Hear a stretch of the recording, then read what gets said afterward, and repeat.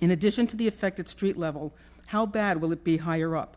I live on a high floor facing north, and it's already very windy up there. Will I still be able to use my decks? What will it be like during a hurricane of any magnitude? There's also the reflective glass being proposed for Waldorf that will result in loss of privacy. All of us on the north side of Saltaire will be able to see our neighbors, what our neighbors are doing, reflected in the building across, not to mention Waldorf residents looking in as well. Given the proximity of the 49 stories, we'll also likely lose sun on our decks. Then there's the traffic.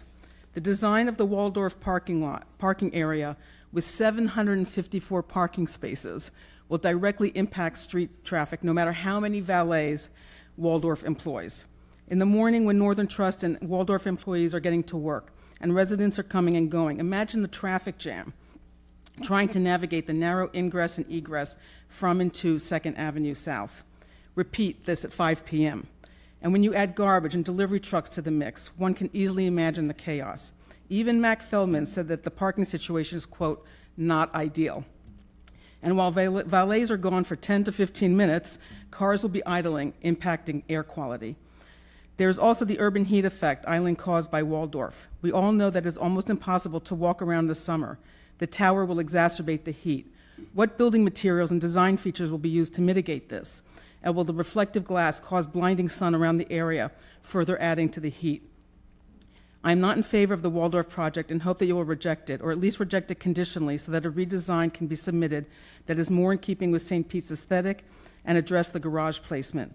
Additionally, more studies are needed to truly understand the environmental impact it will have on public services and local infrastructure and what is being proposed to mitigate some of these issues. Thank you for your time and consideration. Up next on this side will be Shilpa Jaswal. Good afternoon. My name is Carlos Munoz. I live in 301 First Street South, the Saltaire condominium, and I have been sworn. I want to thank the Commission for the opportunity to voice my concerns and hopes regarding the proposed 49th story ward of developments.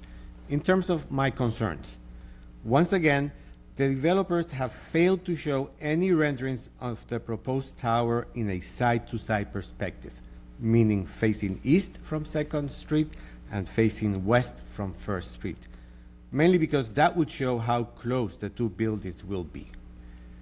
I encourage you to walk along Bayshore Drive Southeast and the Lee Boulevard and imagine a 49-story tower that's wedged in that small piece of land. My second concern is that even with their best practices in design and engineering, the potential damage to the foundation of the buildings adjacent to the project are real. Number three, their cranes will be hovering over various residential towers with hundreds of residences. Mechanical failures happen even when taking the best precautions, as many people have spoken about the crane failure at 400 residential project. Hurricanes happen every year. Honestly, I'm concerned also about having 3 bodies of water on the 48th, the 49th story, when even without hurricane force winds, where is that water can potentially fall into. In terms of my hopes, the developers honestly have been very, have expressed, and they have been a very good neighbor. And I hope that they will continue to be good neighbors and that these are not just going to be words to appease the neighbors and this commission. I hope that the poor soil of the area will respond well to the proposed building method and that we will not have to endure any foundation damage during demolition or construction. I hope that no hurricanes will occur and we will not have to add a crane evacuation order to my list of worries during those times. I hope that once the project is finished, the developers will take better care of the areas surrounding their properties, better landscaping, better illumination of their buildings instead of some of the conditions that we have right now around 1st Street, 2nd Avenue and 1st Street South. And I know they are remodeling, but this area has been run down for the past 2 or 3 years. I request that this approval is not rushed, that you take your time, request more information, make developers honor their commitments in writing, and continue to take care of our neighborhood. Thank you. Next over here will be Deborah Harvey. Hello, my name is Shilpa and I live on 301 First Street South, and I have been sworn. Being a resident, and I echo with all my fellow residents of Solitaire and Signature, but as a resident who lives on the main floor and has a huge balcony which we bought as a premium, but I guess now we won't be able to use it for 4 years, and those are the concerns that I have that I would like to add. Basically, there are 5 things that anticipate several issues for us: air quality, the construction likely to generate substantial dust, compromising the air quality in our outdoor area; noise pollution, constant construction noise will be likely disrupt the tranquil atmosphere; cleanliness concerns.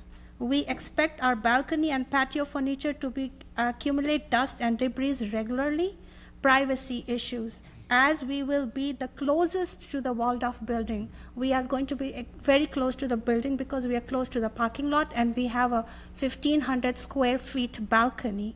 With the presence of the construction workers and equipments will infringe upon our privacy. Financial impact, the need of regularly cleaning to maintain our balcony and patio furniture in good condition will result a significant additional expense. So that in a 4-year span, we may have to spend $40,000 just to clean our balcony area and all that. So these factors are combined, are expected to significantly impact our quality of life, our ability to fully utilize the balcony, and our finances.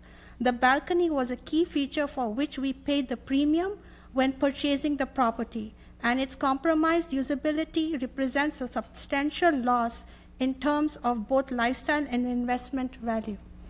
Thank you. Over here next will be Gary Bortnick, and that's the last blue card I have. So if you do intend to speak, please submit a blue card up front. Ms. Harvey. Good afternoon. My name is Deborah Harvey. I also live at Saltaire, 301 First Street South, and I have been sworn in. The last time I spoke before City Council was October 31st at the CRA hearing.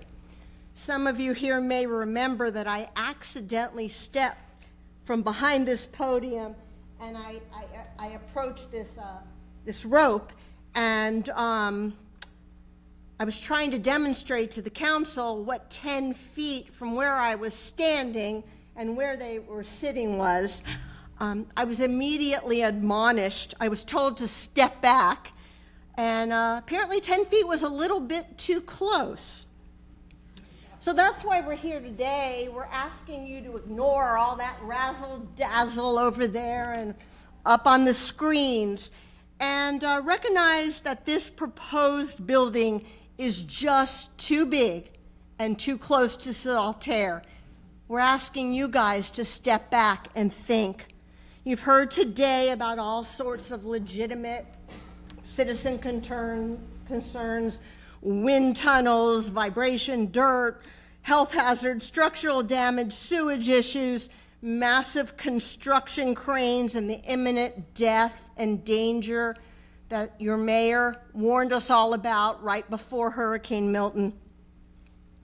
Do you know that the Waldorf residents and their guests won't even be able to drive their cars into their parking garage because the access is so convoluted and limited? They'll need valets. We understand about development. We need development. We get that. But they have not been radically transparent. This plan has grown this building has grown monthly. It's changed since they first presented it back in July. Simply put, the walled-off developers are trying to stick a round peg into a square hole. And we've all played that little game with our toddlers, where our toddlers understood that they can't stick something big and round into something square and small. And that's what's happening here. So we ask you all to step back, recognize this obvious failure in this design. The Waldorf is too big. Bigger is not necessarily better. It doesn't fit. It doesn't fit on the parcel, and it does not fit in St. Petersburg. It's common sense. Common sense. We request that you tell these Waldorf developers to go back to the drawing board. Create a building that will actually fit in the space, a building which will create a safe environment and be harmonious in our community. Come visit our property, stand in our shoes, look at this 10-foot space. Thank you. Please. I have not been sworn in. Best for last, right? Do you swear or affirm that the evidence you're about to give will be the truth, the whole truth, and nothing but the truth? I do. Thank you. Thank you. I guess the best for last, I don't know. My name is Gary Bortnick, and I am in 175 First Street, the Signature, Unit 505, which is directly across the street from the project. We moved here 3 years ago, and I must admit, we're just part-time residents, my wife Debbie and I. We love the area. We love St. Petersburg. When we moved in, and they were doing some remodeling of the current building, trash trucks repeatedly were coming in at 5:30 in the morning. My experience in life is 40 years of owning grocery stores up in the Washington, D.C. area, and also being related to a family that was involved with trash. So I'm used to trying to be appeasable to the people in the audience. This time, I'm in the audience. I try to be hands-on. I contacted the trash hauler directly. I actually even got up at 5 o'clock one morning and went to talk to the driver. That didn't go too well. Talking to the trash company didn't go too well. I must admit, I spoke to Mr. Feldman, and he immediately, I called his office, and he immediately took care of my concerns, so thank you, for a couple weeks. My history with our grocery stores and almost 600 employees, it's great to have procedures up at the top, but are they carried out all the way to the bottom to that trash truck driver or that concrete driver? I would like to ask, and I understand St. Pete doesn't have a noise ordinance for the morning. I don't know if that's correct or not. That's what I was told. I would like to see a 7 a.m. limit, something that's in place, because this is a long project. Supervisors change. Management might change on this project. So that's one thing I would request. The other thing, in just listening to today's presentation, in Rockville, Maryland, where we live, about 15 years ago, they built a new courthouse with reflective glass. I am not a glass expert. There are lots of experts behind me. The reflective glass caused enough heat to literally burn pedestrians walking by. So I'm hoping, and we're in Florida now where it's even hotter, that that's taken into consideration. They went out and some people put food on the sidewalk to show that it could be cooked. So reflective glass brings up some concerns. I also hear about the new office space that they're adding. Since I've been here for 3 years, I'd like to know, is the proposed office space, I know it's way off, but the current office space, is that fully leased? What is the tenant percentage in that building? Because it seems like there's always been a lot of construction still going on. So I just want to thank you. I do want to reiterate that Mr. Feldman was responsible to my concerns. So I do appreciate that, and I'm neutral on the project. Okay. No more blue cards and no one else in the audience wishing to speak? Okay, so the next stage in the process is for cross-examination, and we start with city staff. Staff waves. And the order changes here now, so now the next cross-examination is the registered opponent.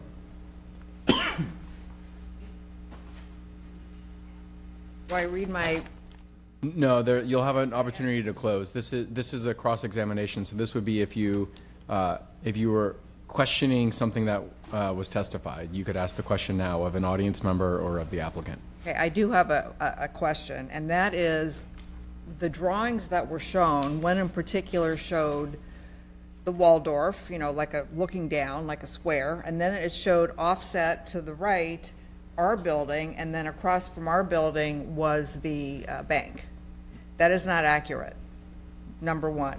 Number two, there was another drawing that showed a diagonal distance of 70 feet and a perpendicular distance of 60 feet. That is not accurate. Are we getting to a question? Yeah, I need you to ask a question so I can direct So it to my the question applicant. is, why are those drawings being shown and they are inaccurate? That's my question. Those drawings are not inaccurate, and there's no evidence that they are. And in fact, the Saltaire's construction plans were provided by the city and utilized to make all of these exhibits, as well as the 3D model that you all have. Do you have another question? I'm not convinced, but I'm good. And the applicant, do you have any cross-examination? No. Okay. So now we go to closing and rebuttal. Start with the city. Staff Wiz. Registered one. Now you get to close, ma'am. So well, yes, this is your time to talk about the procedure. Yes, you can close now. Yes. Okay, this is a 5-minute closing statement. I'm probably going to shorten it. Prior mention was made of the lawsuit initiated by the 200 Central Avenue building owner, Priatech, against Coulter, the builder of Art House. In the lawsuit, a third-party structural firm attributed some of the damage to the close proximity of the Art House construction activity.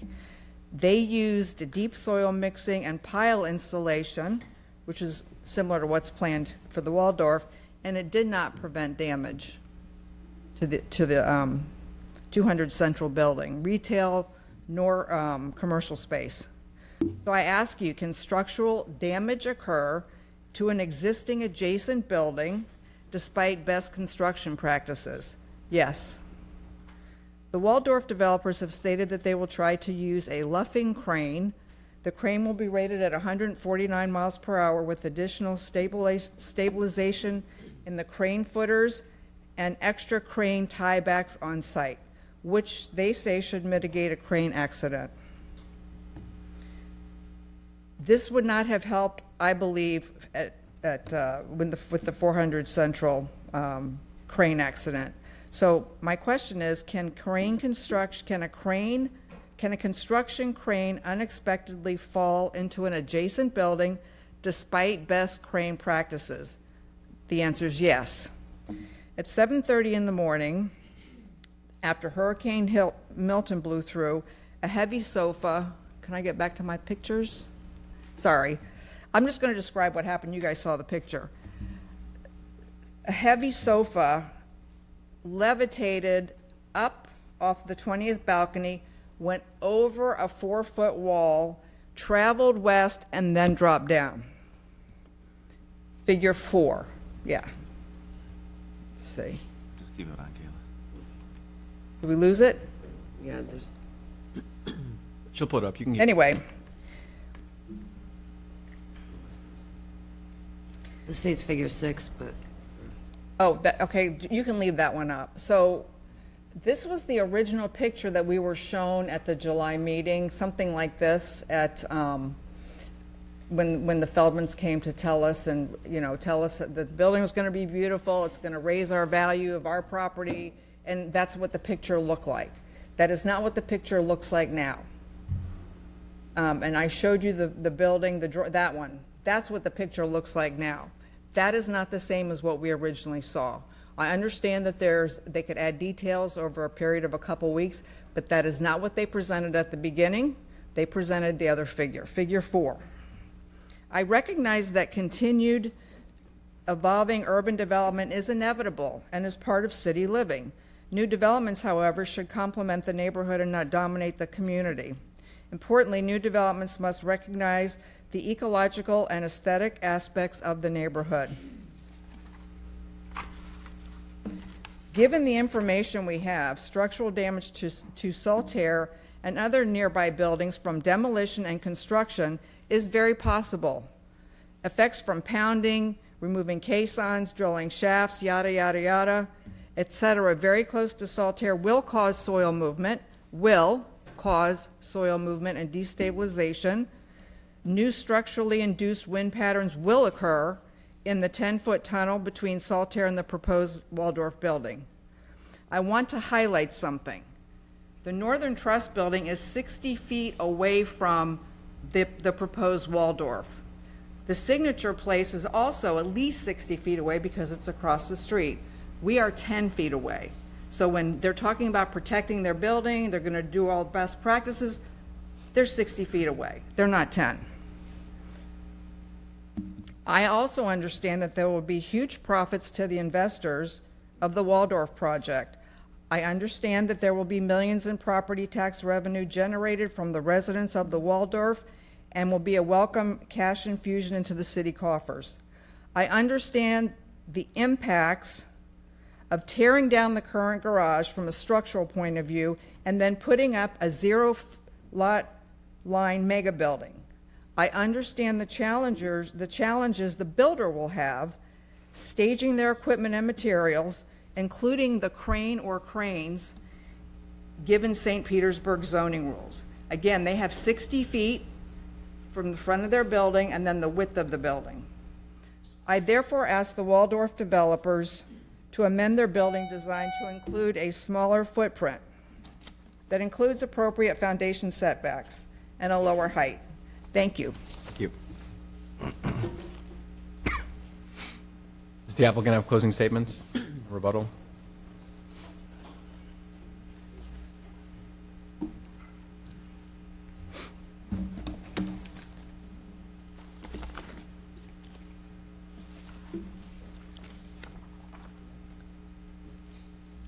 We understand there's concerns about construction in a downtown urban area, especially in light of the crane collapse after the hurricane just this month, or last month at this point, which is why this developer and this applicant has already voluntarily proffered the conditions associated with the crane and reached out to the city staff and the city attorney in advance of the CRA hearing to confirm, and those conditions are included in the staff report as recommended conditions of approval. As you heard today, the applicant also in the presentation listed its general construction information. Happy to include these voluntarily as conditions of approval as they're drafted as well. These are standard operating construction services, will be part of the construction action plan that your code requires for all downtown projects and is generally required by the building code anyway. But if you all feel that that is helpful and gives the residents some sort of confirmation, this general construction information. If you recall, it also includes construction hours, which were raised as a concern. It seems that today we've heard some concerns about development generally. I do want to take a minute just to discuss the setbacks because those have been raised several times. In the presentation and in your hearing binder, and I apologize I don't have the tab numbers that you have, but immediately following the FAA report is the setback exhibit. Behind the setback exhibit, and I can put this on, if I can put this on the overhead.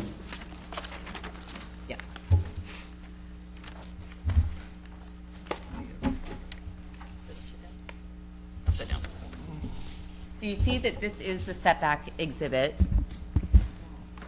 These are the construction plans from Saltaire. You can see that the common wall between the podiums are the back of house of Saltaire and are proposed to be the back of house of the garage of the proposed building. This was very intentional because of the setback.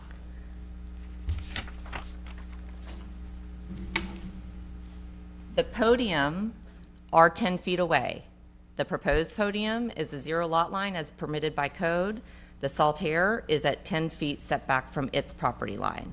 As required by code, as you move up in the building, there are additional setbacks.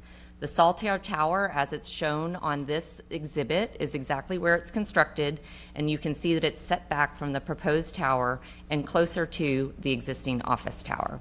Just wanted to clarify that these are based on the actual construction plans for Saltair in the survey and engineer in architectural drawings for the proposed project. We appreciate that downtown urban infill development is hard. It is significant. It is what is envisioned by the in-town redevelopment plan of St. Petersburg by your comprehensive plan. This proposal meets all of the requirements of the DC1 zoning district and is found consistent already by the CRA of the in-town redevelopment plan. I know that there are so many concerns that we are appreciative of Saltair, which is why the developer has reached out to them already and will continue to and has committed to before time goes on. But the job here today is to look at the site plan review requirements and your land development code and determine if the design and the scope of the building fits with those criteria. The only expert testimony you've received today on those issues is from your staff and from the applicant's team, showing consistency with the code and consistency with the in-town redevelopment plan and consistency with your comprehensive plan. With that, we would respectfully request your approval of this project. Thank you.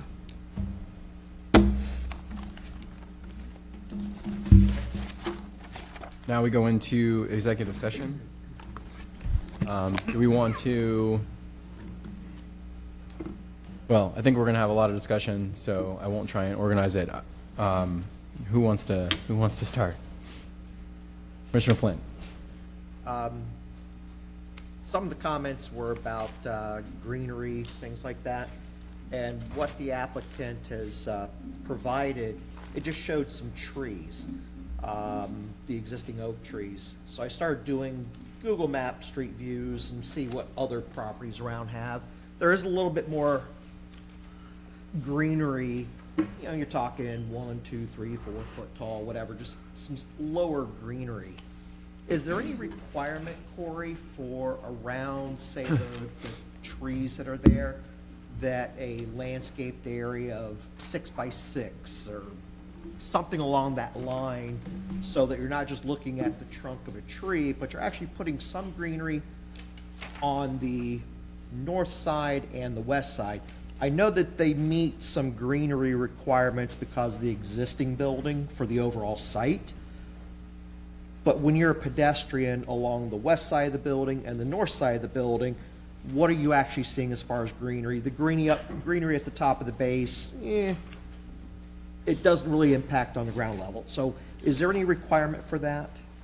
So the code requires the shade trees in the right of way. And some will substitute, the royal palms for those, just because of potential location of the building, and the space constraints. There's nothing specific in the code that says you have to have X square footage of ground cover in the right of way, unless you have a greenway, and then it'll talk about 25% of that greenway should be non-sod, so accent plants, shrubs, things of that nature.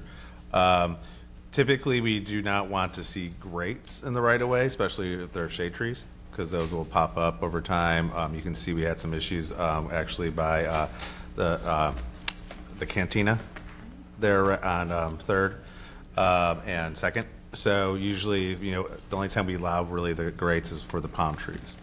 Otherwise, if you do the oak tree, then you usually have a planter of a certain size. Again, we don't have specifics on the planter size, but we ask that you do ground covers within that planter. And then there's a requirement for a minimum 5% open space on the private property, and half of that has to be landscaped. So there would be some additional green on the property. Let's look at by site, though. Yeah. That was not really presented, I think, during the presentation, but here there is an exhibit in the application. The site is 92,328 square feet. 5% of that would be 4,616 square feet, but they were actually providing 11.7% open space. So they're providing more than twice as much as required. of that 4,616 square feet, at least half of that, or 2,308 square feet, is required to be permeable green landscape space. And the number they're actually providing is 4,714. So that again is almost exactly twice as much as the minimum standard. Most of it, to be fair, or to be clear, is not immediately adjacent to the new building. It's, but it's on the block at the southeast corner of the office building, at the northwest corner of the office, southwest corner of the office building, the northeast corner, but there is some landscape and public open space adjacent to the mid-block drive, is what I'm seeing when I reviewed that. And that goes with what I was saying, that it meets the greenscape overall. But on this particular northwest corner of that block, it is a little void of some ground level cover that potentially could go into that, just as something to get started with here, because that is one of the comments. And I do, by looking at street view, see some of the adjacent buildings in that block have something low like that. And it's, if you've got the oak trees, you know, what would it take to do a 6x6 area of low plantings to green it up some instead of just dirt? That might help resolve some of the comments about the lack of green at pedestrian level.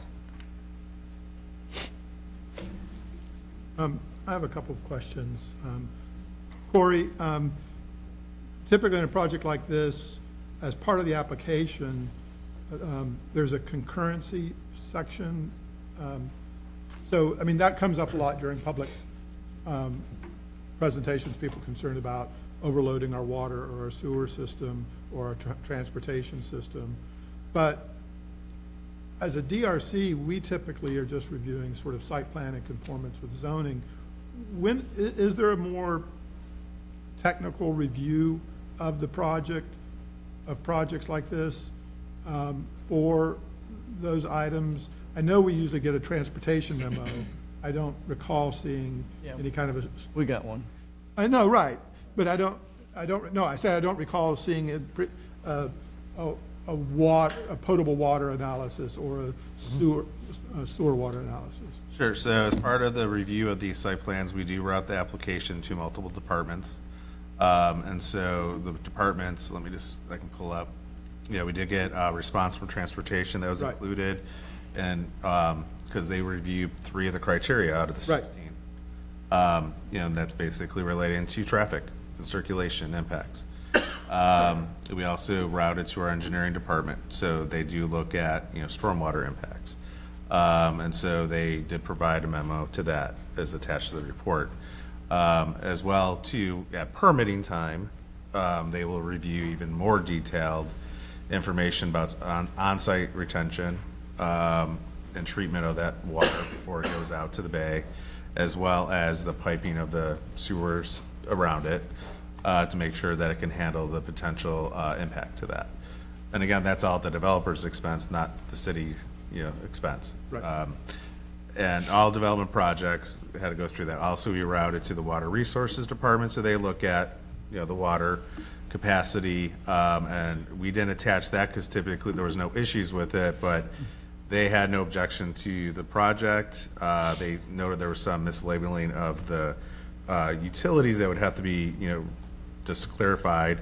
And please note that all potable water services must be located within the public right-of-way, adjacent to the existing potable water mains, or just within private property with a dedicated utility easement. So that was the only concern that they provided to us. Sanitation reviewed it, and again, they usually don't have comments, but they work directly with them. And then we also sent it to our real estate department. They typically look to see if there's any title issues. And again, they didn't have any objections. Okay, thank you. This question's for the developer. I'm assuming you're doing a wind tunnel testing for structural and exterior envelope analysis purposes, right? Yes, we actually do it for the design. Right, and so as, in conjunction with that, do you intend to do, or have you done, sort of a pedestrian comfort analysis? We intend on doing that as well, too. It is part of the scope. So with this project, you are doing a pedestrian? Yes, we I know the same companies who do the wind tunnel testing for structural purposes can do a pedestrian. Yeah, they do everything all in one And report. they'll not just do it at the ground plane, but they'll actually typically go up the building as well, Yeah, they'll right? do it at the center pool Podium deck level, level. and then they'll also do it on the roof as well, too, because we have amenities up there. Okay, thank you. What about ground level? I'm sorry? Ground level as well? We can. Wind. But there's not really a need for it. Pedestrian, are you talking about Yeah. pedestrian wind tunnel Pedestri- at yeah, the ground floor? pedestrian comfort down. John, do you want to? Yeah, Right. they'll test each of those areas and they will make recommendations. They'll evaluate the report and then we'll find mitigation if there's any fast winds or anything on there. But we'll do ground floor, elevated plane, and at the pool decks, they'll also evaluate the height of the glass railing. Thank you. And then, Mr. Feldman, the existing garage that's being demolished, do you know how tall that is? It is Or if a you could just tell me number of levels? 5-story, 7, Five? 6? It I is. should really know the answer to that. So, 6. six, okay, that's why I couldn't remember if it's 5 or 6. So presumably 60 or 65 feet then, in terms Yes, of the roughly, height. Approximately. So and Corey, just to confirm, DC1 zoning podium height limit is 75 feet. Right. And after 75 feet is when the 30-foot setback gets in. Right. So my recollection in looking at the setback analysis diagram that Ms. Cole showed during her closing statement is the podium for Saltaire is 70 feet. The proposed podium for the Waldorf residence is 74 feet, and the existing is 65 feet, more or less. And to be clear, the podium holding the parking will actually be taller than that, but the setbacks are. No, well, I'm sorry, the podium without setback. Correct. The portion of the podium, thank you. The portion of the podium that's 10 feet from, 10 feet from the main street, 30 is feet. 74 feet tall. So approximately 1 story taller than the existing, Yes, that's the a existing fair comment. garage that you're Roughly. demolishing. Yes. Okay, thank you. I just wanted to make sure I had the picture in my head. Yeah. Right, We have the model coming your way if you want to see it. right, So you're essentially just looking garage to garage at that point. for Correct. that portion right there. And with this garage being maybe 10 to 15 feet taller than the existing garage, the new garage being 10 to 15 feet taller than the existing garage. Thank you. Is this the wind consultant portion of the binder? Is that the proposal for the work you're discussing here? I'm sorry, what was that? There's something from CPP Wind Oh, Engineering. that's our wind tunnel expert, yes. Right. So is that the proposal for the work that you're mentioning here? Yes, it is. It's part of the scope, yes. Before you leave, so is the glass that is on the, that'll be on the outside of the parking, is that different from what's going to be for the residences? So I want to clarify, there is no reflective glass on this building. I don't know where that term came from. Glad to hear that. Glasses have tints to them, and they're for energy efficient, and we will be clear glass with a tint on them, which is the same glass that the surrounding buildings have, but we will not have reflective glass on there. Is that part of your LEED certification? Is that related to that at all? We will do an energy model. Glass will be a component of that, but the energy model will look at the building as a whole to make the most efficient building, and we'll do our glass selection based off of that. That's what I'm getting at. Yes. Specifically, the glass selection is tied to the energy. So the glass not being reflective is part of the LEED certification on some level. I know there's a lot of factors for LEED. Yeah, from an environmental reason, just as a base, we don't ever use reflective glass. It creates glare, it creates reflections. We just never use it. The tinted glass is the most effective and the standard in the industry. They essentially call that low E, Correct. so she has a coating on it. Yes, exactly. I have a question for Corey, actually. Are there regulations in the LDRs that prohibit the use of reflective glass in buildings? We do not have anything within the land development code, no. Okay. Is that reasonable to ask for a condition for that then? Would a condition against reflective glass be appropriate if it's already being volunteered? Sorry, would you repeat that? I Excuse me? I don't want to I don't think we necessarily need to solve everything with a condition, but if you're saying you're not going to have reflective glass, is it acceptable to put a non-reflective glass condition?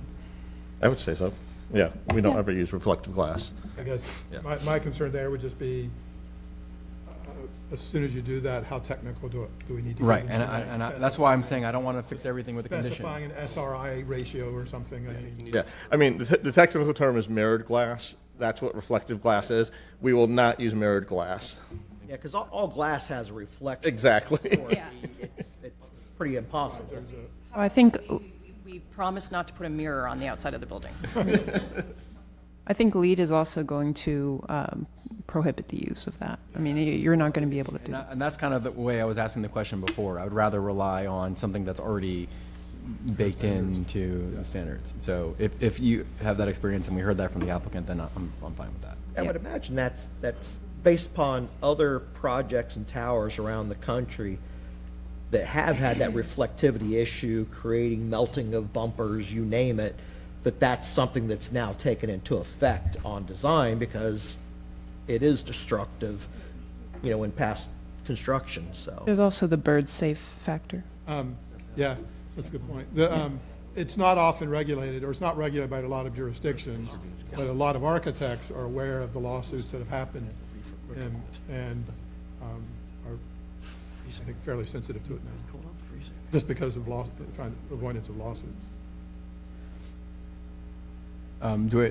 As we're working through our comments here, I think we should try and focus on questions we have, and then we can discuss more, but so there are more questions?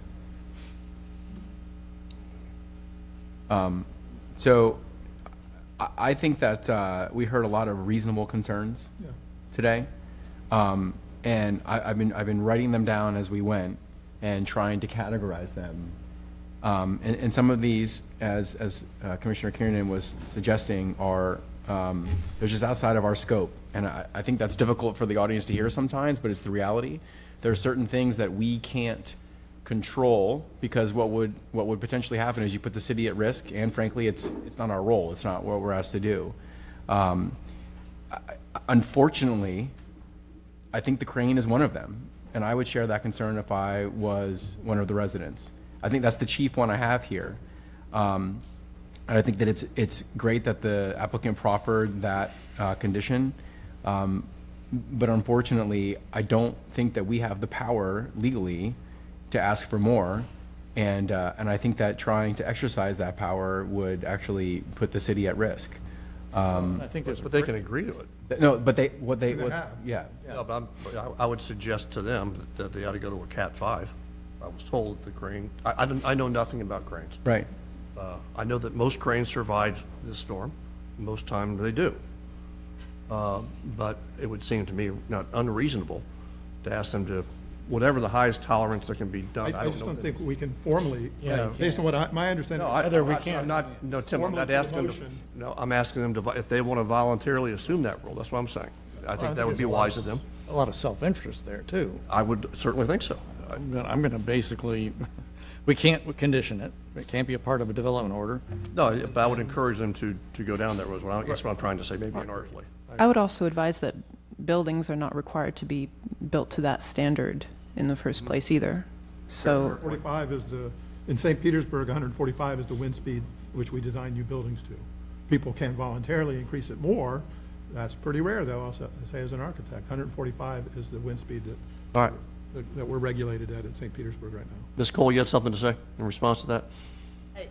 No, I think the condition that's proffered was one that our engineers and the architects felt comfortable in working with the city. 49 mile per hour sustained winds, that's not wind gusts, that's sustained winds, is a significant wind load, a highly significant wind load, and is a very safe crane for the sake. Clearly, having a Cat 5 storm hit St. Petersburg would be problematic for more than these two cranes that are on this building, so. And I wasn't aware that was the standard, so I appreciate that education. Yeah, I mean, and it varies throughout the state, by the way. I mean, Right. in certain parts of the state, it's up to 165. In other parts of the state, it's down to 85, or 90, inland parts of the state. So it varies by, So it's worth noting that the standards that are being offered by the developer exceed that of building standards. Okay. what the building's going to be designed to. Yeah, understood.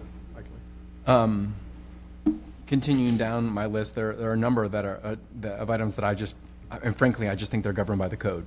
And others could disagree, but parking, green space, the process for demolition, and those things. Now, again, I'm sympathetic to the concerns because we see things go wrong, and we've seen that recently in our city. But if it conforms with the code, I do think that our role here is to judge this against the code. We've heard concessions from the developer about vibration monitoring. There's a wind study proposal in here.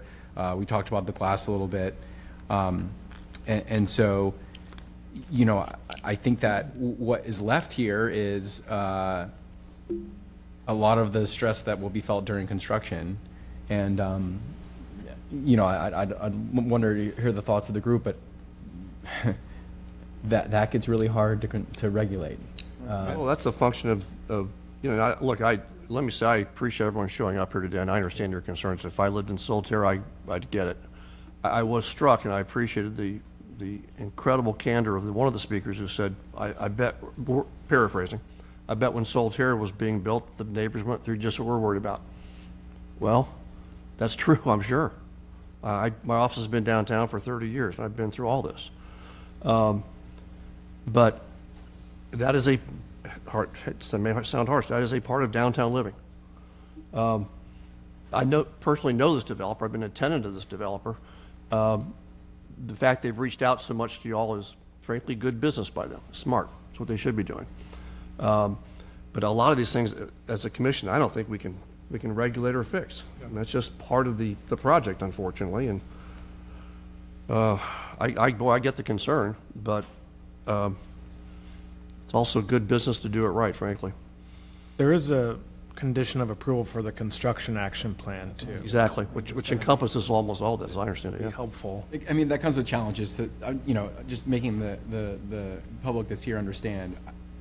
That does come with its challenges, but that gets implemented through that plan, not through this through us. commission. Yeah. And that's through the permitting process. And as an architect who's been working in downtown for over 20 years, I can tell you these construction action plans, every couple of years they're getting more and more involved. The requirements are getting stricter and stricter in terms of pedestrian protections and traffic management. It doesn't mean that construction is not a nuisance. It is. I've lived downtown for 27 years, and it seems like I joked as soon as I built my building, my three-story townhouse 27 years ago. I immediately designed another three-story townhouse across the street, so I had a construction site across the street from me. Then, basically Sundial got built a half block to the south, and it's been this sort of spiraling mass of buildings around me for 27 years. It's part of downtown living that I don't always say I like, but it comes with the territory. Now, do people need to feel confident that it's being done respectfully or responsibly, I meant. And I do think that's important for people to have those assurances. I will say that some of the things that the developer said today are kind of a first for St. Petersburg that I'm aware of for some of that type of monitoring, at least doing it with third party, or the openness that they're proposing. A lot of the projects do the monitoring. That's actually baked into the equation anytime you're doing a project like this. So a lot of things people are concerned about. There are protocols in place. Are they perfect? No human thing is perfect. But buildings of this size do get a lot of attention. I got a lawsuit against me in 2007 for a 7-story building in downtown. It was too big, it was out of scale, it was out of place. Solitaire was 36 stories, built next to a 12-story building. I really appreciate everybody coming out as well, and I thought everybody did a really good job of stating their concerns in a professional and in a personal way. But I have to say that if you've moved downtown and you thought that you were the last building that was going to get built downtown, then unfortunately that's just not true. I mean, and the 20-story building of 10 years ago seemed out of So some people seemed out of place at that time, and the 25-story building built 3 years later seemed out of place to some people at that time. And the 36-story building built 2 years ago that you're in seemed out of place to some people at that time. And now the 49-story building seems out of place to some people at this time. Personally, I think I've got a limit myself, but within the zoning code that we have, I don't know where to go. The only thing we're really here today to the only thing that's being put really in front of us is the height limit. Building height. Yep. And the only reason I could feel that the height limit would be inappropriate if it doesn't meet the FAA regulations, and that's yet to be determined. It looks like they've made the application. Or if in some specific reason the height was, in this unique case, so specifically detrimental to some public interest or cumulative public interest, and I have heard nothing specific that identifies that would meet that standard. Yeah, I mean, even if you significantly reduce the height, it would pretty much be a similar impact to the neighboring buildings because it's taller than those buildings. And so, like I said, I tried to sort of sequentially list everything. The one thing that I don't think we discussed was shadow, but I think that for the most part, remember, moss grows on the north side of trees, and this building is to the north, and so certainly there's going to be an effect there to some extent, but largely that should the sun will travel. It'll south cast some of that. shadows. I mean, yeah, to Signature Place, certainly, and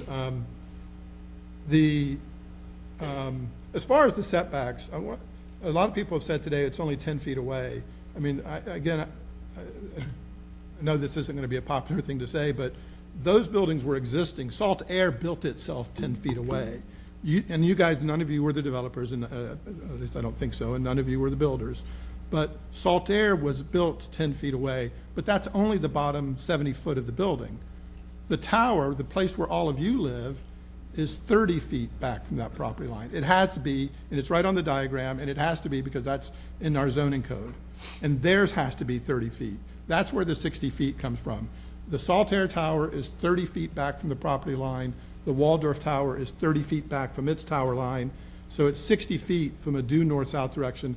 And all they noted is that because the buildings are slightly skewed at an angle, the hypotenuse of a triangle is longer than the two sides of a triangle, remembering my 8th grade geometry. And so we have a 70-foot setback between the two buildings. So it is 10 foot only between the parking garages. It is 70 feet between tower to tower. I hope everybody understands that. I'd like to add that since St. Petersburg got a name in 1906, the only constant that is St. Petersburg has been change and growth. And I often ask people, which St. Pete are you nostalgic for, right? Because there's St. Pete from the 1920s, there's St. Pete from the 1930s and 40s, and we've been growing and evolving ever since. What you may have noticed is that in the early 2000s we had sort of a lot of tall buildings come downtown, and the FAA was actually the limiting factor to the height at 350 feet-ish. So for a while, all the high-rises were about the same height due to that limitation from Albert Whitted. Now we've been looking at that again, and we've been relaxing some of those restrictions because we've been able to determine that certain flight paths are determined in order, for the airport to operate, and not necessarily the entire city has to stay under that 350-foot height. So I think that's what we're seeing now, is that there is a change and there is an increase in height that we're noticing due to this sort of change in the way that we're looking at it. Changing the way the FAA regulates it, actually. Yeah, absolutely. Yeah, thank you. And so we're going to notice some taller buildings, and that's just part of the growth that St. Petersburg is experiencing. And there's a lot of there's a lot of benefit to it. There are a lot of anxieties tied with it, and we totally understand it. But I think as design professionals and people in the construction industry, there is a standard of care that is put towards designing these buildings and ensuring that the risk is limited to everyone concerned. I would say one of the other things about this project, I would run in some numbers. In our staff report, they mentioned that there's an in-town plan, and I think this was Block H or something like that, something to that effect, and that it was supposed to be for office. And I thought, well, they didn't do a very good job on that. And then I looked, and once you've retained that one building, and now you're adding 63,000 more square feet, it's half the square footage. So they've met that particular plan for that block, which I think is fantastic. And you've got to give them the credit where credit is due, which is they've capped that one building at 12 feet, and it's going to be office space. It can't be replaced. What's that? 12 stories. 12 stories, right. What did I say, 12 feet? The one question I got for you, Corey, is I know I'm relying a lot on condition number 15, which is the construction action plan. Will seismic monitoring be a part of that, or should we put a comma at the end of that, including looking into seismic monitoring, or is that something that is definitely going to be in the plan to look at? I mean, that usually is at the permitting phase of the project, and that goes through the building department. So, I mean, that is something that, I mean, we have put that as a condition before on the Julia project. At this point. Mm-hmm. And then then we just reassure that they actually do that. They're already offering that. So, I mean, if you wanted to actually put it as a condition, so it just gets double checked, by, zoning staff verifying with the building department, which we're all in the same big room down there, that, yep, is there. Because that basically will trigger something that happened with the Nolan that was triggering, was spiking, and they had to go out and the contractor had to fix some things because there was creating significant vibrations. And so that has been done before. The construction action plan will look at, we route it to all the different divisions in the city. So building will look at it, transportation looks at it, real estate. So they, just to make sure there's no concern. So like, don't block the fire hydrants because it goes through fire. Make sure that, do you reroute a bike path around the construction? Where are your contractors parking? And there's, the building code has hours of operation. So that's a separate entity. It's not part of the construction action plan. So that's already part of. And if there's any violations to that, that's where you call the non-emergency phone number, unless they got approval from the building official to start earlier than 7 o'clock is the typical start time. One of the speakers asked about office space in downtown, and I'm sure Mr. Sullivan knows 100 times more than I do, but there's approximately 2 million square feet of office space downtown. At one point, the vacancy rate a few years ago got down, I think, as low as 4 or 5%. I think maybe it's creeped back up to 8 or 9% right now, although 250, I mean, do you have a current number on that? It's roughly between 5 and 8%, depending on how you measure it, what you classify as downtown. Okay. But 250,000 square feet, 12% of the office space in downtown just got taken out of commission because of the crane collapsing. Hopefully that's temporary. My fear is that some of it may be permanent. But there's also another 130,000 square foot office building in for permit right now. So there's other people talking about office buildings. Is that the one you worked on? Yeah.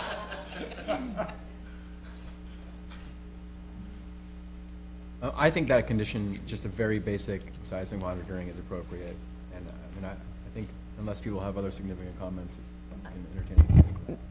Mr. Chair, if we're talking about a condition regarding monitoring, we would just ask that the language of that condition be with respect to vibration monitoring. Okay. Instead of seismic? Yes. I was actually going to ask that, but I appreciate you standing. And we would be fine with such a condition to be included in the construction action plan. I have it written down as vibration monitoring. I'm going to blame him. It's okay. That could have been me. That's what. Did you have a comment? I just, I'm on the people side where y'all are on the technical. I do appreciate his questions and his concern. As a citizen, as someone who lives down here. Sorry, can you hear me now? No. I was just saying that I appreciate Commissioner Clemens and his points because he lives down here, because he's seen the growth. So even though he's in, the arena, Business.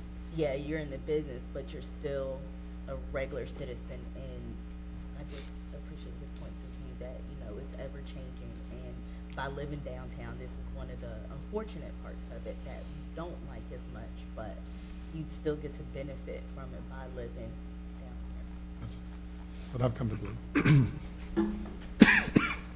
And fortunately, Saltaire is a much newer building, much better engineering standards in its construction, that vibrations should have less of an impact as compared to Fleur de Leon was our big concern. You've got this old terracotta tile construction where back in the day, what the plans called for may not have necessarily been done. So you get other structures around that are much more likely to be damaged by adjacent construction. So we have that concern of Fleur de Leon. I think Saltaire is sitting in a significantly better condition due to its construction methods, being a new building, that with their added monitoring, I think it's going to be, you'll be pleasantly surprised. I mean, maybe you'll get a picture on the wall shake, but as far as structural damages, that is highly unlikely. But it is going to be monitored through vibration monitoring, not seismic. Assuming we approve the condition. Yeah, I would propose, what I'd like to do is modify condition number 15, which currently reads, the construction action plan shall be submitted to zoning officials for review and approval prior to the issuance of building permits and shall address a requirement for vibration monitoring. Second. Who's my second? Kiernan? Okay, thank you. Kiernan? Yes.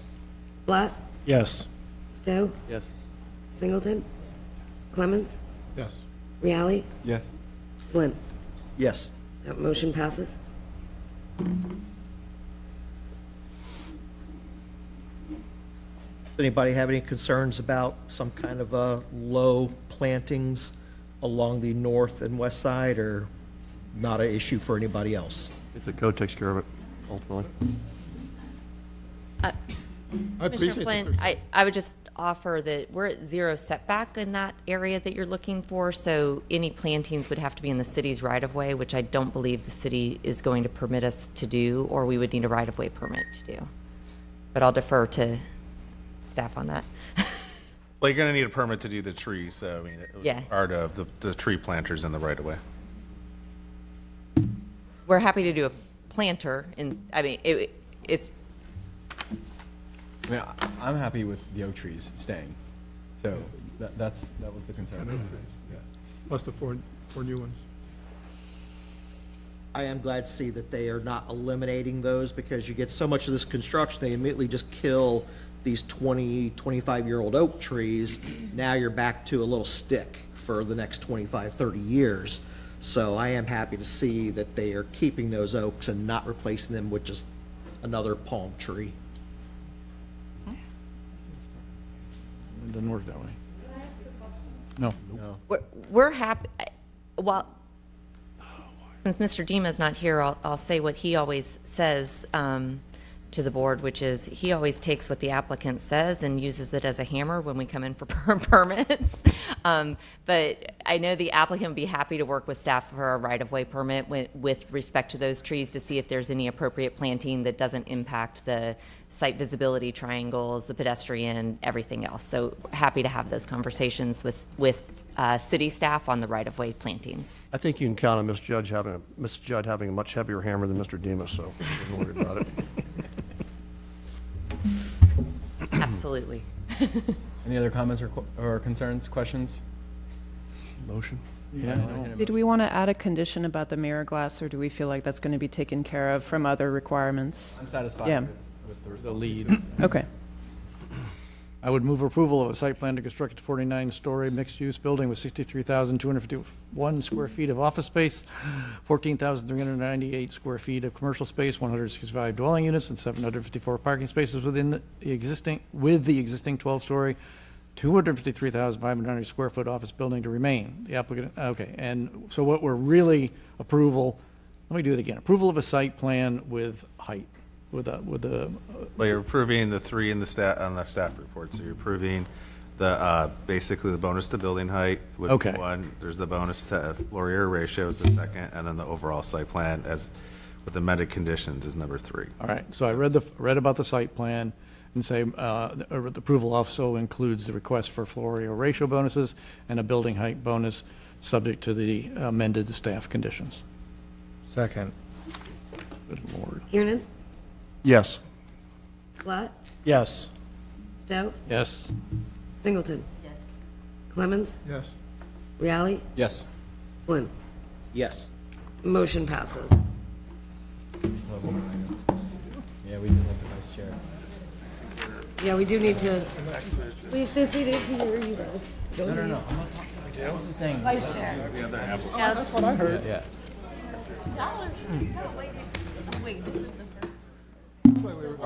first. Are we going off the feed to do the vice chair election? Not Are we focused. gonna do? Kayla, we have one more item to do. We have to do the vice chair. Yeah, no, I know. Okay. We don't go off the. We're going to stop On the then. record, do we not? Yeah. Heather, can we adjourn before the election for vice chair? Or do You can't adjourn. Not adjourn, can we? It doesn't need to be on TV. That's what we meant. Yes. So. All done. No, that's fine.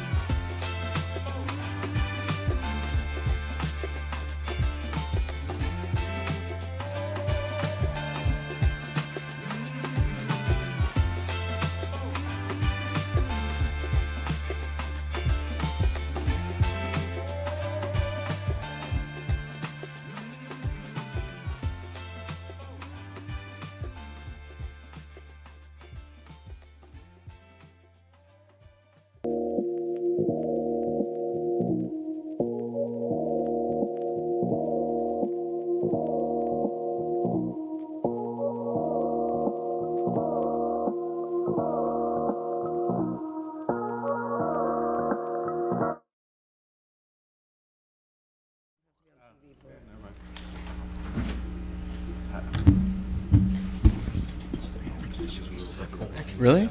Actually shaking. I'm shivering over here. Okay, we are back in session. I'm not sure which case number this is, Corey. Can you remind me? 5481. 24-540000. Agenda item 5, case 2454000081. The applicant was not here when we went through that case. They're here now. Mr. Dima, what are our options here, or what are our obligations? So this was a deferral from October that applicant chose because of the small amount of members that were present last month. And the November meeting was moved to 10 a.m. start. The start time was communicated to the applicant, but the board has the power to rehear. So you made a decision on this case in the absence of the applicant. If you want to choose to rehear it, the applicant is here, and as well as staff, to discuss what communications or what other basis. This wouldn't be like the same kind of rehearing. This is more of your parliamentary power to rehear an item the day of, and that's going to be your prerogative. But that's the context within which you'll have to make that decision. So it does, ironically, seem like it's the third time we're dealing with something like this in one meeting, even though we rarely have a problem like this. It's been a long day, and I'm not convinced we're gonna, the facts are gonna change very much, but at the same time, if it's better to spend some time on it now than have to revisit it later, I'm open to hearing what the commission's thoughts are, but willing to hear the case. Whether it was 2 o'clock right now or whatever, 5:30, this is the Stoop case, right? The elevated house. I just can't, for the life of me, fathom anything I would hear that would change my opinion on it. The board was pretty resolute on our findings. In the absence of hearing testimony of the applicant, maybe we might hear something that could change our mind. Would we have to go through the whole process again, or would we be able to just start over with purely a presentation by the applicant? We would have to start over because in a quasi-judicial process, the ability to cross-examine is paramount. So without them hearing what city staff had to say, wouldn't allow them the opportunity to effectively cross-examine should they choose to do that. So it would be my recommendation that you would hear it de novo, as if it hadn't been heard yet. If you chose to do it. I'm with Commissioner Kieran, and I cannot imagine it's something, I'm going to hear something that's going to change my mind. I feel the same way. I feel the same. Yeah, I think we have a consensus. Do we need to take a vote? But we've already decided on this item, and we have a consensus that what it would require is a motion and a second to rehear the case today. And in the absence of said motion, it wouldn't be reheard. And we did have the applicant's narrative as part of the application, so. I mean, none of this is even part of the record, right? So this is not part of that record. So if the applicant decides they're, unhappy with not having it be reheard, none of this would be part of that. They would move with the decision they had and use. I mean, whatever. It wouldn't be part of the substantive, part of the decision-making aspect of it. I can't speak to whatever record would be submitted. I see what you're should it be challenged in court.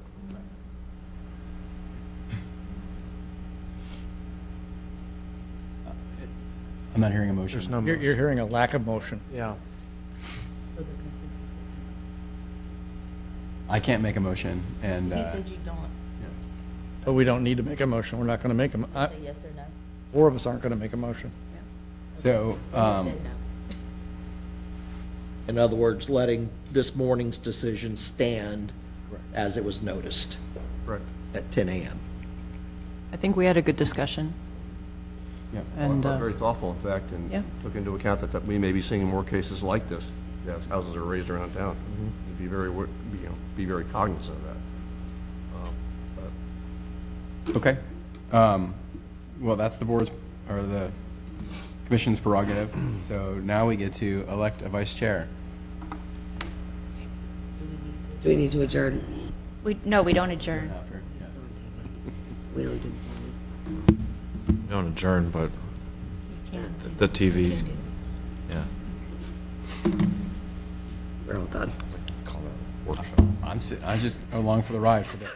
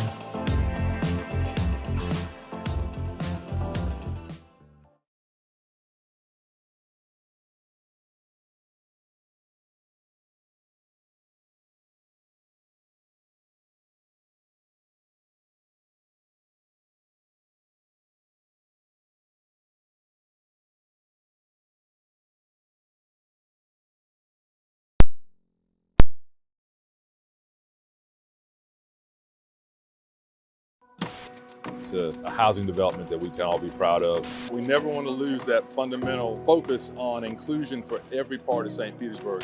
We're also allocating about $1.2 million to address food insecurity. Our rays are here to stay. At the end of the day, we all do better when we all can participate. Momentum begins with one single motion forward. Methodically, the intentional motion forward becomes real, tangible, meaningful, because progress matters. We are focused on inclusive progress, and as we see the rapid development in St. Petersburg and Pinellas County, we want to make sure that every citizen has an opportunity to be a part of that. And workforce development means preparing our citizens to take advantage of those opportunities that are coming, whether it's through job training, through soft skill development, or other support, just to make sure that everyone can connect to the jobs that are coming. We are implementing a MWBE program, Minority and Women Business Enterprise Program, that will carve out certain parts of our city business for those minority and women-owned businesses. We're celebrating the opening of the Legacy Senior Apartments here at Jordan Park, 60 senior apartments, as well as the redevelopment of over 200 affordable apartments right next door.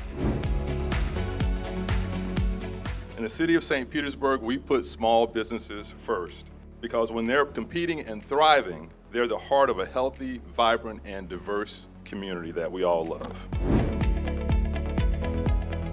Today, we take a significant step towards honoring the promises made to the gas plant community some 40 years ago.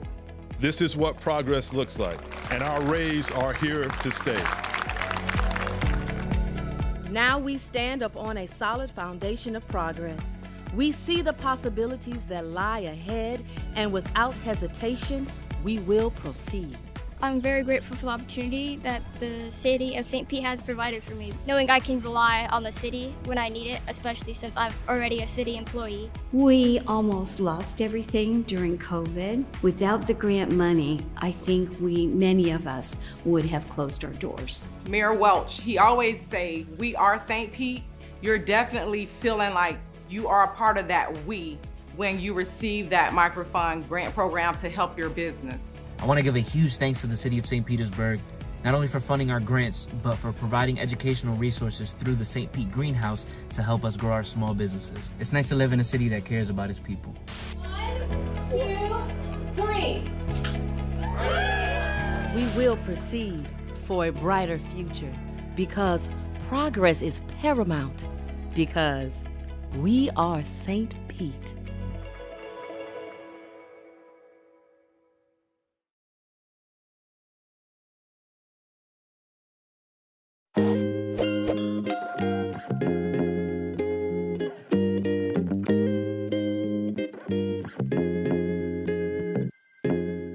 Another great day in St. Pete. We're here at the St. Pete Yacht Club celebrating the 52nd Regatta del Sol Al Sol race. And it's also a celebration of our sister city relationship with Isla Mujeres and the country of Mexico. Isla Mujeres and St. Petersburg are sister city. The main reason is La Regatta del Sol Al Sol. We are connected. We share culture. It's really a great relationship that helps build economic trade and visitation between the two locations, and we want to continue to build on that relationship as we go forward. So it's a great celebration tonight. Isla Mujeres and St. Petersburg have a long-standing relationship going back to 1969. This race started then, and it was one of a series of races from cities along the U.S. Gulf Coast going to Isla Mujeres. Right now there's only 2 of those races that have survived to this day. For St. Petersburg, that means we have 2 sister cities, Takamatsu, Japan, which is our oldest, and Isla Mujeres, which was started in 2016. I mean, it's really just a way to recognize the connections that we have with another city around the world and build that economic and cultural connection. It's an amazing relationship. It's a great relationship. We have a great relationship with Mayor Welch. We have a lot of events together. And now, Association of Mexican Mayors has a recognition, an award, the name is ALMA, to Mayor Welch. The reason is the great relationship with Mexico. We really want to be in touch and make sure that the entire world knows that we welcome everyone to participate with St. Pete in our economic growth and enjoying everything that St. Pete has. Buen viaje. Bienvenidos a México.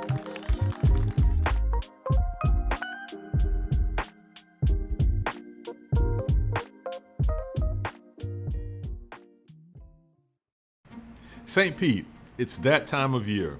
Hurricane season has officially begun from now until November 30th.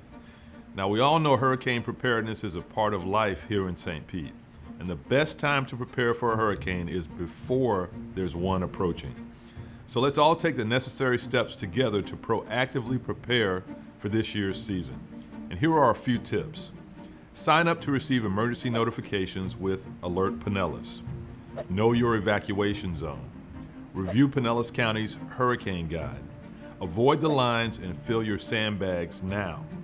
Follow @StPeteFL and @Mayor Ken Welch on social media. More tips can be found at stpete.org/hurricane. Your safety is always a top priority. When emergencies arise, we need to work together. We are St. Pete.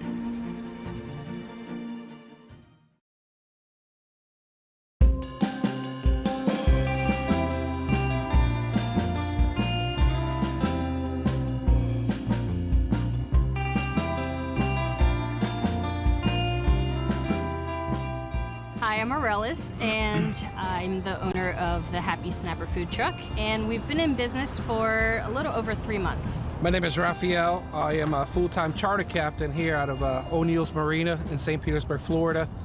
I've been doing it probably for over 20 years. The role that I have in the food truck is pretty much I am the fryer. She pretty much puts everything together, makes it look nice and pretty going out. I do everything else.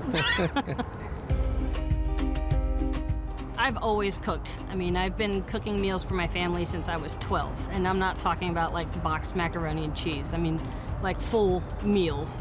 And it's just something I've always liked to do. And my son actually played club soccer for Strictly.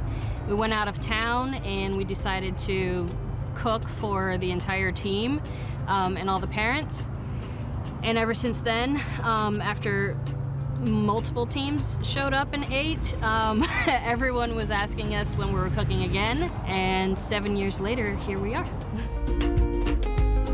When I cook, I put my heart into it, so you're getting food that is happy and inviting and it's fresh.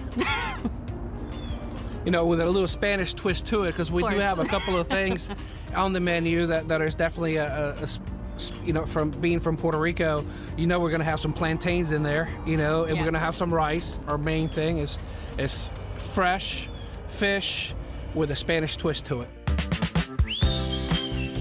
Apparently we're putting out food that there's not many other trucks doing, and we're getting customers asking, you know, when we're going to be back, where we're going to be set up.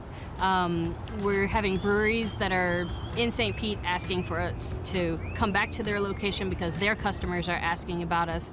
And I feel like St. Pete is a very good place for people that, I mean, they love supporting the local community, local businesses, and it's just a great place for anyone to thrive.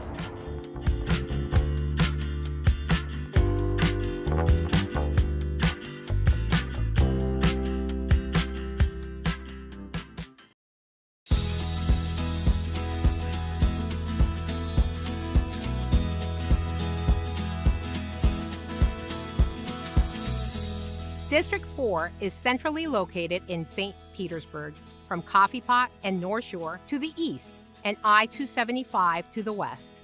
It reaches as far north as 77th Avenue North and as far south as 5th Avenue North.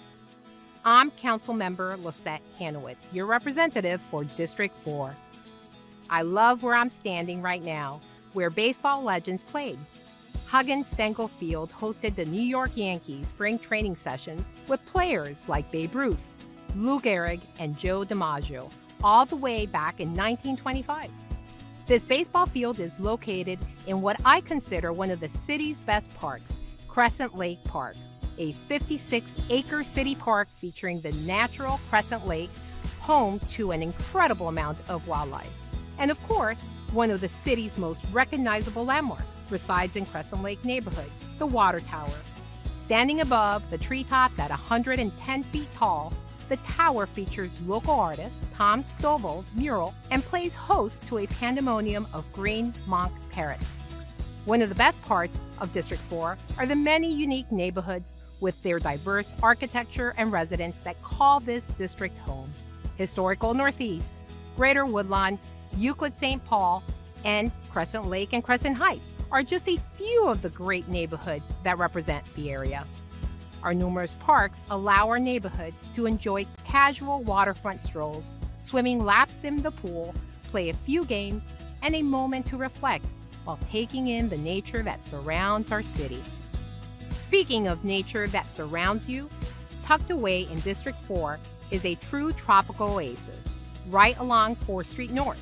Sunken Gardens is considered St. Pete's oldest living museum and has been around for more than 100 years. Meandering paths guide visitors through a living collection of more than 50,000 tropical plants and flowers. And don't forget about the flock of flamingos. There's really no shortage of energy, nature, neighborhoods, and great local businesses to enjoy while you spend a little time in District 4.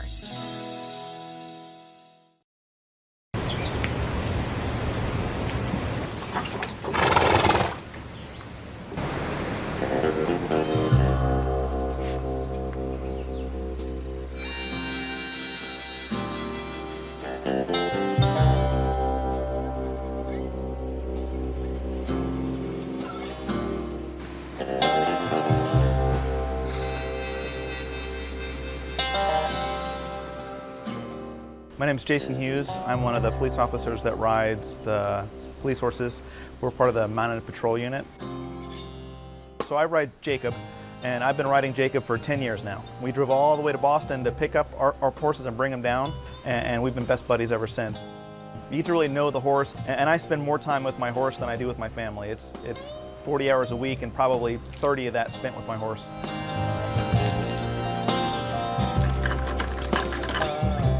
Every interaction we have with our horses is training, either for good or for bad. We're teaching them good habits or bad habits every time we interact with them. And sometimes we have to push through groups of people to, say, get to a fight and break it up, or move a crowd out of the way to get paramedics through. And as part of that, we have a ginormous 6-foot inflatable ball that we have the horses push against. It's kind of against their nature a little bit to push into people and things.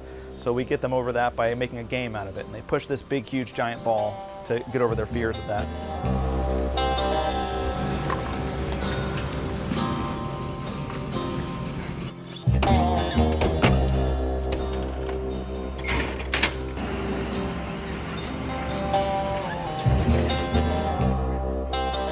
We do high visibility patrol because we really stand out and we stand 9 feet tall. It's got to be over 100 events a year where we go to large groups of people, they come interact with us, and we can see everything that's happening in the event and make sure that police presence is really felt. We also do a lot of community relations, so we do special events where we can interact with the community and build strong bonds within our community and the police department. And we also do enforcement and assist guys that are on the ground doing their jobs. I had, before my job with the police department, when I finished college, spent 2 years traveling with the Renaissance Festival doing a jousting show. My brother got me a job right out of college, and so I spent 2 years traveling the country, wearing a bunch of armor, getting knocked off a horse with a big stick. Yeah, I've had more of my time in employment been spent with a horse involved than not at this point. Everybody loves horses.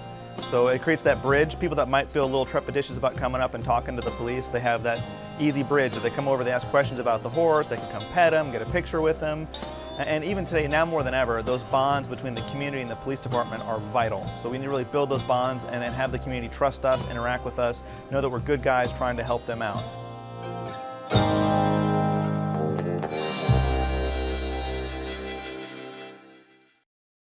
So the one thing that I would like to lift up and make sure that everybody hears is that there's 2 Child's Parks.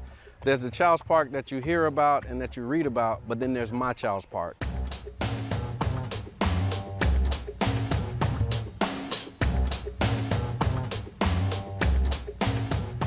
The parameters of Child's Park include 34th Street South to 49th Street, and then 18th Avenue to 5th Avenue South. And that's the Child's Park neighborhood, but the greater Child's Park area actually covers about 3 neighborhoods. It goes to about 1st Avenue to around 30th Avenue South.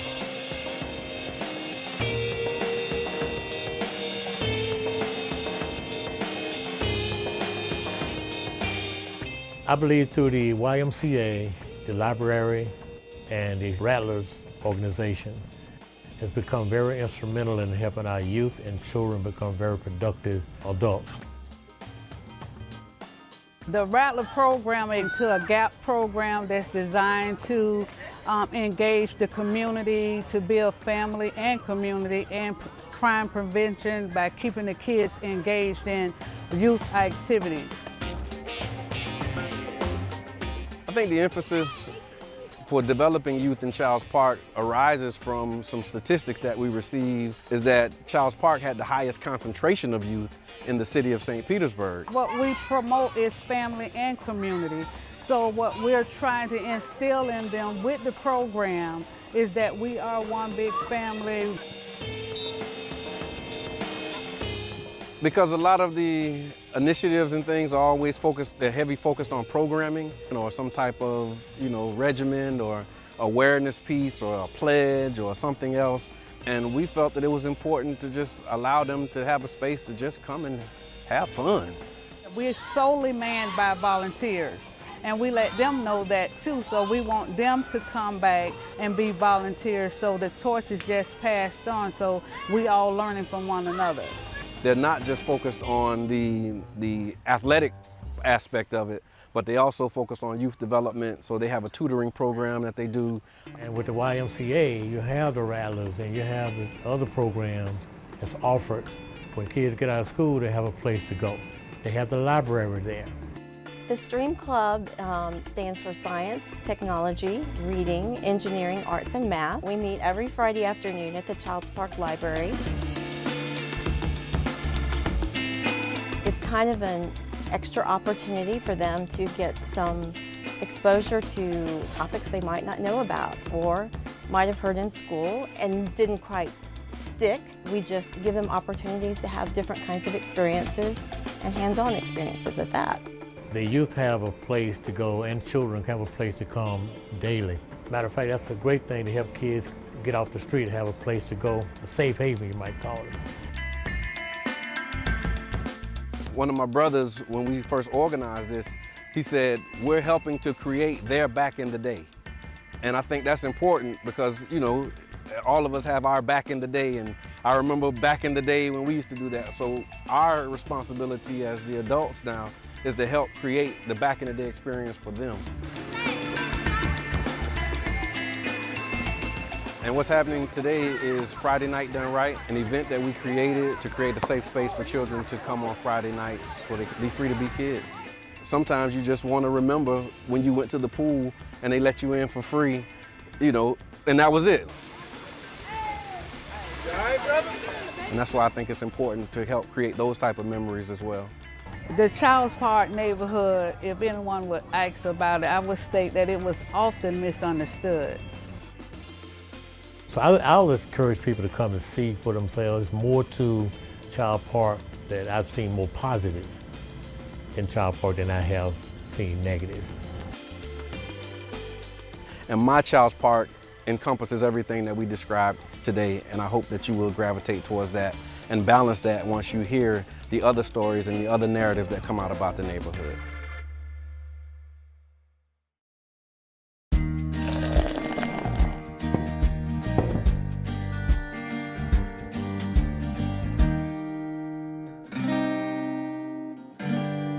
When we talk about the Indian mounds, and Rui, you may think of it this way too, I think of that big sign out on Park Street that says, Panfilo de Narvaez landed here.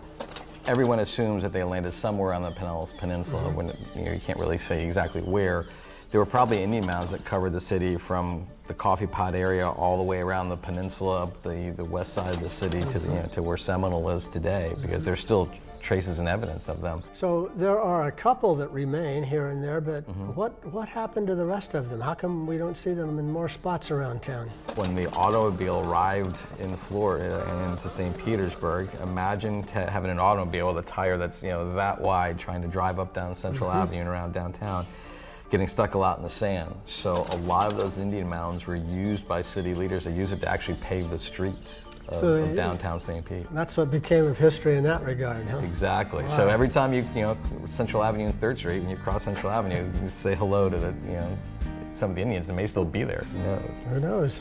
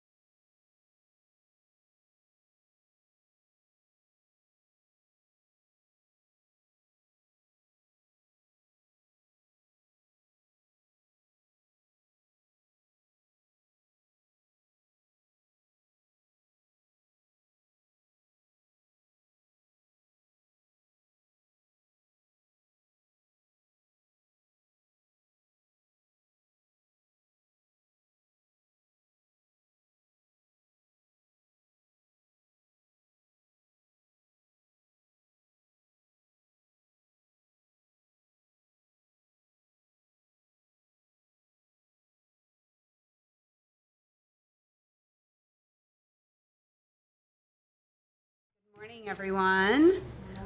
We will call the November 7th, 2024 Housing, Land Use, and Transportation Committee meeting to order. Clerk, can we get a roll call, please? Gabbard. Here. Ahmed. Floyd. Here. Gertis. Here. All right, before us we have an agenda. Can I get a motion to approve? Move approval. All in favor? Aye. Next, we have our September 12th, 2024 minutes. Can I get a motion to approve? Move approval. All in favor? Aye. Let's get right into our new business. We are joined this morning by Liz Abernathy, our Planning and Development Director, and Hannah Rebholz, our Floodplain Manager, for a discussion on post-storm permitting process as it relates to substantial improvements and regulations set forth by city land development regulations, the Florida Building Code, and FEMA. This was an item that I brought forward, obviously in response to where we are with our post-storm activities for the substantial number of homes across the city that were damaged, but specifically those in the coastal high hazard area. We have, obviously a lot of rebuilding to do, a lot of residents that are concerned, confused, not quite sure what to do. I know that we have a lot of virtual and public meetings coming up, but I thought it was timely for us to quickly bring this to HOUT so that we as council could have a conversation, kind of get some of our questions that we're hearing from our constituents answered, and then be prepared to help people respond as we move forwards. I cannot talk this morning. My allergies are so bad, so you all have to forgive me today. But with that, I will go ahead and turn it over to Liz and Hannah for the presentation. You do have a PowerPoint that was delivered on the desk this morning, so you have that in front of you. And we'll go ahead and get into the presentation and then have hopefully plenty of time for questions. Thank you. Thank Good you. morning. Liz Abernathy, Director of Planning and Development Services. Yes, it's great to have the opportunity to quickly come and talk to you because I know how many questions you're getting.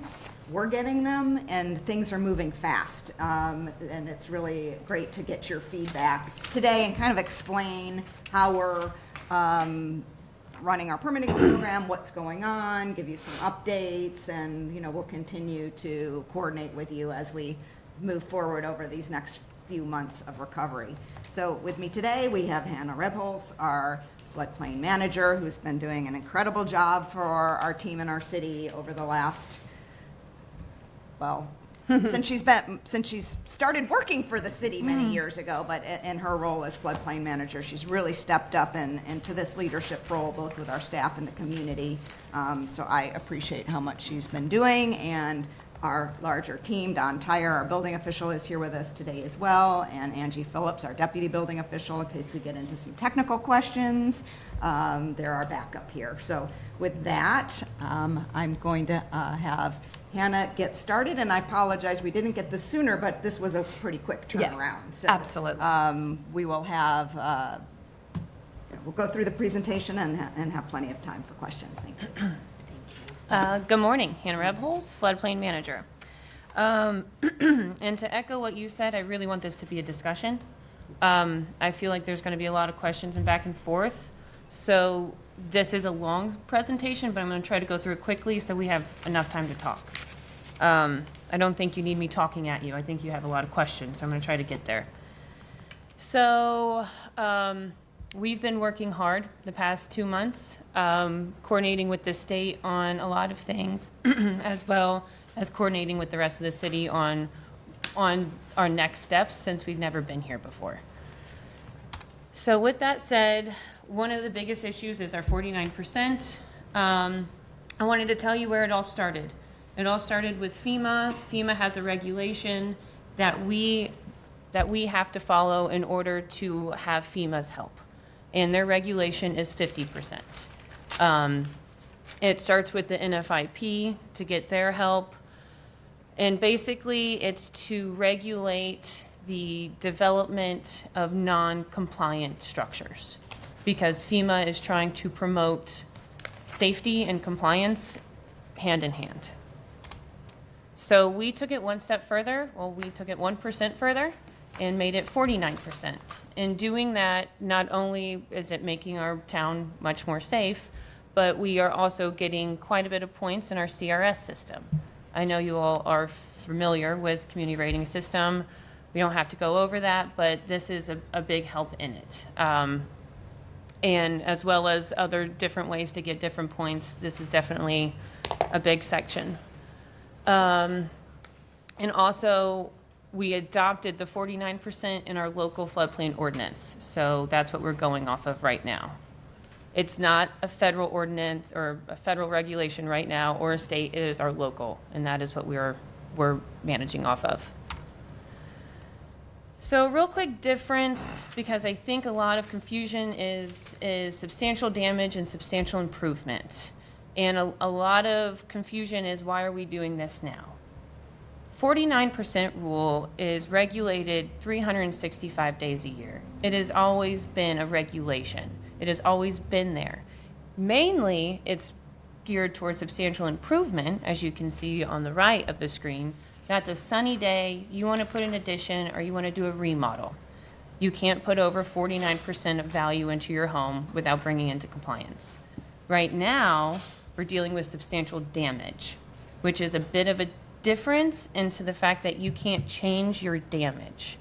So if you have a substantial improvement, you're like, I want a new kitchen. You're over your 49. Well, you can pull back. You can pull back your scope. You can scale it down. Substantial damage, you can't change that. So it is what it is, and that's kind of a harder bite to swallow. Either way, it's still the same rule. 49% goes into compliance. And we find that 49% marker through the market value of your home, and that comes directly from the property appraiser. They do have an option to present an appraisal, which we will then review for actual cash value and make sure it checks all of our boxes, and then we can use that new appraisal. So there's the two big difference of substantial damage and substantial improvement, and then where we get that number from.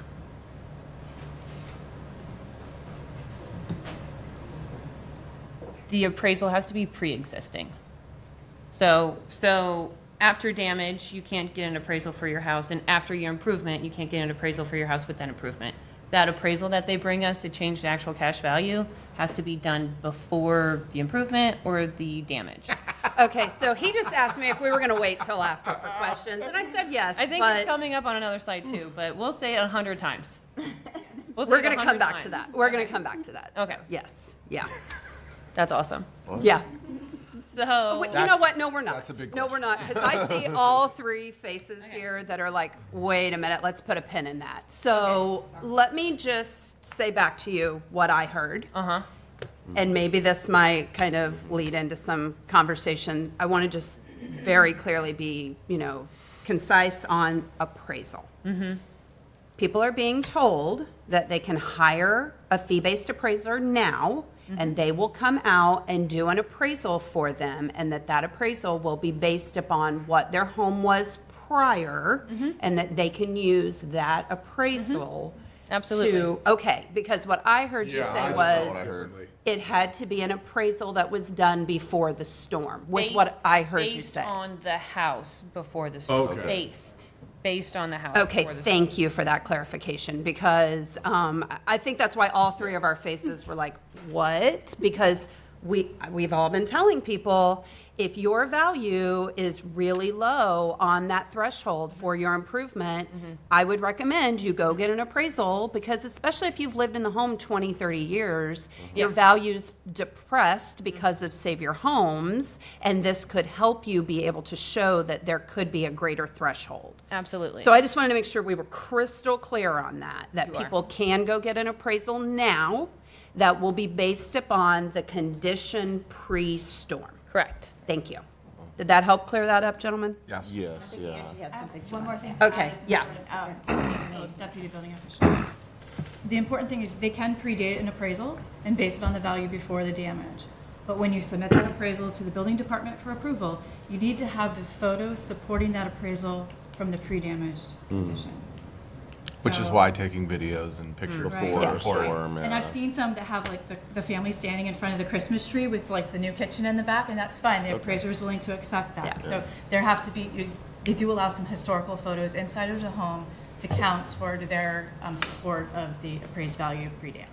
And the way that an appraisal like that works, and this is what I've been told by appraisers who are doing these now, is that they're going to ask for those same photos, because how else do they know, right?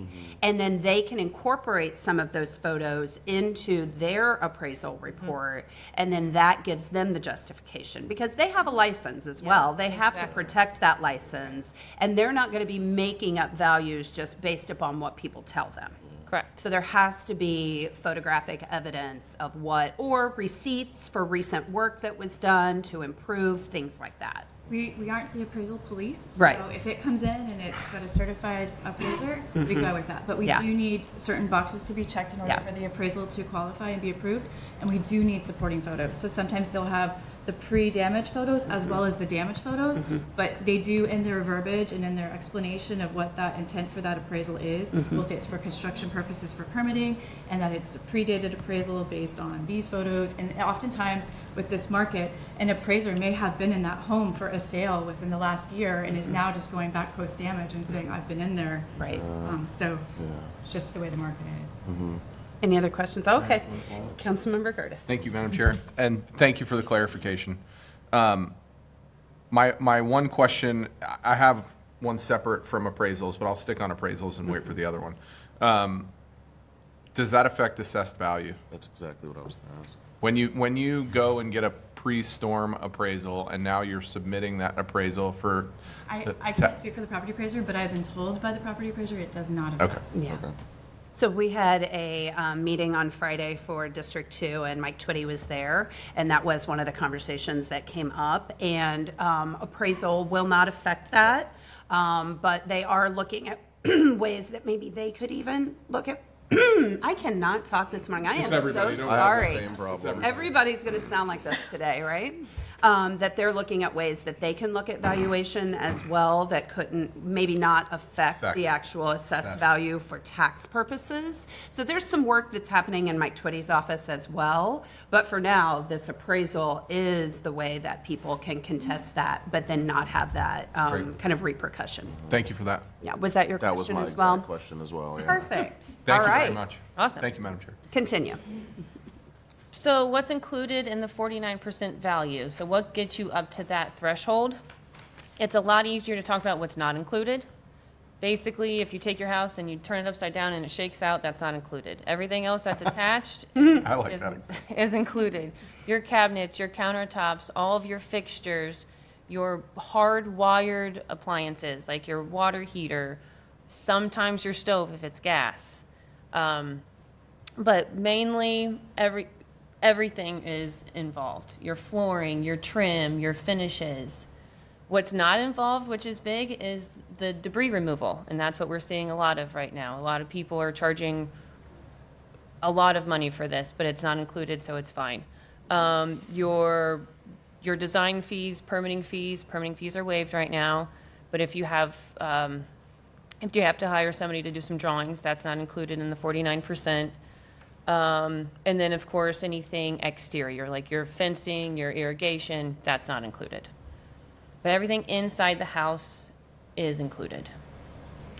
Real quick before you move on for that, will you just talk a little bit about labor, specifically as it relates to owners doing their own? Yes, so we understand that. We understand they can, but we have minimum values that we have to apply to it. That's given to us by International Code Council. So we understand that homeowners don't know those codes, which is expectable, but we have to apply them if they can't.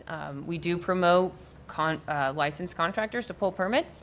They know all of those values. They know their labor. And that's what kind of our permitting process is geared toward as a licensed contractor. But homeowners, they will have to put labor in there. And if they have any questions about what that value will be, they can come in and talk to a plan reviewer. As those numbers do change all the time, they get updated. And our plan reviewer can tell them where we're at right now with the labor cost. Can I just do it right now? Sure.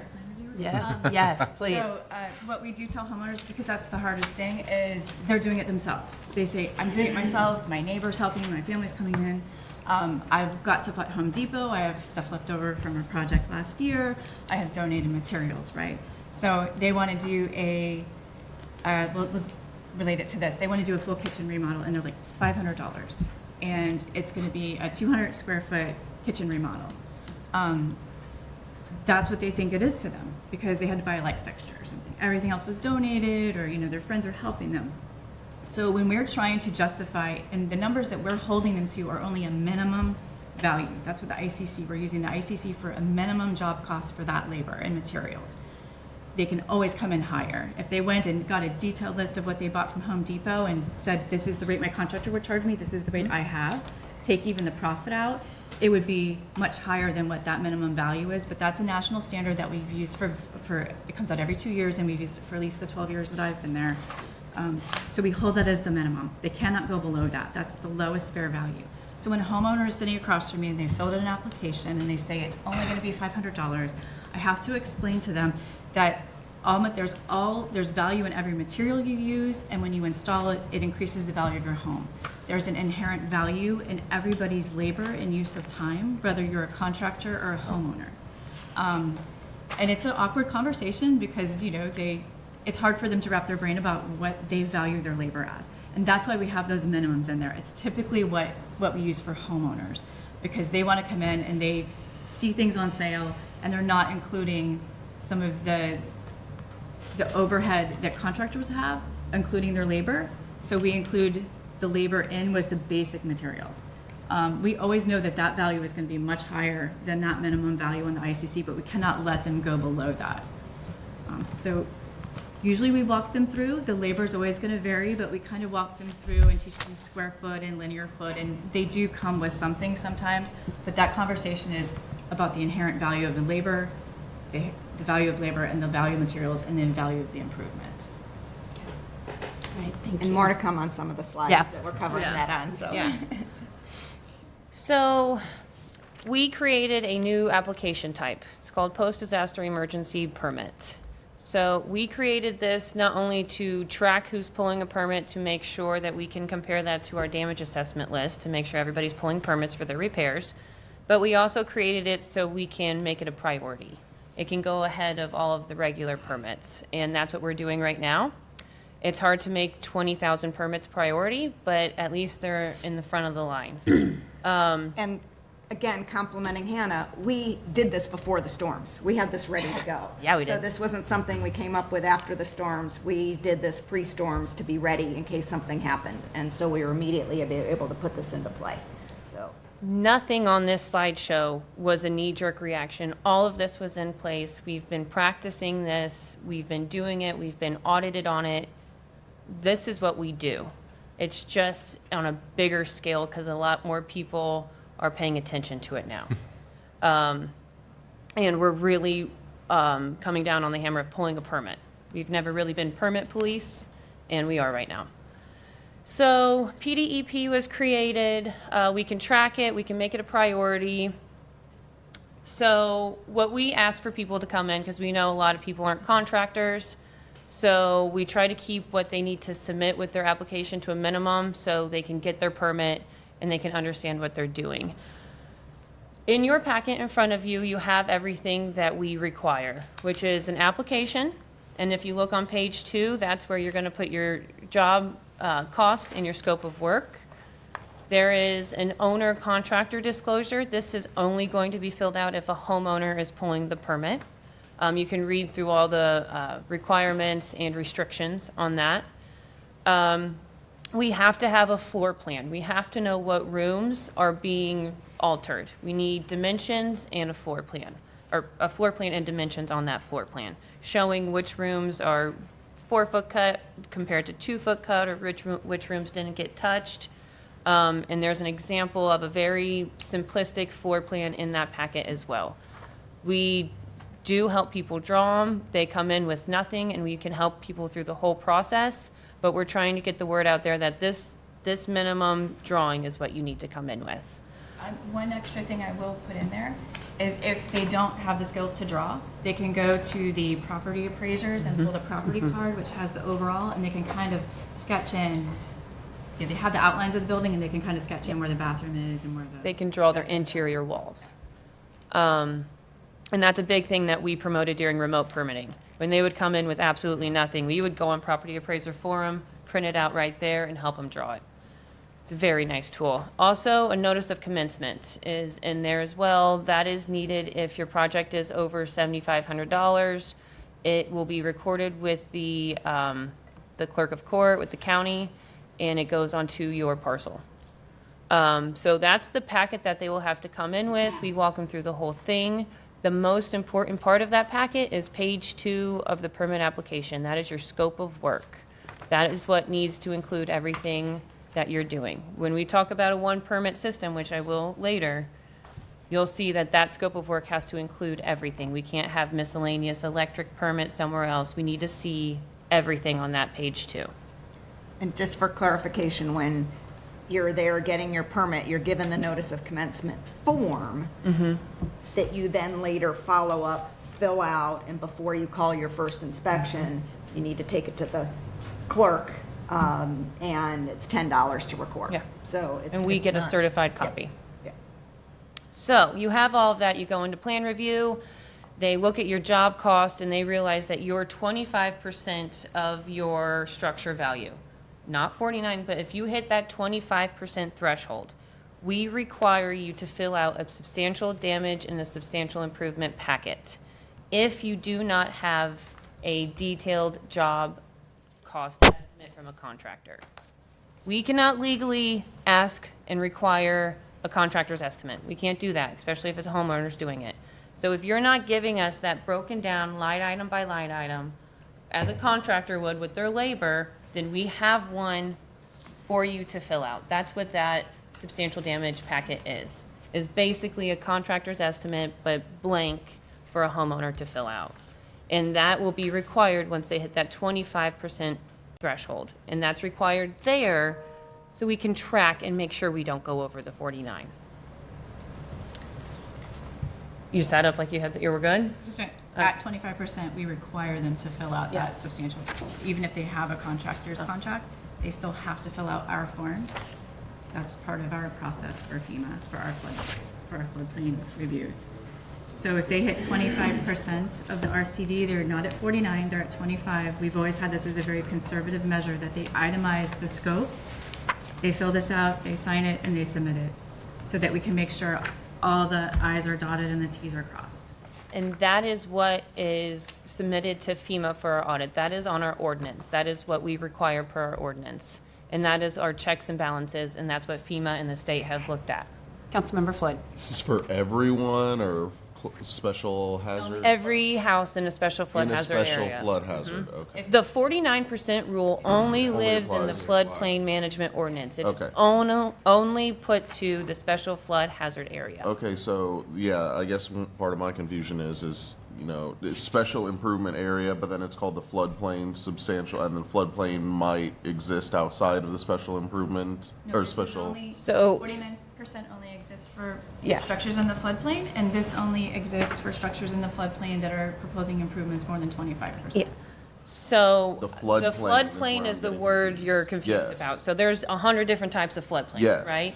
Well, the city only regulates FEMA floodplain. We do not regulate a stormwater floodplain. We Okay. do not have any Okay. sort of regulations for that. Okay. So when we're in City of St. Pete, when we say floodplain, that's FEMA. Yes, And yes, FEMA gives us those. Floodplains can go everywhere. Everybody can Yeah, have of a course, floodplain. yeah. But in St. Pete, our floodplain is FEMA. Okay. We do not regulate a stormwater floodplain. Special flood hazard area. And then that is the special That's flood the common hazard area. terminology, special Yeah, flood hazard area. Yeah, okay, it was the word floodplain tripping me Uh-huh. up because we just came out with the stormwater floodplain Yeah. maps and But we they're do all not over the regulate place. that, yeah. Yeah, okay. Yeah. And there's a new business item to come back on that, And by the way. yeah. Okay. And we can see how we have to keep informing people, educating people about that. Mhm. So that's why that says floodplain though. Okay. So there's that. Did you say the contingency on there? 5%. So there's a contingency on that packet for 5%, just so, because we know there's field changes, there's always improvements that can be done or changes that can be done in the field, and we put that 5% in there so we account for that, for changes. Does that make sense? So we don't, again, go over that 49. We have to hold them to it. Okay, let me just ask you this. someone is very, very close to their 49%, then we add on this additional 5% contingency and it sends them over. But it's a contingency. And we all know that when you get down to it and the actual work is done, that you might make budget and not have that particular contingency needed. That happens on projects all the time.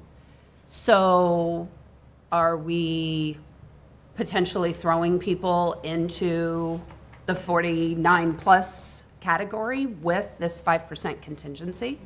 Under 49% is under 49%. We recommend them putting the contingency in just in case there's an unforeseen circumstance when they're trying to do the repairs.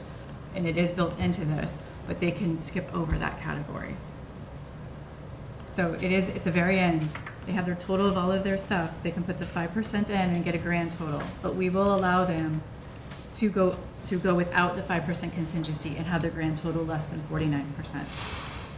Okay. We don't recommend it because there's always unforeseen circumstances that can add on to the cost, and then that could throw them over.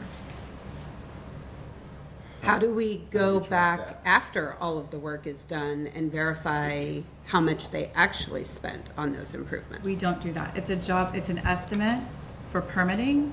The only time it gets reevaluated is when they come in for a revision to change the scope, and then that gets reevaluated. But if they... Also, if they had to add something. Yeah, we rely heavily on our inspectors as well to let us know if they're doing work out of scope. So our inspectors know every permit, they read their scope of work before they go on their inspection, and we rely on their eyes to come back and say, they redid their bathroom. So we'll go out there, we'll put a hold on their permit, we'll make them come in for a revision. So we have eyes out there as well during the job, reporting back if they see something out of line or out of scope. Yes, Councilmember Curtis. Thank you. So let's say that we'll just use your example to keep it simple, right? So they've done 42% of work. We inspect, they added a bathroom, it throws them over the 50%. What happens? They have to revise their scope. They have to add the bathroom or physically take the bathroom out. So you have to follow the rules. But if they add the bathroom, they're over 50%. So then they what have happens? they rip it out. We've So it's not really either or. They rip it out. It's really Or what they it comes can, down. or they can, if they haven't finished the kitchen, they can lower that. I'm scope saying the and add bathroom is the that. last thing. Rip it out. Okay. We've had people do work without a permit, and they come in to pull a permit for it, and it's already done. The whole house has already been completed, and it's over 49. We give them, you either have to elevate this house, or you have to. Yeah, that's the other option is, okay, you've done all that work, now you're You can above elevate. 50, now you're gonna hire somebody to lift it, or you can rip out the bathroom. Bring it into compliance. There is one, Yeah.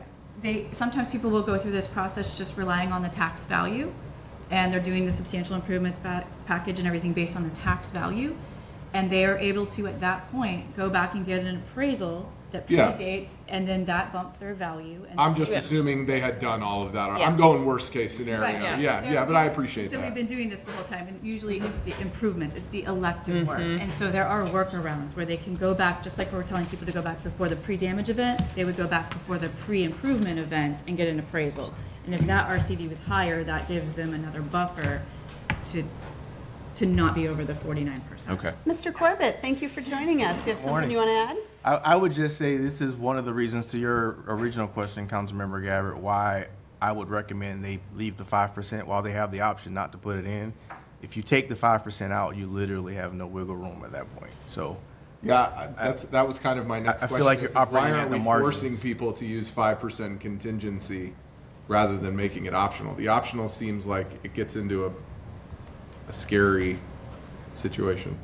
Well, I mean, if you read this, it does say it's required. That was my question. I mean, it alludes to that, right? right. That was my original question, because, I mean, it alludes to that 5% contingency is automatically included, required, whatever we want to say. We could add the word optional. And I think if we could just level set real quick, okay, let's kind of bring it back in. The whole purpose in me bringing this today was to try to give some clarity around these particular nuances, because we have 16,000 homes almost impacted. In my district, it's every home that was impacted. And there is so much confusion around all of this that we could talk for days on all of the nuances. But I just want us to kind of level set on what truly is required. And I don't want us to mix words, because that's where the confusion starts to come in. So when I see here, and I've been told before that 5% contingency, but then I'm hearing that maybe it isn't, see how that is very confusing for people. And let's just be honest, we have people out there who they started doing work immediately up on their damage. And so we're going to have a lot of people that are now kind of retroactively going to be impacted by this who maybe didn't even really know. People who flooded for the first time that didn't know that we had this very convoluted process to get back into their homes and or have to rebuild. So that I just want to level set with that, and I want us to all get on the same page with being incredibly clear and concise with our direction to the residents, because additional confusion is not helpful at this time. And if I may, and I absolutely agree, and the way I heard it and what I read on the screen are different. So what I see on the screen is it says that the detailed costs, the damage packet is required, and then it says with the 5% contingency. So it seems like the damage packet is required, the 5% is not, but I agree when Hannah explained it, it sounded like the 5% was, and Angie clarified. So it is confusing, and I would agree that because people are navigating this for the first time and the stakes are so high, we have to be crystal clear on what must be done and what can be done. 2 points. One, every case is different. Yeah. Every single case is different, and every single case is looked at individually. And that's why we can say we can work with this specific scope of work on that 5%. Everything's fluid. I know you want consistency and hard lines, but when it comes to every case is different, and that's why we put that. That's why she said it like that. It's because we can work with people. Okay. And we want to work with people. That's why that's that. Well, and I think that's the message, right? Is that we want to. We want to work help with you. We don't want to pop you into 49% with that 5% contingency. So every case is different. So if they bring us their scope of work, we can work with them. We can dish it out and try to figure out how we can rebuild. So there was that, and then. But also clearly, we are going to have situations where they're going to be over 49. We're not Absolutely. going to be able to Absolutely. find workarounds or Right. options for everyone. And I think that's perfectly we have an audience here too, so I want to make sure we're being clear. Right. Yeah, we still have to go by regulation. And also, I want to stress that, okay, this is your first time flooding, but this is also for improvement. Anybody who's pulled a permit that lives in a flood zone knows about the 49% rule because it's there for improvement as well. But so, respectfully, people who have lived in their homes 20 to 30 years, who are, quite frankly, the most impacted by this because they're getting assessment numbers that are their threshold. Or, like, I have a lady, she's 85 years old, and her letter from Mike Twitty says that she cannot improve more than $30,000 because she has lived in that home for 35 years. So those are the people who I think it has to be crystal clear for. And yes, we'll work with them, but we need to make sure that we are giving them very clear guidance from the high level. When they get down in it, of course, we all know when you're working on a project, things are property specific. Things you're going to be able to work through some of those details. But we're talking like up here when people are already at their max, kind of bringing it down and making sure that we're being very clear about these things, I think is very important. And we are running into that a lot. People, you don't get your property appraised while you live in it. And that is when it's very helpful to have that appraisal do that. And again, Mike Twitty is trying to do the reconsideration thing, and they're going to help people do that. So that is an avenue for them to go down.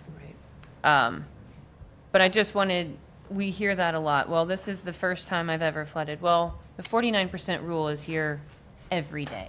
not just after a flood. So we're trying to get people more familiar with it. Well, we're trying to get people to pull permits all year long. Yeah. It would be great.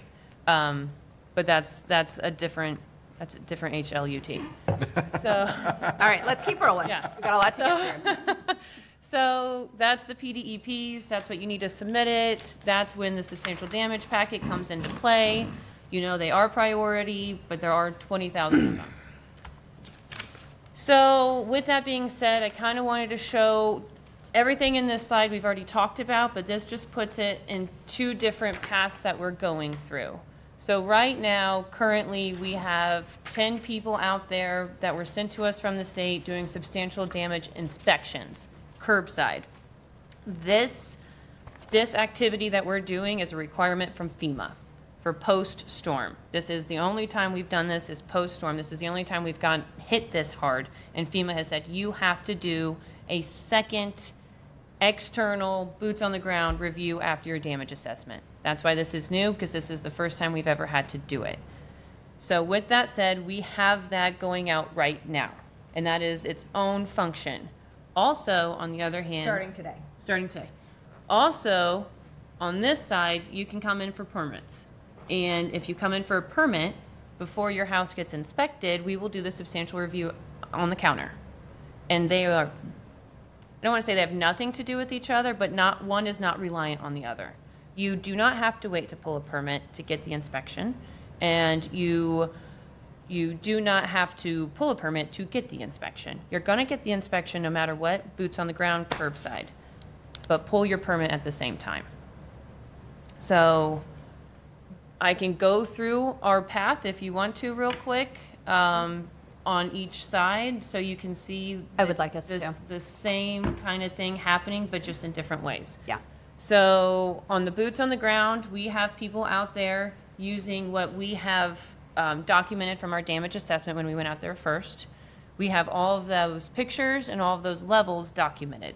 So our people are out there with that information, standing in front of the house, looking at what they're doing, taking pictures, looking at their foundation in a deeper inspection, right? At the same time, and then so they go out there and do that inspection. They give us the results. We put it in the FEMA required tool called the Substantial Damage Estimator. It is a program that FEMA requires us to put all of this information on, and it calculates the substantial damage estimate, right? And that goes from percentages, and it goes from the property appraiser's information that is uploaded into that tool. So once we get that determination from the tool, and it's over 49%, we then send out a letter, and we say your house was inspected, it was found to be over 49% damaged, you will have to come into compliance, but you will have until March 27th is what we decided, right? March 27th to either come into compliance or to recontest with another appraisal. So they can still come in and say, wait, I'm not damaged this much. Here are my pictures. Here's my scope of work. You know, it looked like it was 4 feet on my outside, but I had sandbags and I only got 2 feet of water in my house. They can come in for a reconsideration of their substantial damage inspection, because we know it is curbside. We know we aren't in there, and we know that they can come back in and say, whoa, you didn't see what happened inside. So there's that path. Do you have questions about that path? I do. Okay. So state contracted inspector does their curbside inspection, Yes. and it was after Milton. We talked about this last week, right? Uh-huh. Because this isn't just flood damage. Uh-huh. Like you use the example of a water line. Uh-huh. Okay, well, we all know, like if you've been in communities where it has flooded, you see water lines. It's very easy to tell who is impacted, who is not. Now Milton happens. And now you have people doing curbside inspections, and maybe they can't see the extent of the damage. How is that different with how it's being estimated? The damage we can't see, if it's more than what we think, will be caught in the permitting process.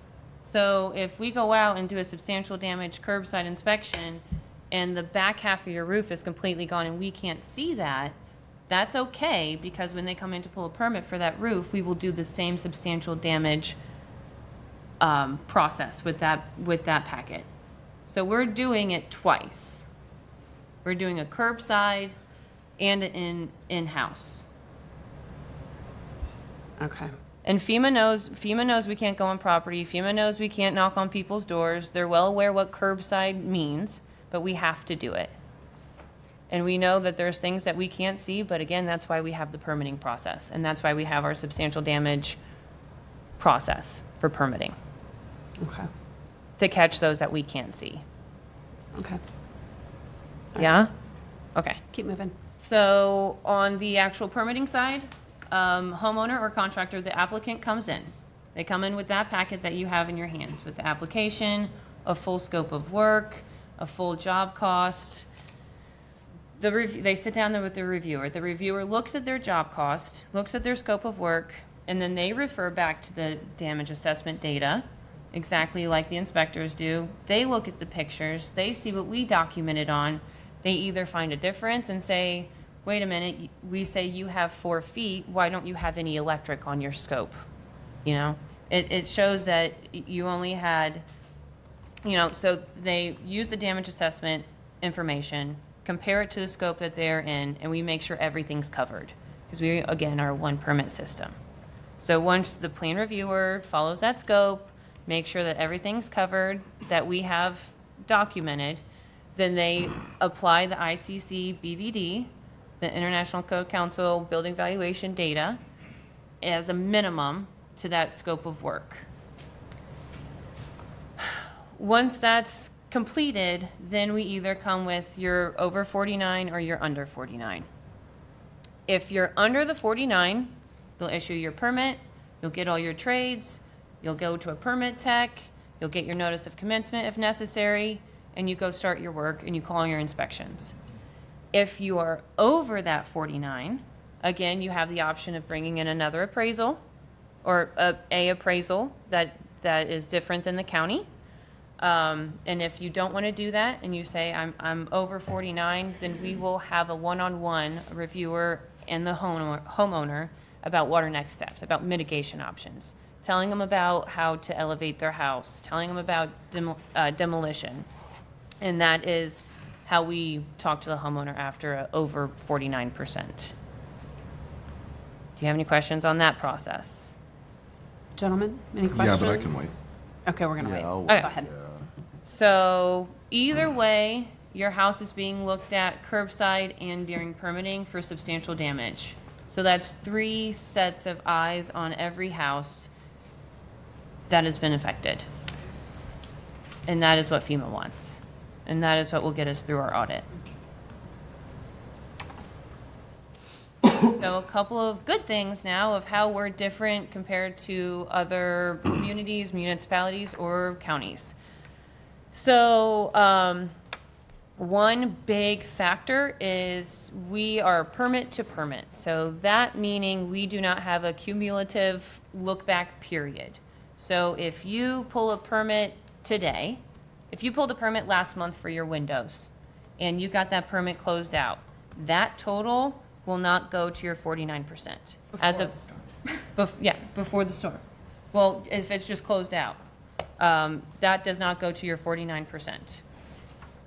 Other municipalities, they have a 5-year, a 1-year, so it all adds up. And if you did your roof at any point in the last year, that total is going to be to your 49. We don't have that. So it makes that threshold a lot easier to stay underneath. We're also a 1 permit system, and that benefits us.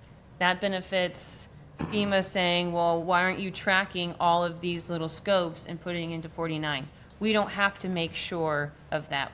We already have that in process that we can't do that. We are a 1 permit system. If you go and pull and start pulling piecemealing your permit, we stop it automatically, and we have done that for years. So that is a great insulation for the city of St. Pete, that we already have that, and we know how to enforce that. And that will stop people going over their 49% by just hiring subcontractors. Does that make sense? Mm-hmm. How that helps? Mm-hmm.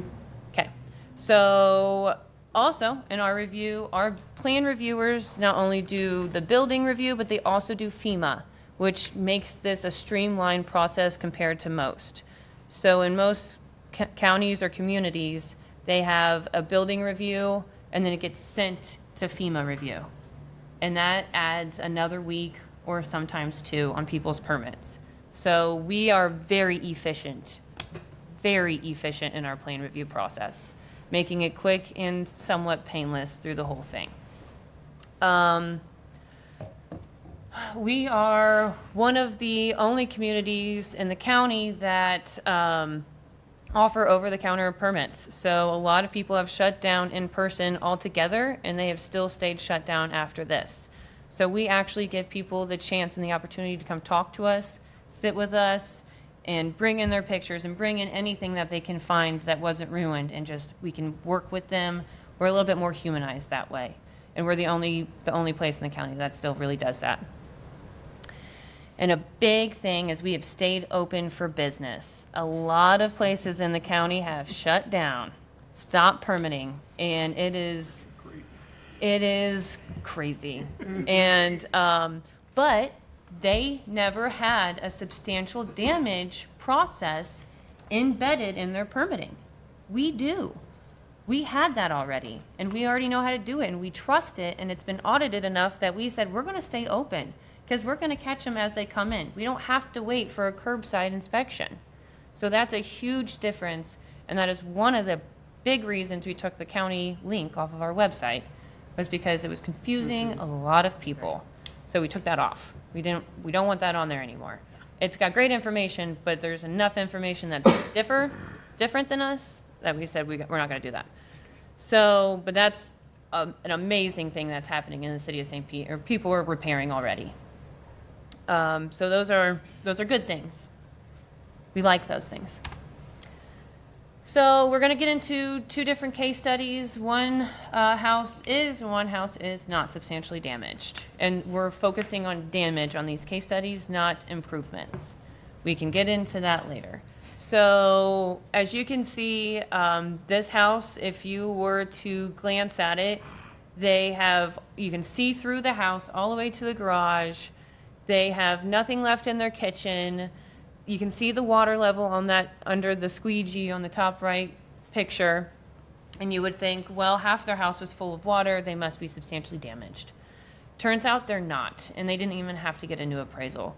So with the minimum values that we put towards scope of work, it is surprisingly lower than a lot of the estimates that are going around right now, and surprisingly lower than people's expectations as well. So to walk you through it, when we did our damage assessment right after the storm, we saw the exterior to be 4 feet. When we did our in-person inspection for substantial damage, we were told that it was 37 inches inside the house. So we can see that difference there right off the bat. They did significant remediation. They tore out all that 4-foot flood cut. Their value was $188 and change, leaving $92 to fix the house, so under $100,000. People think that's crazy. I need all new floors. I need all new walls. Well, after we plugged in the minimum values for the entire scope of work, and that's including electric, that's including the HVAC that was ruined, that's including plumbing, and we found $48,000 as our minimum value, including everything. So that looks good. It looks bad, but when you put the minimum value on there, you say, oh my gosh, wow, I'm under 49%. I can repair my house and I can move back in next week. So that's a case study that looks really bad. I don't know, I got one too. Huh. He asked me if I wanted him to wait for his question. I said, I don't know, I got one too. So on the case study, let's go. Yeah, Let's go have ahead. A new study next. Go ahead, Councilmember. Well, this actually goes back to a question I had based on two slides ago. Based on the cost estimate, I get a contractor to do this work. Yeah, okay. Okay? Mm-hmm. And my contractor cost is $95,000. Yeah. But we're using the ICC value. Yeah. Yeah, see, this is where it gets a So, little yeah. confusing to me. Yeah. So we this can is based explain on if that. I did my work. No. So we understand inflation. We understand that contractors are trying to make money right now. Yeah, they're going to make money, right? We understand that values have gone up substantially in the last month alone. So we know that they add that overhead. Yep. And they add, not overhead, they add that extra. Would you bring us, you know what, I'm going to let you explain that. Thank you. The value we go by is the actual value. So if a permit is being pulled by a contractor and they're saying that their value for that scope of work is $95,000, they're over 49%. They'll need to, they'll be over 49%. They might be able to rework their numbers, but we go by the values that come in. If a homeowner did all of their math and said, hey, to do all these improvements myself, and I did all of my homework, I did, you know, cost material breakdown, and I did labor, and they come back at 95, they're actually over. They're over 49%. So when they don't have something, they just can't be below the minimum of 48. So I have a question, Angie, and I'm looking at Councilmember Gabbard, and maybe has a similar question. So it would seem to me, since the public may be watching us, but if you hired a contractor, wouldn't it be advantageous for your contractor to submit their values using the ICC and not the actual what I'm going to charge you, so to not cause harm to the homeowner? Because you just said in this instance, if we use our ICC numbers, it comes in at 48, but this job could very easily be 95 based on demand and the fact that everybody's doing repairs right now. Yeah, that was my follow-up. If a contractor is coming in and they decide, I'm going to give you my estimate because this is what I'm actually charging, they could actually put the homeowner in a situation where if they provided it using the ICC numbers or just said, I don't have one and let's work it out now, they would be better off. So it would seem like and I understand we can't tell somebody what to give us, but if you're my contractor, I don't want you to give the actual cost, particularly if it's that close to 50%. Yeah, I can't leave. And you can't ask somebody. That's up to the applicant. Whether that's the contractor or the homeowner, that's up to the applicant what value they put. Right. I guess I'm saying I get it. I understand what you're saying. We can't lead people as to what to do. But I don't want to lead anybody. I'm trying to figure out what people can and cannot do. So if I'm a contractor and I want to be able to do this work under the 50%, can I use the ICC value but then charge a different value? That's what I'm trying to figure out, because I want, if I'm a homeowner, I want to know, can my contractor do that and my rear end not be in trouble and the contractor's rear end not be in trouble? The substantial improvements package, it does get signed by the homeowner and the contractor at the Okay. end. So you could be in some kind of legal liability if you have a contract with the homeowner has a contract with the contractor for a certain value, and then there's signing a. Okay, because you're saying this is what it's actually going to cost in this packet. If they're over 25, they have to break it down, and then there's affidavits that are signed by the homeowner and the contractor in the back. But if they don't have a contractor, That's different. Right. there's no one else to sign it other than them. Right. So what I hear us saying, and we say we wanted contractors. what I hear being translated from this conversation out into the community is, I am better off to go into the city without a contractor and try to figure this out with the city, and then if I hire a contractor down the road, whatever, but I will have already gone through this process. That's what I hear people like translating this into. And then we end up in a situation where we have people out there doing unlicensed work, it's a downward spiral. And so I don't know. I mean, this is why I wanted to have this conversation, because it's so concerning about what ultimately is going to happen out in the field as people are navigating this. Don? Okay, Don Tyre, building official. Obviously, the costs are very subjective, right? I mean, you can remodel a kitchen or replace it due to flood damage. That kitchen could cost you $15,000 as a bare minimum, or it could be $150,000. So our real check and balance is the inspection team. I'm talking about the inspectors that go out after the permit's been issued. So if on their package they put down that their kitchen is going to cost $15,000 with laminate tops and basic kitchen, and they go out there and it's high-end finishes and granite and marble, and they will say something, okay, because that's our check and balance for the scope of work. So quality of finish does enter into it.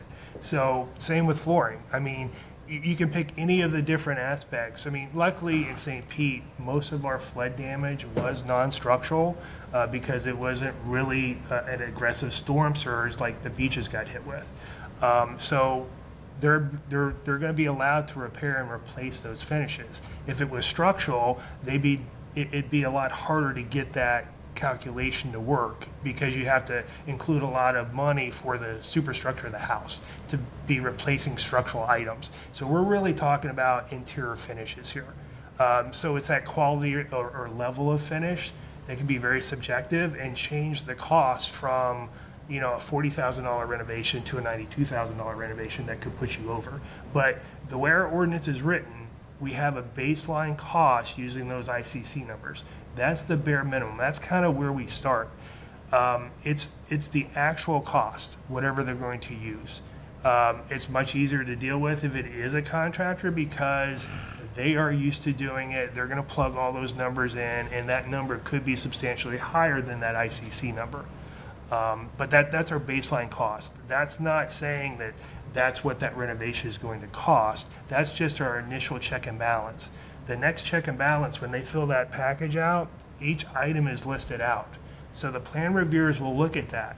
If they only list $2,000 for doors and windows, and we know they're replacing 3 sliding glass doors that are impact rated, each one of those are $5,000 or more. So we're going to say something. That kind of comes out in the whole plan review process to try to eliminate or minimize an issue on the inspection end where then the inspector goes out and, well, you were supposed to replace these and you used impact rated doors and windows where you could have used normal doors and windows, maybe a shutter system. Those cost different amounts. So it's really the projects that are getting close to that 49%. So anything over that 25% when they have to start filling out that detailed cost breakdown, we're really starting to scrutinize each item. So interior finishes, floors, interior doors, cabinetry. And if one of those numbers don't look right, we're going to ask for backup information. Now, we can't ask for contracts, but we can ask for additional information, labor, materials, some bids. You're going to have to try to convince us that you can do it for that amount of money, the closer you get to that 49%. So it is a detailed review. So can I ask just quickly how we look at, I guess, a depreciated asset? Because let's just you used kitchen countertops, for instance. If they have, 1985 Formica countertops in there, and then they had to rip out all of those, cabinets, and now the countertops are gone, and now they have to come in, even bare minimum, Home Depot grade, builder grade type of countertop is going to be substantially worth more than what the value of what they replaced was. How does that... Correct, but does it not matter what they replaced and what the value of that was? It only matters what the new value of something is. It's the new portion. Now, we've actually had a few owners that have actually asked for the substantial damage evaluation, and we were able to get in the home and take detailed photos, and they're reusing some of their countertops because they're stone. Okay, they weren't damaged, so they took them off the cabinets. They're storing them on site. They're going to reuse them. So in their detailed cost estimate, they can account for those things. We have some people not wanting to remove the tile flooring throughout the entire home, so they have very minimal interior flooring cost. That's reflected. Every case is going to be unique and a little different. I know, and that's where it gets convoluted. Real quick, just because you mentioned it, flooring has been a big topic, especially up in District 2, because a lot of those homes have terrazzo underneath whatever was already there. And because, you got terrazzo on there? I said, yeah. Expensive floors versus terrazzo underneath. Yeah, and let's just be honest, what a lot of people have experienced is that if you already flooded once, let's say you were a home that already flooded once and you went through this process then, and you were like, okay, I'm leaving my terrazzo. Well, great. Like, we know that terrazzo didn't get damaged again when it flooded again, right? So now we have people giving people that guidance. Don't replace your laminate. Don't replace your carpet in your bedrooms. Just leave the terrazzo. How does that factor in? Because, I mean, almost every home I have been in District 2 that has been mucked out has terrazzo floor. Right. We can work with it. I mean, they will have some repair costs and refinishing costs, but it won't be as substantial as doing $5 or $6 a square foot for the entire house. Can I follow up? Yeah, please. Thank you. Okay, so this is where my first question was. Is so, because based on the damage versus improvement, essentially, I have more to work with if I don't replace my floors, because frankly, Yacht Club Estates and Causeway Isles are the same. They're 1950s homes with terrazzo underneath. Yeah. And so if they chose, and I had expensive bamboo floors, I would have more to work with if I said, I don't want to replace those, and so now I can use those dollars somewhere else. Yes. Right. Okay, because that's not what I got from an earlier, and listen, I am one of the rookies. Right. We have not had to deal with this. And Let so, me try to explain it this way. So it's a good example for the flooring, okay? And I agree with the flooring. That's a judgment call. We would allow them to do that because of the terrazzo flooring. And is it the exact same quality of flooring that they had before? Maybe not, but it is a finished floor system, okay? Yeah. So what we wouldn't allow them to do, and this is the difference between substantial damage and substantial improvement, if you have a kitchen that's 200 square feet, based on building code, all you really need in there is an appliance to cook and one vanity with a sink, so I'm not going to put back the rest of the cabinets. Okay, if you're doing a substantial improvement, you can scale back your kitchen and your renovation, but if it's been substantially damaged in that evaluation, you basically have to put the kitchen back the same way.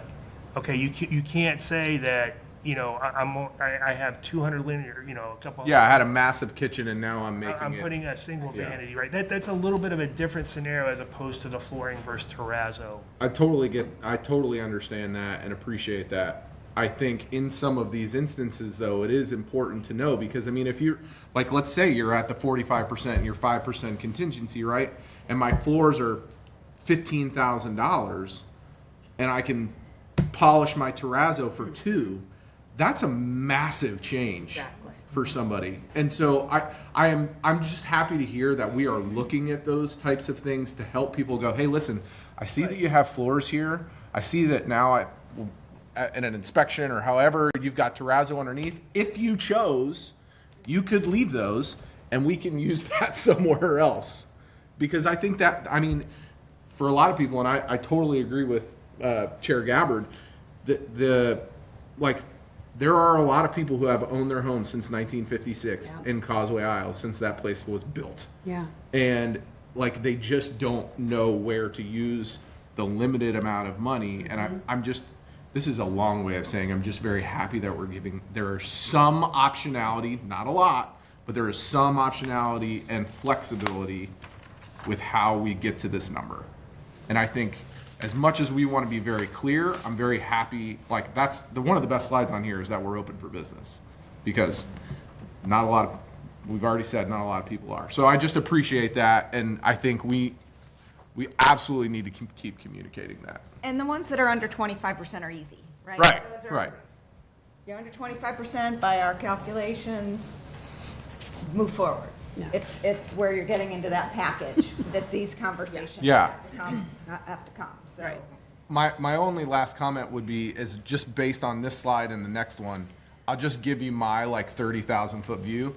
This makes me feel like, as long as the foundation or the walls haven't cracked, that we're going to be able to use ICC and it's all going to work out.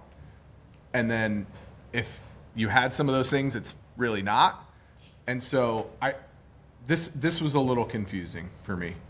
I just want to make sure I say it out loud, because it makes it seem like even if I have a contractor coming in at 95, I can use 48. And I want to make sure that we're being clear there. I think we've cleared it up, but just using slides in the future. Yeah. And it was Consider us to be your trial run. This won't be on tomorrow. Why we debated whether even having. Yeah, no, I get it. Yeah. I think the case studies are good, right? But the ICC value versus a contractor value gets confusing. Yeah. Gets confusing. All right, Thank so you, Madam we Chair. only Sorry. have about 15 minutes or so and some more slides to go through. So let's go ahead and quickly go through the rest of the slides, and then hopefully we have a few minutes for any follow-up questions. No, you're fine. This is substantial damage. It's And that looks it. Yeah, yeah. It's it got hit pretty hard, and it had a crawl space. Anyhow, we can go through the numbers again, but you can see the difference. Right. Also, on this house, they had a balcony that was falling down, so they had a lot of structural issues that is going to go to that value. Do we want to keep? Do we want to go in? Do we want to keep? No, next. Keep rolling. Okay.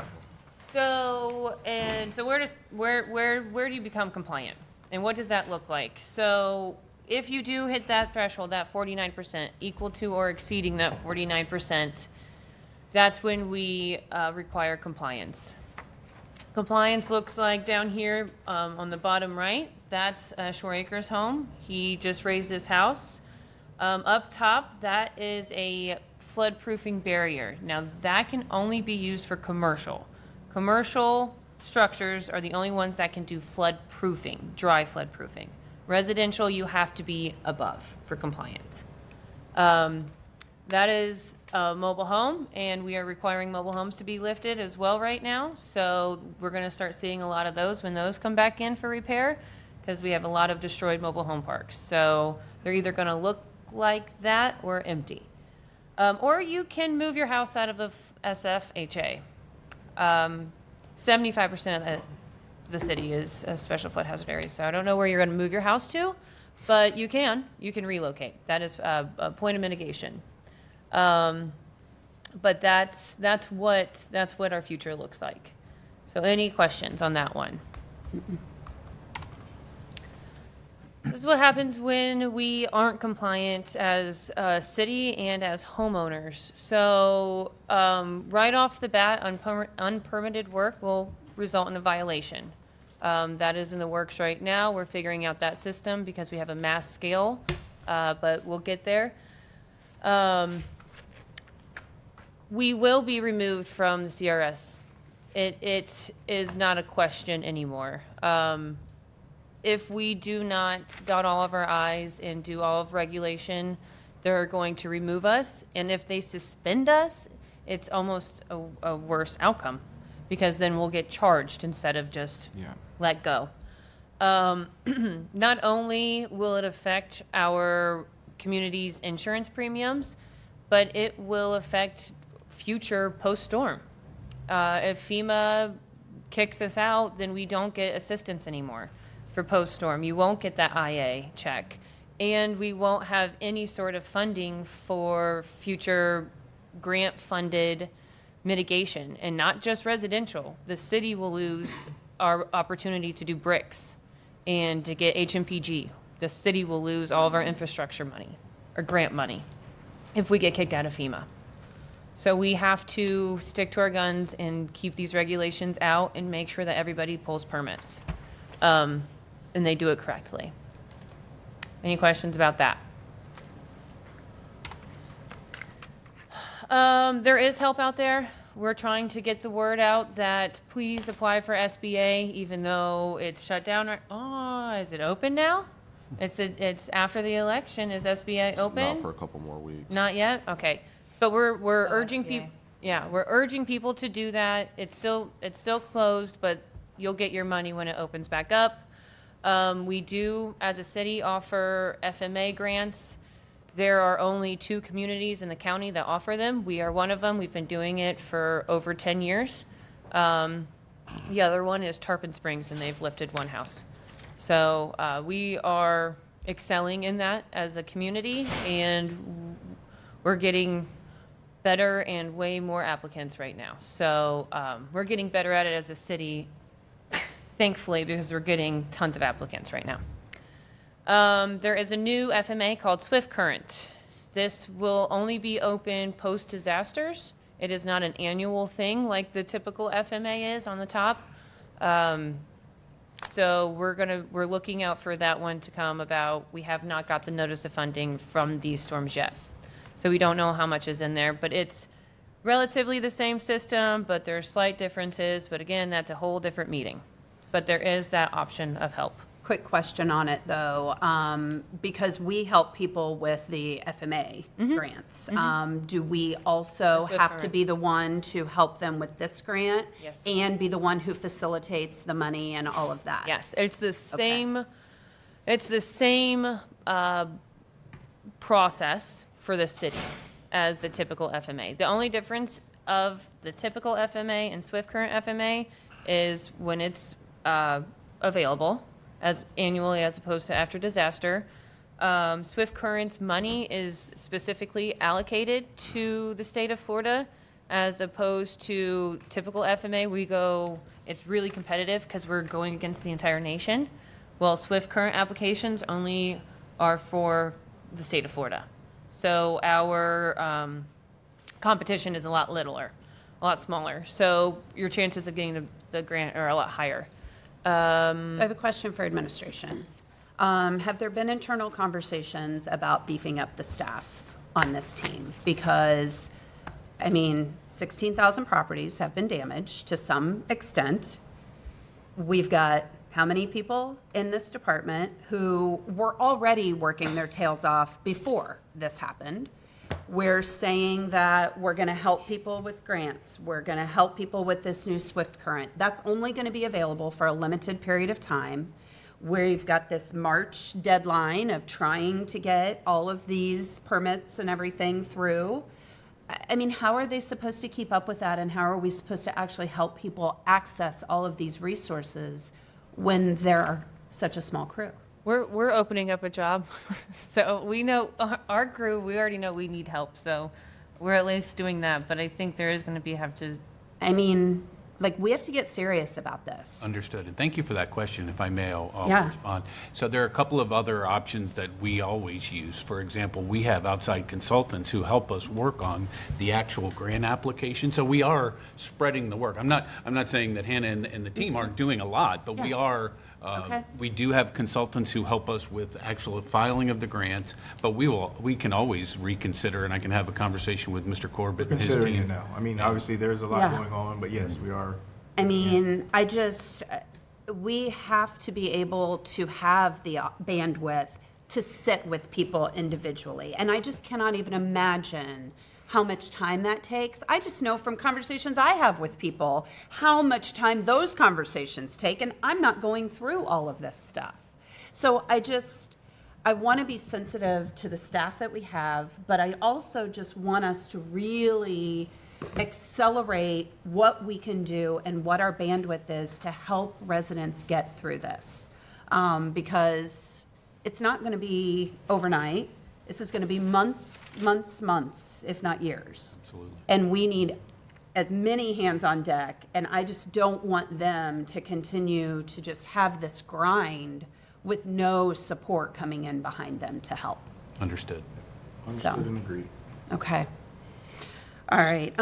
Anything else on your presentation, Hannah? Just helpful links. Okay. And I wanted to point out that the county link is not on here. Thank you. Yes, it is very different. It is very confusing when people have books. good so- information. It's Right. just those little tiny differences make a big difference. So Okay, so we only have maybe about 5 to 10 minutes, and I do have just a couple of questions on non-compliance, if we could go back to that particular, the back. because I think, like, we really need to drive this home with people, right? Agreed. Like this, when people say, like, why is the city doing this to me? That's what I hear all the time. Why is the city doing this to me? And I want people to understand, we are not doing this to a handful of residents or a group of residents out of anything punitive. We are doing this because we are held to this standard.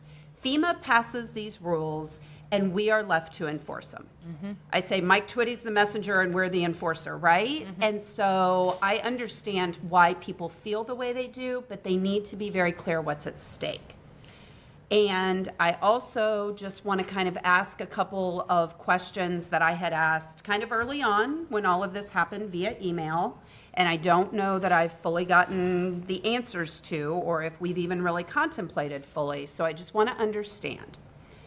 If you are a resident and you are trying to get around this, and you're doing your unpermitted work, or let's just use worst case scenario of what we're seeing in these communities where investor flippers are coming in and they are purchasing these properties for people pennies on the dollar, and now they're just going to flip them. They aren't going to necessarily go through this. We heard this on the call that Linda Cheney had with Cape Coral, where there were a lot of flippers that had come in and done this, right? And what they did was they went back and they looked at things like MLS data, or they were able to pull the FEMA flood claims, right? What are we thinking? What are we talking about? What are we going to do on additional layers of checks and balances? Because what my fear is that specifically around the investor flippers. An investor flipper comes in, they purchase the property, pennies on the dollar, they don't do their permits, they barely put anything in, and then they sell it to another buyer who's unsuspecting, doesn't know. But then we find out, and then we do this process, I think it's called the 1316 process through FEMA, where we as the city kick them out of the National Flood Insurance Program. Yes. And once they're kicked out of the National Flood Insurance Program, there's no going back. No. So now what happens down the road? How are we going to keep that from happening? So I see Joe Law, yeah. so I imagine it has something to do with the code enforcement team. So they'll step in a second, but what we're doing that we can do without going through violation yet is our 3 layers of tracking houses that had damage. And then we will continue to go back and make sure they have permits. We are going to pull the FEMA flood insurance claim, not looking at the value of their claim. That's not what we're doing that for. We're doing to make sure if you applied for flood insurance claim, you need to have a permit to repair that. And that's how we're going to start tracking that. Not the value, not the contents. We're not into insurance fraud. We're not the police of that. We just want to make sure if you made an insurance claim, you have a permit to cover that. So we're going to have that. We have our inspections, and then down the road, once we start getting the permits and everything, then codes is going to step in with their typical. And just to backtrack, first step was the letters that were sent on Monday to 41,000 people in the special flood hazard area saying that if you had storm damage, you need a permit. So getting word out was step one, and as well as the inspections that we did. So we have that data. Right. And then we can cross-reference who's pulled their permits. Well, and I'll just give you an example that maybe some of you are aware of, but there was, prior to these particular events, there was a home buyer who had purchased a home in Shore Acres. She was not made aware that it had flooded in the past by the person she purchased it from. They had gotten a FEMA claim, but they didn't go through and do their permits, right? They just kind of slapped things back up and then took the rest of their money, sold the property without disclosure. That lady then flooded, and she was not able to get her claim paid because the permits were not pulled with the city. Kathy Castor had to intervene with FEMA on that resident's behalf. That was one story before all of this happened, before it was now 16,000 properties, right? So if that one story existed in the previous events, how many stories might exist after this? And so that's my concern, is that we have to find ways to make sure that we are doing compliance, but that we're doing it from a compassionate way so that we're not, I don't want us coming in with a hammer. I want us helping people, but at the same time, those things are going to happen and people will continue to be damaged down the road. And we're going to do our best to avoid that situation with the robust program and that we've laid out, so that we'll minimize those instances, because there will be a codes case that potentially on the property if they've not pulled the permit. How long are we going to wait until we bring codes in to start putting cases? Because right now, people who do want contractors still can't even get them out. Yeah. So how long are we going to wait before Joe's team gets involved? So good morning, Joe Waugh, Codes Compliance Director. So our plan right now is to take the properties that we're aware of that had damage, not the whole 40,000, but the 10,000 plus that Hannah and her team have identified. And we're going to immediately start a monitoring case on those. That way, if somebody tries to flip a property or just sell it outright, if someone's doing their due diligence and they do a request for active violations, they're going to see that we have an active case that addresses that there was flood damage here. At that point, they might not have a violation because they didn't start doing work, but that also triggers us to start going out to those properties monthly and checking to see if work is being conducted. And if we see that work is being conducted and they don't have that permit yet, that's when we would then start the codes process and issue the violation notice. And just like with any other case that we have, they're going to have their due process.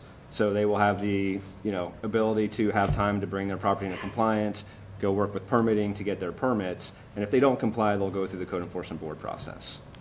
Okay, so I'll circle back to you and maybe do a one-on-one to kind of understand your process a little bit better on that, because I anticipate I'm going to get a lot of questions on now the layer of code enforcement and the case that you said is going to be opened on these properties and how that all plays together. So I can do a one-on-one with you on that.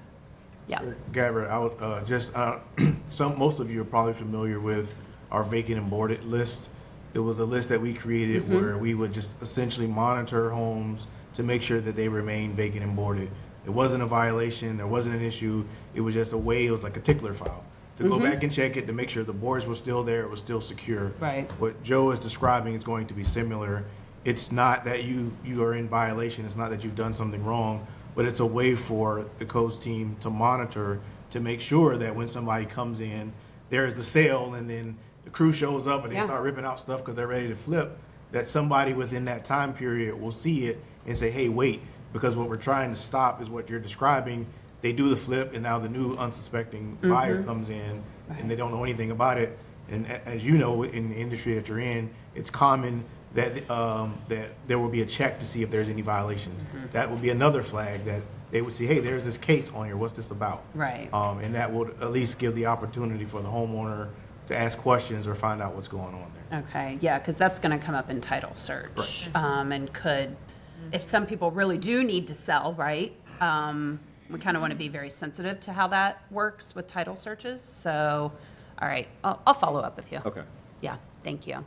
All right, yes, Councilmember Floyd. Okay, We'll take so a I couple have last questions. a million questions. No, I but know. My question that I'm going to ask is, I would just like to go over the, the one permit situation, but I don't need the answers today. So like, who should I ask for a one-on-one from? Because we're getting a presentation from a lot of people. That's my question. Yeah. You can meet with Me and Angie can do it. Okay, or cool. Either any of us four can do it. Okay, all right. Well, thank you. I just wanted to get Is that it out something there. we can clear up now? No, not in the next Okay. few minutes. I know, right? But yeah, I mean, I think it's scope and scope expansion and Oh, okay. contractors versus homeowners, and then what if a homeowner has to hire a contractor? yeah. Those kinds of We can things go over that. I want to go over, yeah. For a lot of reasons, some of which are very personal, so. Sounds like you need an appointment. I need help. So I do just want to make sure everybody is aware. There is a virtual meeting tomorrow. It is at noon. It is advertised on the city's website. People do need to register. At that point in time, they will be given the virtual information. Hannah and Liz and Angie, the whole team will be there giving this presentation or something similar, walking residents through what all of this means. So I highly recommend, even for my colleagues, like we all should be on that, right? Like we should all really learn to understand, because my goal from all of this discovery is that we are all speaking the same language. Love it. Because it is just consistency of message and consistency of, help is really important, because when we don't have that information, others will fill in the blanks, and they will fill in the blanks with the wrong information. And so I would highly recommend that. And then it's next Wednesday at the Coliseum. I don't remember what time, 6 o'clock, I believe? 5 o'clock? Okay, so there is going to be a public meeting, and it will be around hurricane recovery. This will be a topic as well. So I just encourage everyone, tune into these meetings, get involved in these meetings, be present, because our community is going to need every single one of us to be really pushing for how we rebuild, making sure we're rebuilding responsibly and all on the same page. So was there any final questions or comments from either of my colleagues? Could you repeat when the meeting tomorrow is? And Noon tomorrow, virtually. So people can just go onto the city's website and register, and they can then get the virtual link. Okay. Yeah. See you there.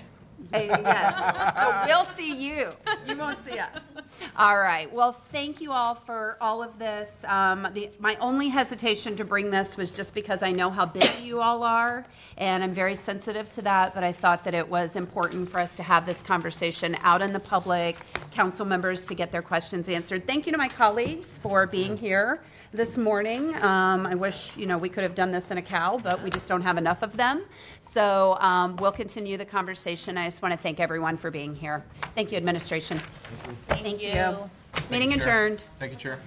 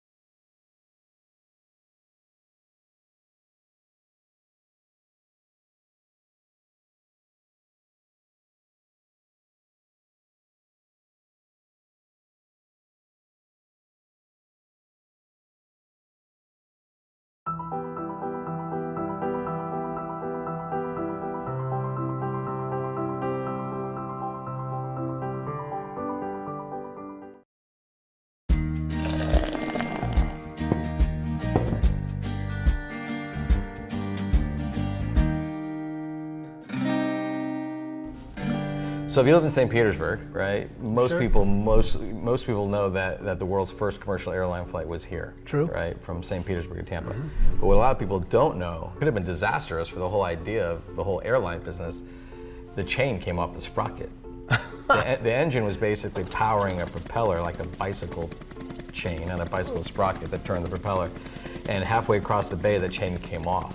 And he had to land the airboat in the middle of Tampa Bay and repair it. Remember when you were a kid and your chain would come off and you have to put it back on, your hands would get all greasy and dirty?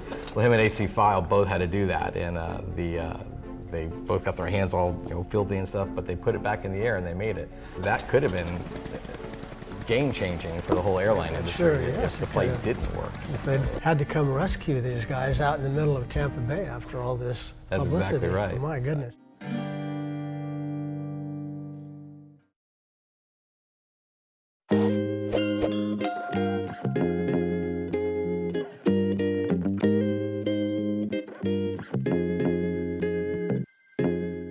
Another great day in St. Pete. We're here at the St. Pete Yacht Club celebrating the 52nd Regatta del Sol Al Sol race. And it's also a celebration of our sister city relationship with Isla Mujeres and the country of Mexico. Isla Mujeres and St. Petersburg are sister city. The main reason is La Regata de Sol a Sol. We are connected. We share culture. It's really a great relationship that helps build economic trade and visitation between the two locations. And we want to continue to build on that relationship as we go forward. So it's a great celebration tonight. Isla Mujeres and St. Petersburg have a long-standing relationship going back to 1969. This race started then, and it was one of a series of races from cities along the U.S. Gulf Coast going to Isla Mujeres. Right now, there's only 2 of those races that have survived to this day. For St. Petersburg, that means we have 2 sister cities, Takamatsu, Japan, which is our oldest, and Isla Mujeres, which was started in 2016. I mean, it's really just a way to recognize the connections that we have with another city around the world and build that economic and cultural connection. It's an amazing relationship. It's a great relationship. We have a great relationship with Mayor Welch. We have a lot of events together. And now, Association of Mexican Mayors has a recognition, an award, the name is ALMA, to Mayor Welch. The reason is the great relationship with Mexico. We really want to be in touch and make sure that the entire world knows that we welcome everyone to participate with St. Pete in our economic growth and enjoying everything that St. Pete has. Buen viaje. Bienvenidos a México.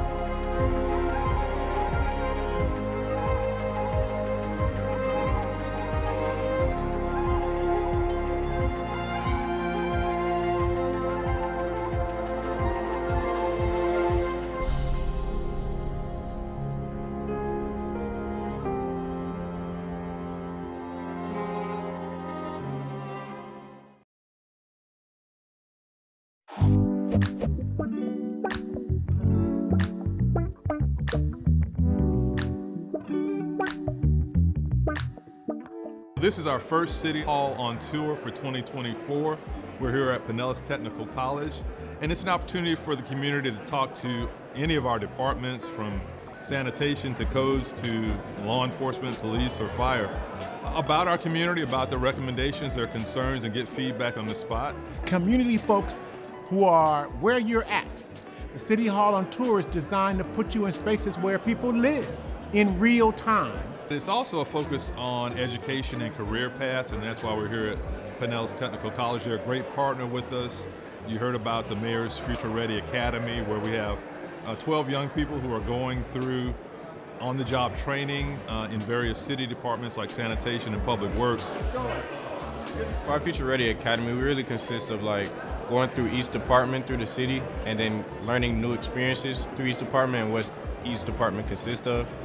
So you kind of get a win-win in each opportunity. So it's kind of a lot through each department. You get to learn a lot. We look at the city of St. Petersburg, from the historic gas plant to all of the housing developments that are going on, corridor development. Most of those are driven by the trades. Plumbers, electricians, craftsmen of all kinds.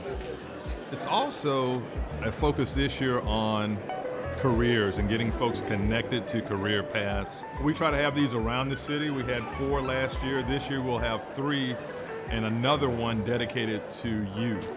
That's how we all move forward together.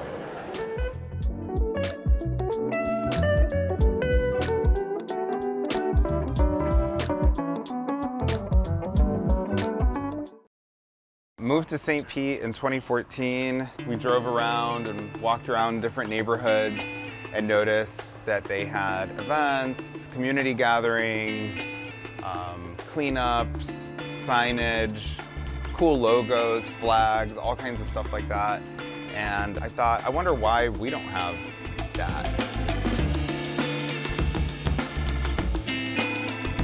For the longest time, one of the things that annoyed us was anytime we met locals from St. Pete, one of the first questions they would ask us is, what neighborhood do you live in, right? And so people would say, well, I live in Kenwood, or I live in North Kenwood, or I live in Old Northeast, or Old Southeast. And we would just say, you know, we're that neighborhood north of North Kenwood. When we were initially looking at this house, on Zillow they had it listed as North Kenwood, which we thought was a bit of a stretch. A little bit of a chin scratcher. Yeah, I think they were trying to kind of just jump on the Kenwood bandwagon. We wanted to have an identity. We wanted to have something that we could be proud of, but also that our neighbors could be proud of together.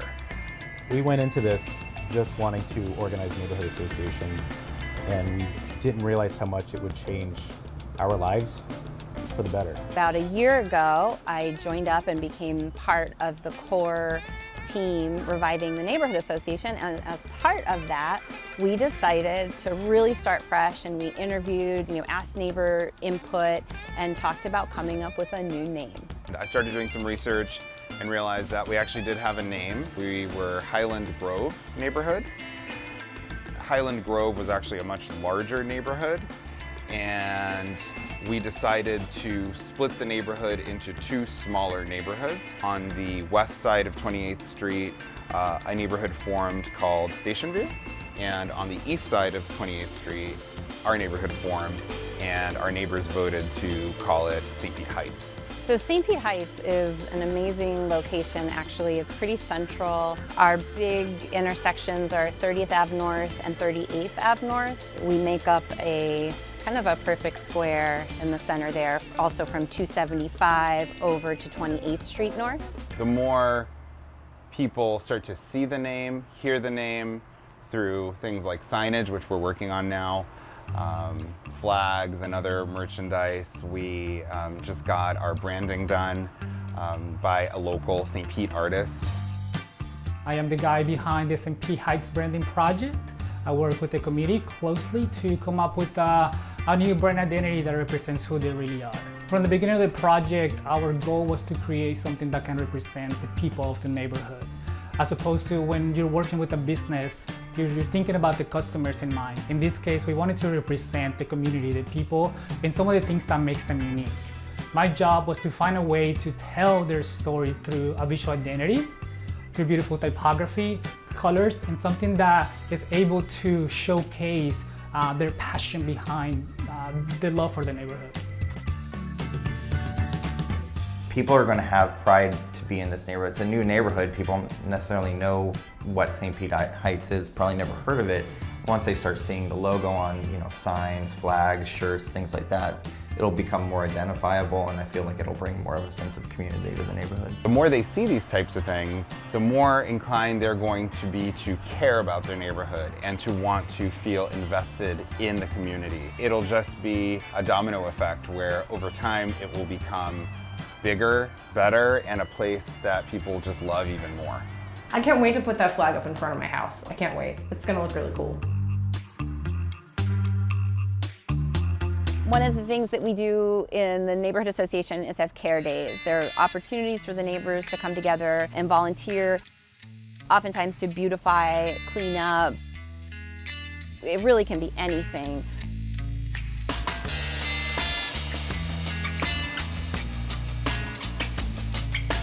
But the most recent one we did was a Drains to Bay project, where we put the signs that say Drains to Bay on the storm drains. We did every one in St. Pete Heights. We had a day where we put signs that say Drains to the Bay on all of our storm drains, so people know that any water that go into the storm drains will wind up in the bay, so they're more careful about that. When we do these care days, we're walking around the streets. Like, how often do you just walk around the streets of your neighborhood doing something like cleaning up? Or people notice that. Neighbors notice that and want to know, like, what are you guys doing? And then we get to talk about the neighborhood association. We even had one guy join in. I would say it's very worth it. We've met so many incredible people in our neighborhood that we didn't even know live just doors down from us. Had it not been for the neighborhood association, had it not been for this initiative that we had, none of that would have been possible. And to me, those human connections are really what it's all about.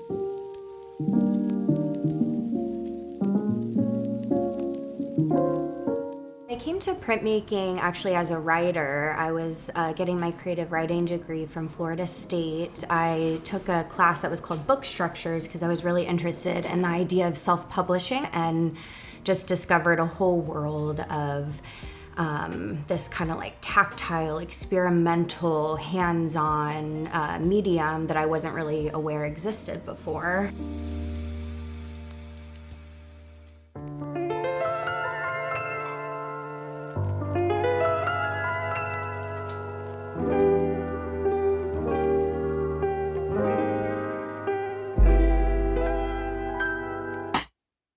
So we do two types of printmaking here, letterpress printing and risograph printing. It looks like a copy machine, but it actually functions like screen printing, where you're layering colors one at a time. So it's color separated. It's really great to have the opportunity to be out at different markets and events to sell our work. Since we don't have really a retail space, it's our opportunity to get our work out there and also be there to kind of tell folks about the process. And there's kind of this excitement when they pick up this card and you can tell that a hand made it. It's a small but mighty, kind of like print-loving community here in St. Pete. We've been able to connect with everyone from local bookstores to local authors and poets that are interested in publishing their own work and making zines, to just art education groups. We're able to kind of connect with all different types of people and excite them about this process. And then this lever here, you press it with your thumb. We're really grateful to have such a supportive community here in St. Pete for local businesses. People get really excited at events, and there's all these fun little mom and pop shops and artists selling their work, things that you can't find in other cities, right? It makes St. Pete very unique. We've been able to make a lot of great connections and collaborations with our fellow local businesses.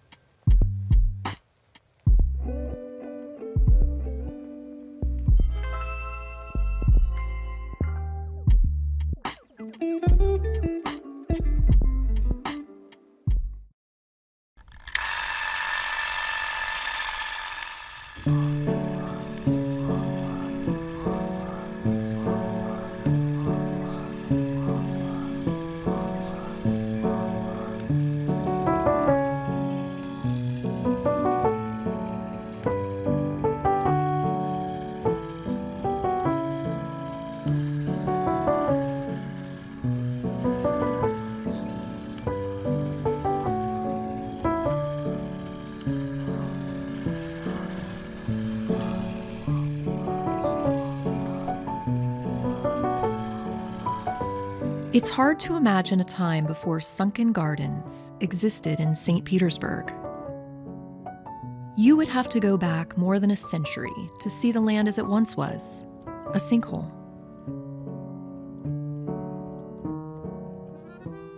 In 1911, George Turner Sr. and his wife Eula purchased 4.1 acres of land 1 mile north of the emerging city center. Due to the sinkhole on site, the land sat 15 feet below street level. But George, a plumber by trade, had an idea. He devised his own terracotta tile system, effectively draining the sinkhole, leaving behind a rich, mucky soil. Perfect conditions for his favorite hobby, gardening. Living a good life with lots of luck in the Florida real estate world, the Turners were doing well. However, after a series of hurricanes and freezes in the area and the downturn of the real estate business in 1926, the Turners were soon left with just the garden. And to make ends meet, they opened a fruit and vegetable stand. Soon, neighbors began to stroll through George's tropical garden, enjoying an array of plants from around the world.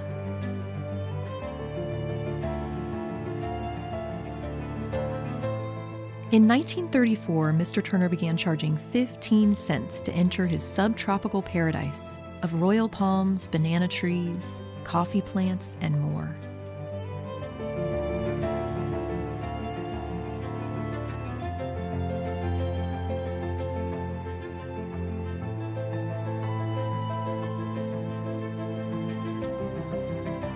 It's hard to imagine the old sinkhole site would become a natural paradise. For 3 generations, the Turners ran Sunken Gardens for almost a century, building a world-renowned attraction complete with beauty contests, celebrities, models, flamingos, and other exotic animals.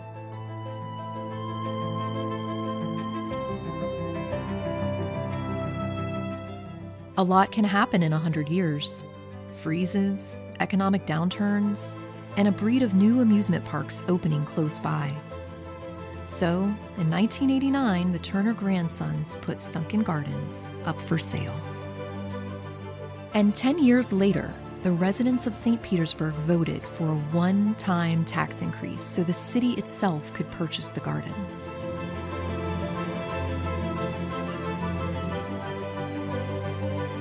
This tropical oasis still stands as one of Florida's oldest and last remaining roadside attractions.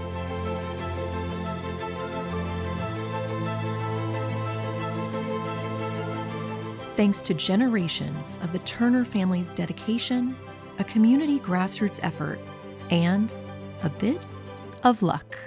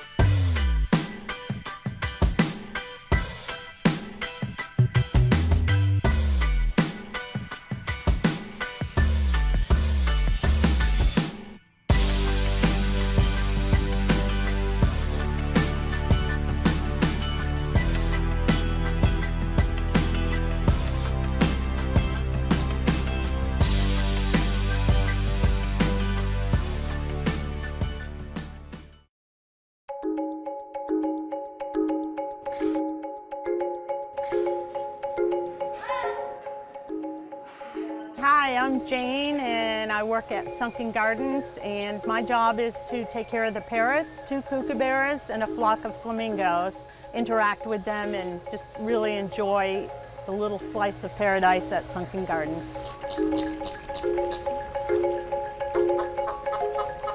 What we're doing is, before we open at 10, getting everything done so that when the public arrives, all the birds are out and fed and happy. They're all unique. They all say different things, and it's just a lot of fun to interact with them. I love this job because it's unique. I don't think I'd ever find another one like it. It's just a really fun experience for me. Flamingos are very sociable and like people, love the people that handle them, and they're very sweet. So the fact that we have two that have been here over 62 years, it's kind of amazing. We also take care of the tortoises. We have South American red-footed tortoises and a huge old alligator snapping turtle. Sunken Gardens is an incredibly beautiful place. If the city hadn't bought it, who knows what this would be like now. To me, it is just an incredible, beautiful place. And when you're in here, you don't even realize that you're in the middle of a busy city. At the end of the day, when I leave, after they're all back inside in their cages, they all tell us bye. Bye. Bye-bye. Bye. The worst part of my day, I guess, is pulling out onto 4th Street. It's just really fun to work here and incredible, good, fun job.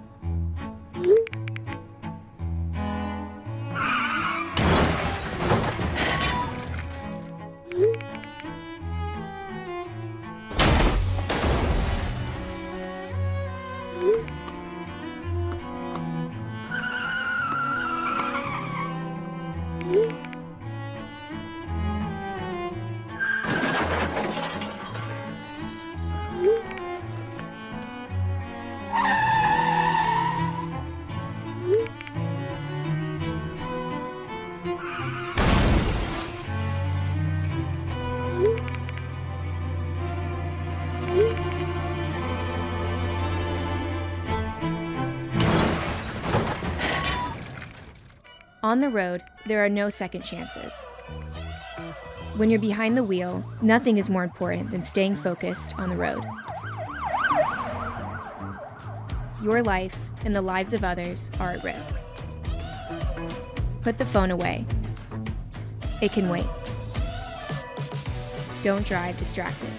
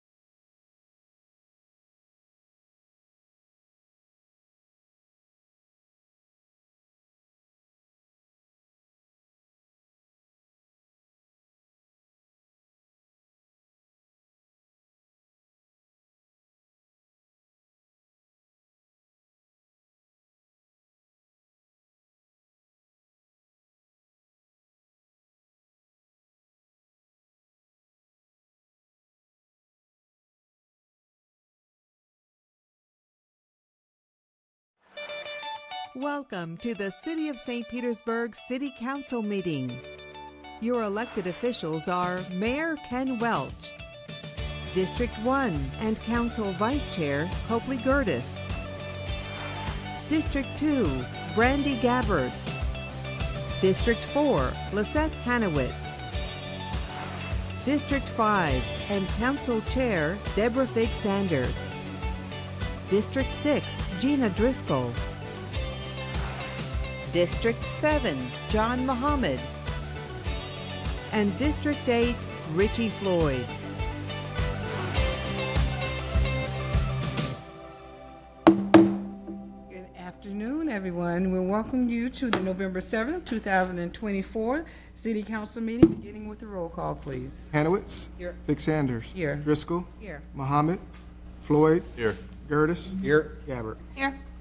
Thank you. Joining us this morning for the invocation is Chaplain John Wentworth from the United States Coast Guard. And following that invocation, we're going to have a moment of silence followed by the Pledge of Allegiance. Would you please join me in standing?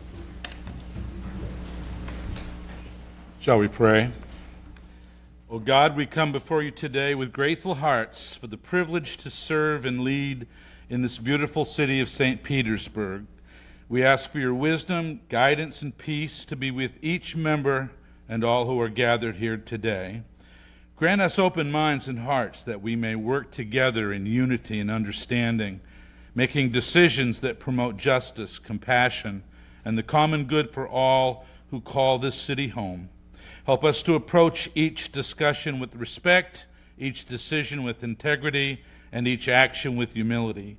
May we be ever mindful of the needs of those that we serve, especially the vulnerable and the undeserved, so that St. Petersburg may flourish as a community of hope, opportunity, and inclusion. We thank you for the diverse gifts, experiences, and perspectives represented here. May they contribute to the richness of this community and the success of their endeavors. Bless this meeting and guide our steps as we strive to honor you in all that we do. With your grace and peace, we pray. Amen. Amen. Please join me in a moment of silence as we honor our fallen first responders. Officer Jean A. Bissett, end of watch, November 10th, 1961.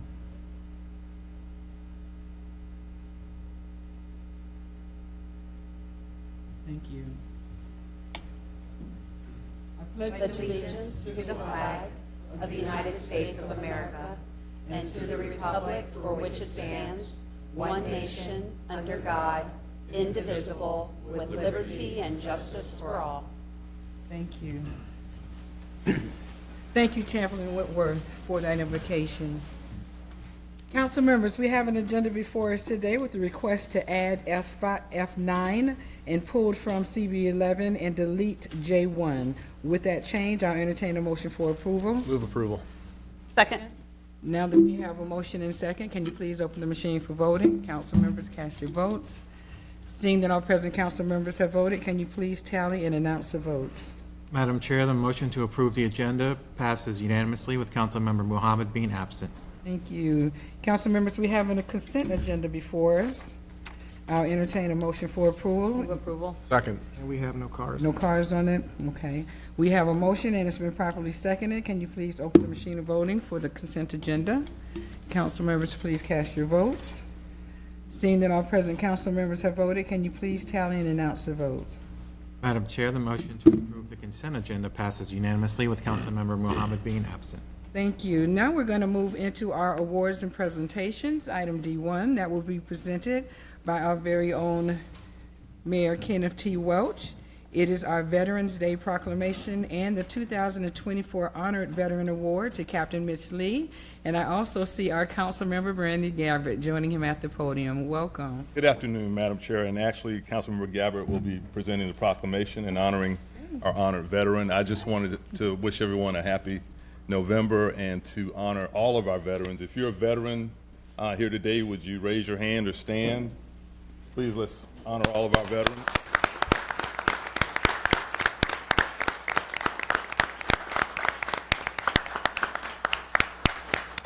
And Madam Chair, I wanted to congratulate you on your re-election. Looking forward to the next 4 years working with you. Thank you so much. Councilmember Gabbert. Thank you, Mayor. Thank you. What about me? All right, good afternoon, everyone. Wanted just to go ahead and first invite my friend, Mitch Lee, to come up and join me here at the podium. So we are going to be presenting this proclamation to him today. Wanted just to introduce him, but first of all, start out by saying that I'm very proud to do this today. Thank you, Mayor, for the opportunity. Mitch is a District 2 resident.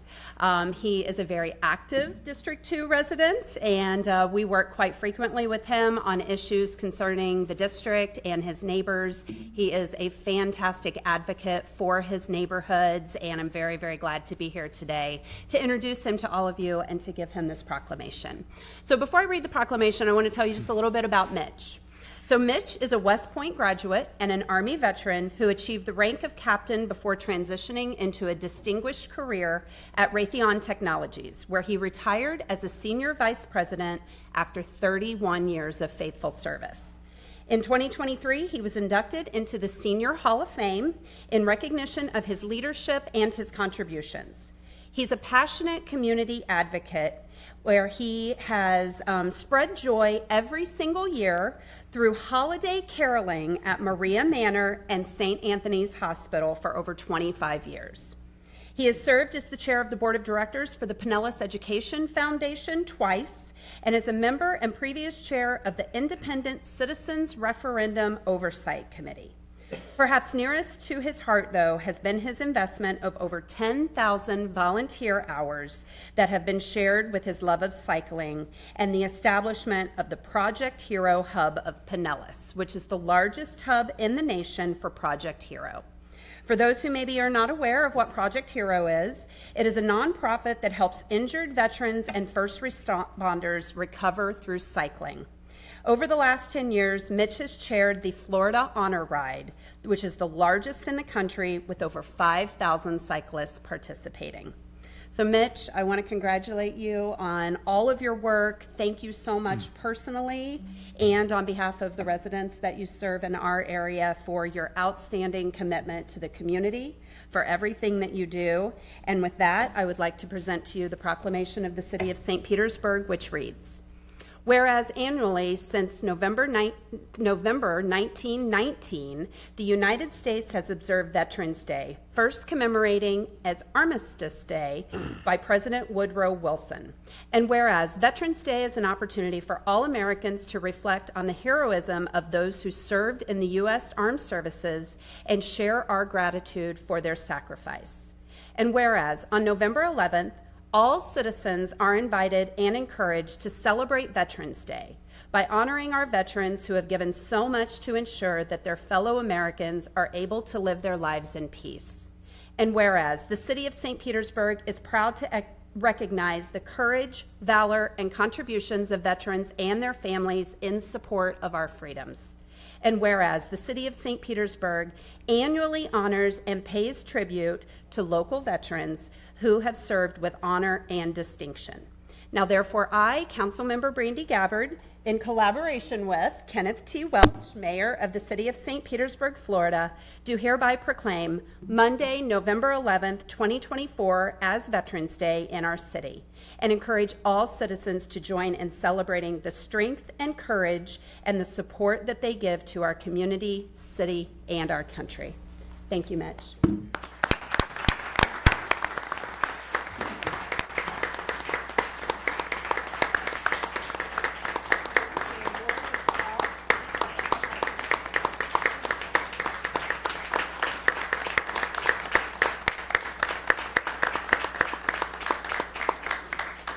I would be remiss in not recognizing a couple of folks that have been a part of my journey. You've heard of Pinellas Education Foundation. With us today is a current chair. I'm a past chair, so that's a past title. Is Bob Bylek, and today we just voted at the foundation to make sure we give $1.6 million to the affected teachers and administrators in the county from the hurricane relief. So. Also with me is Tom Moore. Tom is was a senior vice president of United Healthcare. He's now with Moore Insurance Options. He's also a co-chair of the Florida Honor Ride and a very high member within our Project Here organization, and enjoyed his support over the years. And I just wanted to say, I wasn't expecting this. I came into the Army through West Point, and I joined when the Vietnam War was going on, so it was not a real popular time to be in the military. Just before I graduated, Vietnam shut down. So I was stationed in Germany, and it was during the Cold War, and our job was to protect the Fulda Gap against the Russians and the East Germans from coming through. And as one of my fellow soldiers said one time, "You must have done a really good job because they never came through." So that was the era that I was in service, and then I've been in St. Petersburg for over 40 years, and love this city, and I love the support we've received for all the things that are dear to my heart. And Copley Gertie's dad used to work for me, Charlie Gertie, so thank you. Thank you again, Mitch.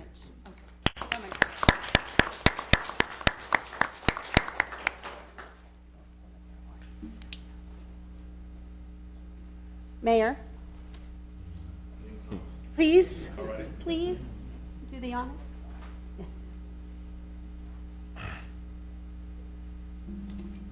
Thank you. Congratulations, Mitch. Here's your proclamation. There you go. Thank you. Thank you, Madam Chair. Thank you. Okay, so now we'll move into open forum. Clerk, can you please read the rules? If you wish to address City Council on subjects other than public hearings or quasi-judicial items listed on the agenda, please sign up with the clerk. Only the individual wishing to speak may sign the open forum sheet. Only city residents, owners of property, business owners in the city, or their employees may speak. All issues discussed under open forum must be limited to issues related to the City of St. Petersburg government. If you are speaking to an item on the agenda, you may only speak once during the open forum or when the item comes up on the agenda. In order to provide an opportunity for all citizens to address council, each individual will be given 3 minutes to speak, and after which the microphone will be muted. If you wish to address City Council through the Zoom meeting, you must use the raise hand feature button in the Zoom app or enter *9 on your phone at the time the agenda item is addressed. When it is your turn to speak, you will be unmuted and asked to state your name and address. At the conclusion of your comments or when you reach the 3-minute time limit, you will be muted. All raised hands will be lowered after each agenda item. Regardless of the method of participation used, normal rules apply, including the 3-minute time limit on comments, the requirement that any presentation materials must be submitted in advance of the meeting, and the rules of decorum. If live public comment is disrupted by violations of the rules of decorum, the chair is authorized to accept public comment by alternate means, including by email only. And we do have one speaker, Teresa Hilliard. Please go to either podium, state your name and address for the record, and you have 3 minutes to address City Council. Good afternoon. My name is Therese Hilliard. My address is 758 58th Avenue Northeast, St. Petersburg, Florida. I'm a 56-year resident of the Edgemore neighborhood, and I have 19 years working in communities and neighborhoods throughout the city of St. Petersburg, both with the AmeriCorps Vista program and with the City of St. Pete's Neighborhood Partnership Program. I've come to you today to speak about our neighborhood specifically.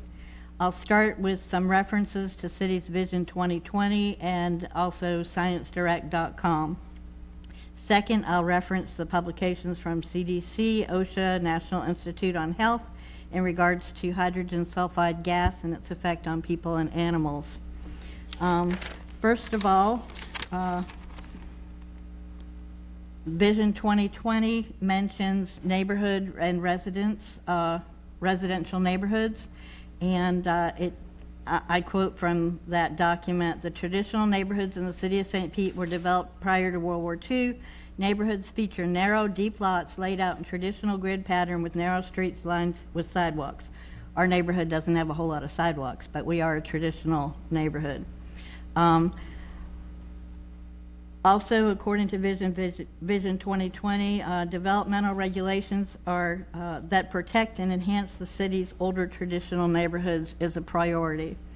Residential roadways are designed to be light-duty, limited to passenger cars and service trucks. Livable Streets 2.0 from 2021 says, "A residential street is a street where people live, including children, adults, elderly individuals, and characterized by its potential to serve as a nurturing environment for families and communities." Second on the agenda is hydrogen sulfide gas. Hydrogen sulfide gas has, sorry, I'm flipping through my notes. I did this kind of fast this morning. Hydrogen sulfide is a colorless, flammable gas with the characteristic odor of rotten eggs. It has the propensity to cause headaches, nausea, and other problems, and is also a contact irritant. It is highly toxic to aquatic wildlife, and it interferes with the respiratory system of the aquatic wildlife, essentially suffocating animals even when there is oxygen present. Now I'll tie these two things together for you, because I guess you're wondering what's going on with this. The reason I came to you today to talk about this is I have heard rumors and ideas floated around that the city department representatives have been expressing a possible proposed holding site for the... Thank you so much. Thank you. Do we have anyone on Zoom? No. No one on Zoom. Okay, so now we'll close open forum and we'll move to our new ordinances. Oh, I'm sorry. Madam Chair, if I could, I just wanted to, I think where Ms. Hilliard might be going is that there's concern that Puryear Park might be used as a DMS site, and that is, I think Mr. Administrator Jeffries will have a report later, but that is not going to happen at that location. Okay. Thank you, Madam Chair. Thank you. I didn't see it on the board. Thank you so much. Okay, so now we'll close open forum and we'll move to new ordinances, taking up E1. Clerk, can you please read the title? Ma'am, proposed ordinance number 601H, an ordinance enacting year-end appropriation adjustments for fiscal year 2024 for the operating budget and capital improvement program budget and adjustments to the fiscal year 2025 budget and providing an effective date. And the public hearing for this item is on November 21st, and we have no cards. Okay, thank you. So joining us is Budget Director, Ms. Elizabeth Mackhoffs. Good afternoon, Chair and City Council members. This afternoon's the first reading of the FY 24-25 Budget Cleanup Ordinance, also known as Budget Reconciliation.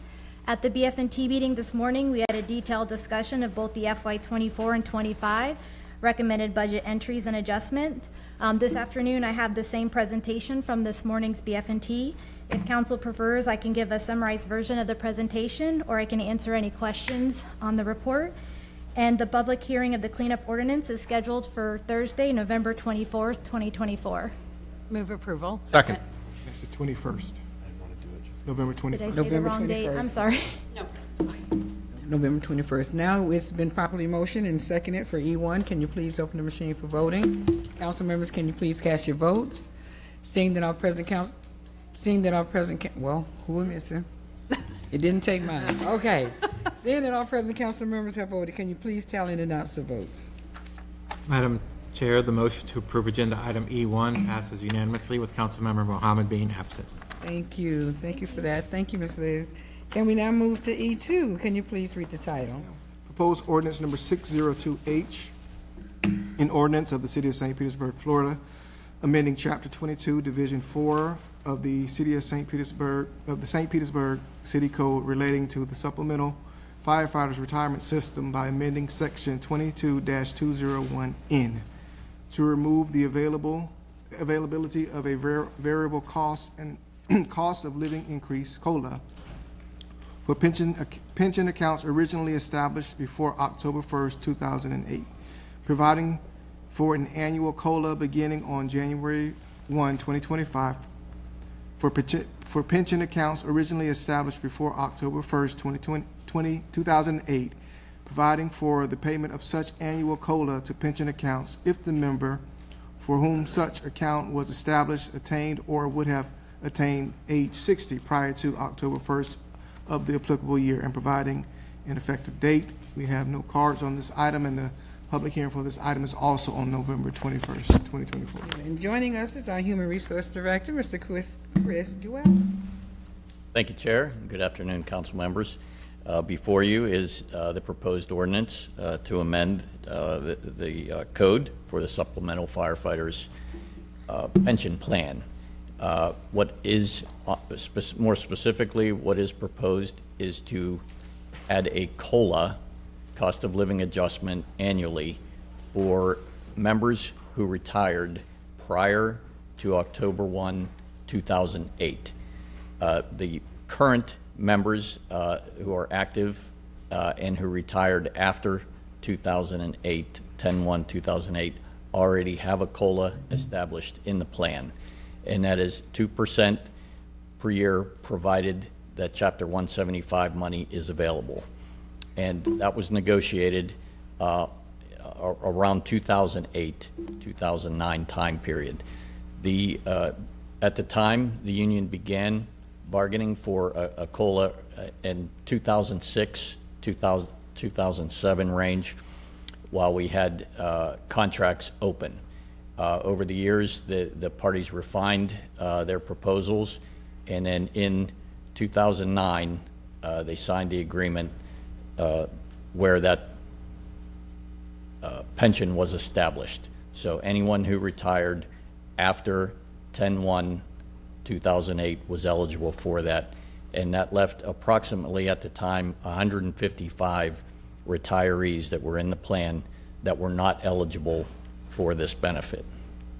So ever since that time, that a group of those retirees have asked the union and asked city officials to do something to give them a COLA.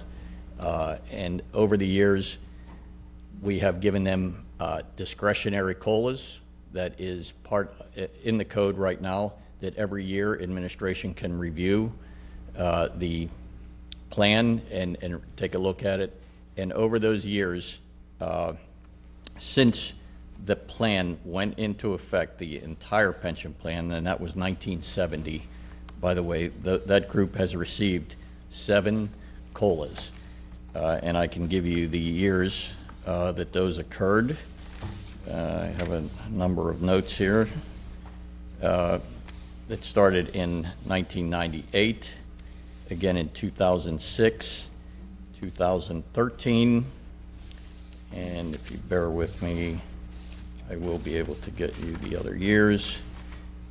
Another one in 2017, and then 2 recent in 23 and 24. So they have received some discretionary COLAs, but they are not permanent, and that is what they are seeking with this. And administration listened to the group and has proposed a 1% COLA for them every year, up to 1% depending on the CPI.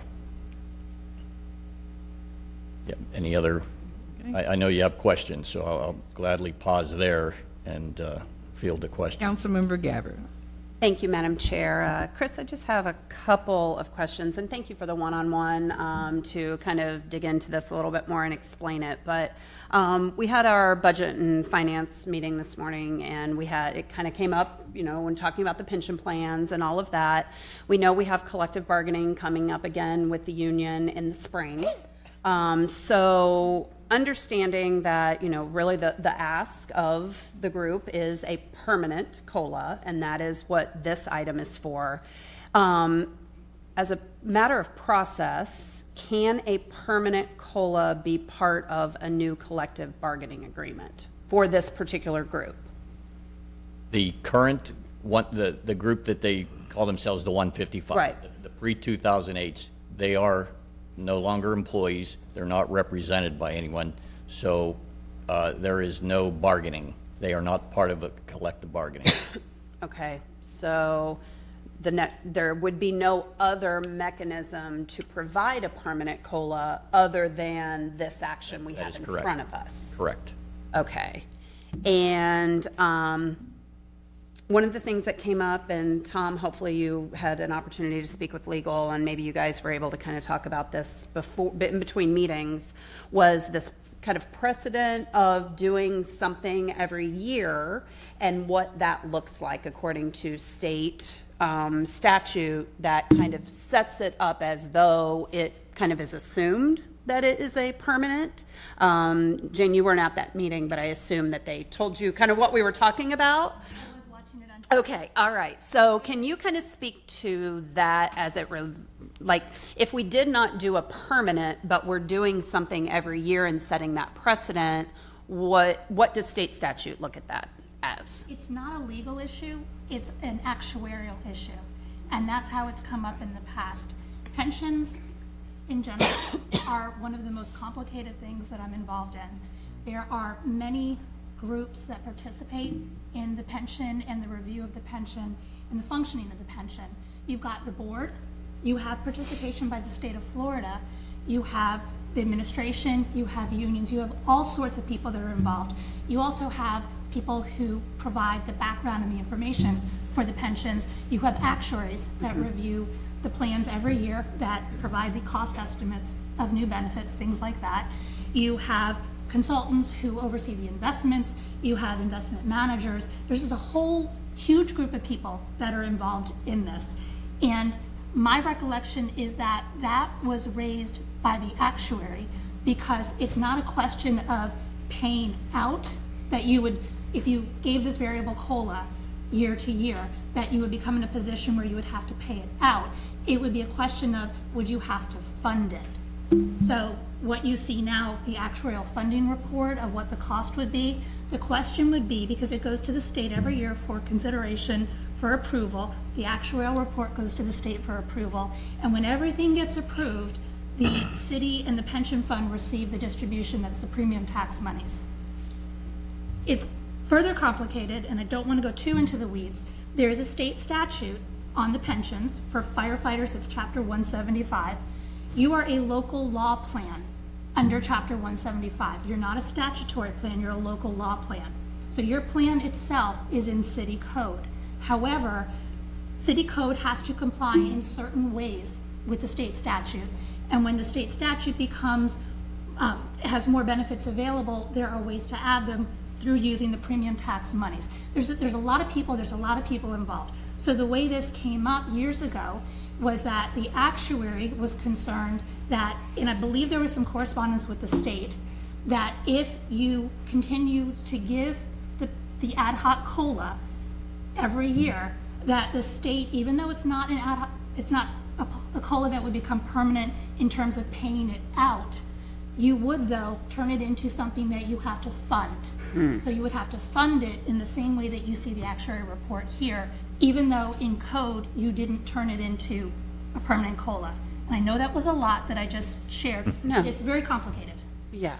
And you would have to fund it at the amount of the most recent COLA or an average of? It was never very clear on that. Okay. It was more of a historical look.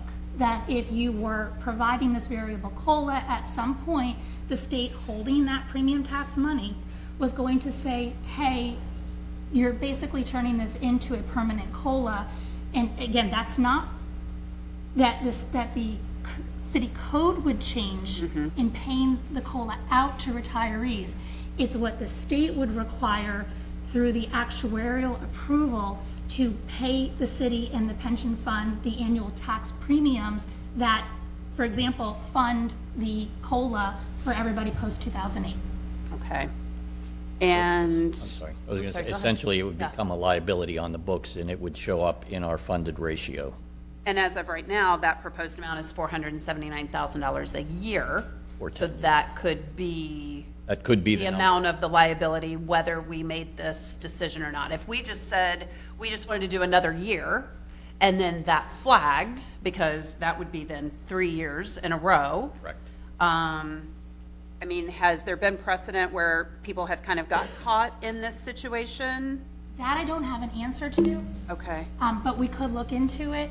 My understanding is it was a concern that was raised by the actuary, because every year the actuaries come and they report to the pension boards in person. And so there are long conversations every year at one meeting a year by the actuaries. And all three pension boards have the same actuary, and police and fire both have the state statutory requirements of Chapter 175 and Chapter 185. Right. So it was in those conversations with the actuary, the concern, if you continue to give an ad hoc COLA, more often than not, at some point, the state might take the position that this has become permanent from a funding perspective. Okay. And I think my concerns are just twofold, and then I'll stop and hear from my colleagues. But one, like we talked this morning about, you know, kind of the percentage of funded on the plan. And, you know, this time last year was 94.94% funded. This year it just happens to be 112,000 or percent, sorry. And so this year, I mean, looks great, right? We're not as worried about the funding, but moving forward, and then to also know that, you know, is coming from the general fund.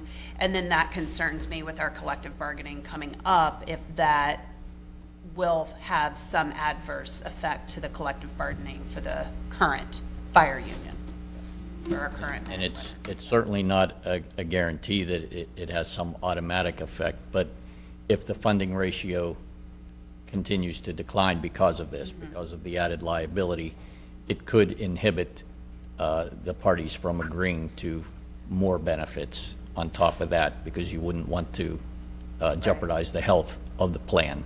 So adding this to the liability sheet, you know, it does have impact, yes. Okay. Thank you, Madam Chair. Thank you. Vice Chair Gertis. Thank you, Madam Chair. Okay, let's just, Chris, I'm going to pick up where Councilmember Gabbard left off. So for what you're saying is that if this were to have a negative effect on the percentage funded of the pension going forward, not that it necessarily will, but it could affect future negotiations. And so I know a big part of this was equity, and I don't think anybody up here disagrees that we want to be equitable. But I just want to put some data around that. So we're talking about, I think I should have the number right in front of me, and I apologize. It's about 158 members that this affects. Down 149. 49. I put a 5 instead of an 8. And how many members are in the pension program post 2008? So that would be active 350. I'm sorry, how many? Well, it would be active plus anybody that turns 60 after 2008. It wouldn't just be active. Of the post-2008, the ones that are receiving the 2% COLA, it's 110. Okay. And then everybody else is still active? And well, I should say they're active, or folks who haven't hit age 60, which is that cutoff. Okay. But yeah. If there's a way to find out in the next couple of minutes, total participants, whether they're taking a benefit or not currently in the post-2008, I'd really like to have that number. If we can find that. The second part of it is, okay, let's talk about the Chapter 175. Has the Chapter 175 money since 2008 not been available? Not any year did we not receive a healthy check. Okay, and so since 2008, there has been some sort of COLA addition to the plan, Correct. whether it be, Just to clarify, it went into effect in January 1 of 2010. okay, so, Every year excuse since me, 2010, 2010, the COLA has been funded at the fully 2%. whether that, at the full 2%? Correct. Okay. And then, again, going back to something Councilmember Gabbard brought up, there was a negotiation pre-2008 that I'm assuming those members had representation in a negotiation, but then whether from 1970 to 2008, at some point, those members had representation during collective bargaining for their benefits. Correct. They could have bargained a COLA at any time during contract negotiations. Okay. So that's the part I struggle with a little bit. And so listen, I've spoken to some of these members. I get the intention of this, but I struggle with it because they had an opportunity to negotiate. They're renegotiating now on their own outside of collective bargaining, right? And then current members and people who haven't taken benefits yet of a number that we know is going to be larger than the 149. We know it's going to be bigger. It's just about how much bigger. Absolutely. Then could be worse off because of that. Because they wouldn't be able to negotiate things going forward if it negatively affects the pension program. Correct. Okay, that's where I struggle with this. And so I'm gonna listen to some of my colleagues. I'd like the number. And I want to support, like I said, I've had these conversations with multiple of them. But I am struggling with a renegotiation outside of an already done negotiation. And so I'll leave it there for now. But I would like to get the number. Thank you, Chris, for your answers. Thank you. Councilmember Hanowitz. Thank you, Chris. And like Councilmember Gabbard and Vice Chair Gerda said, we had a discussion about this at the Budget Committee meeting this morning, and I have similar concerns. And part of it, I'm going to start with the fact that this was bargained for. And what I don't understand is what they got instead of this. And what do the current members don't have? So when we talk about what's equitable, I guarantee you they may have benefits that current members may not have, that I don't know about. So is there a difference in terms of benefits right now that group is getting? No. Okay, so nothing in terms of insurance? Change. Nothing. Where I think you were headed with that is, say, from 1970 up to 2006, when the union did not bargain for a COLA, they were trading other things at the time. Okay. So maybe higher wages, maybe reduced work weeks, things of that nature took priority. But then, like I said, in around 2006, the union made this a priority and started to bargain that. And at that time, they may have sacrificed wages or something else. Right. And that's the hard part with this is you have collective bargaining for a reason. You have the issues at the table. Everyone's at the table. Everyone. And they come to an agreement. And we have members now that are going to be doing the same thing. And now we're opening this door. We're making it permanent. It could have, we know it could have negative effects on the members now. We're aware of that. I think it's important to be fair, but what I can't understand is why this wasn't a priority when they were bargaining.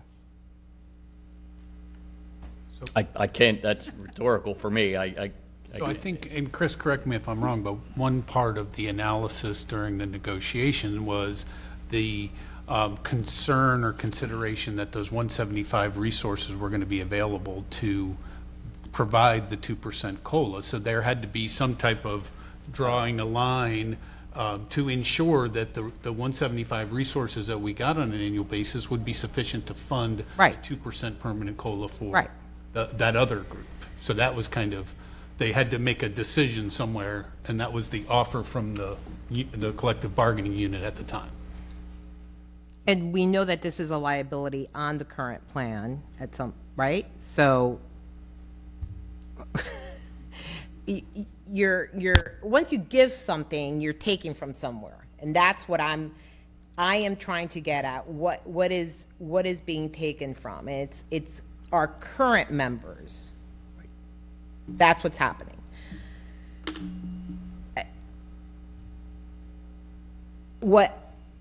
In legal, you mentioned the fact that there's not a legal requirement.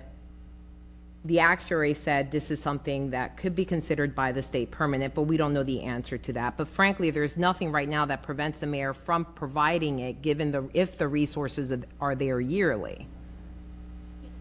My recollection, and Chris, I would defer to you, there was interaction with the state and the actuary on that question?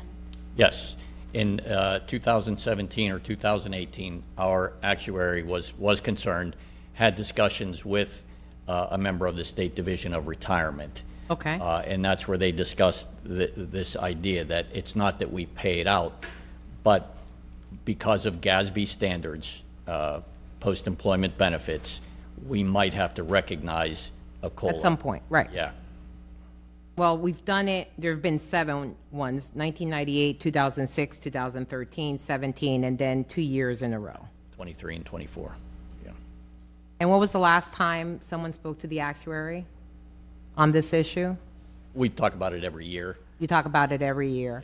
Someone mentioned there was a report done. I don't think we've been provided with that report. The actuarial? Yeah, on this issue. But have they done it on this issue specifically?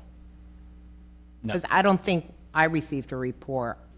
No, we have not asked for them to do a study or to look into it because we've been conscious of trying not to establish patterns.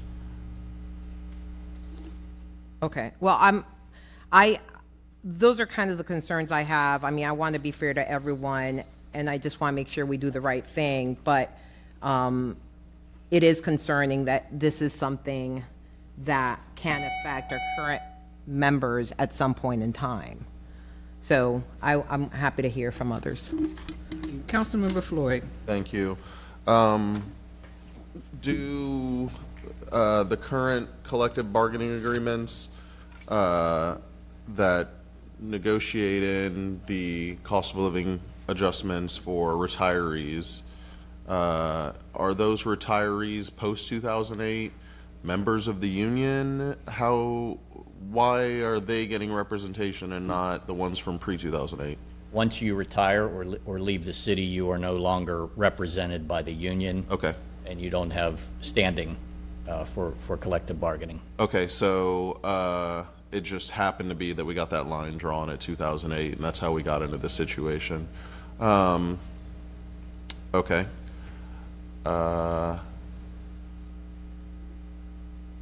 I think what I want to say is we can, move this forward today, pass it in a couple of weeks. I don't remember the date that it had on here.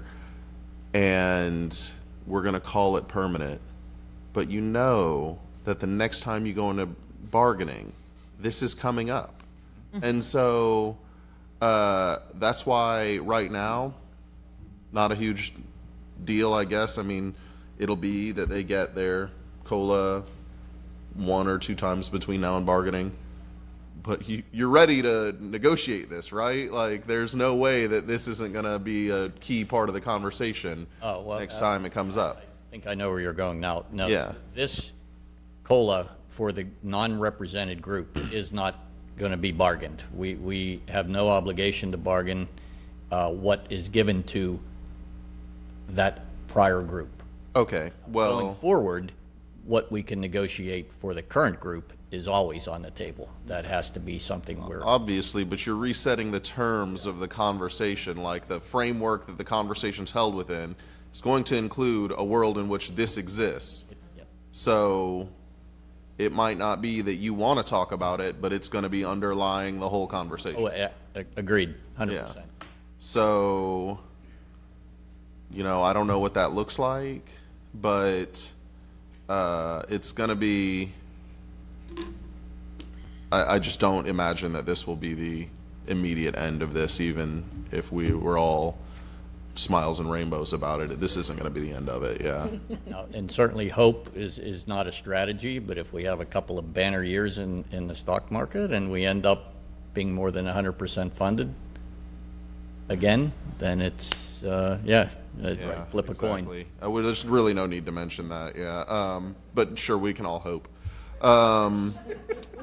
The other thing I would add is, let's see if I can remember. I think we all would have just felt more comfortable if this just had happened during a CBA bargaining process. And then I keep having things pop in my mind and then lose them. I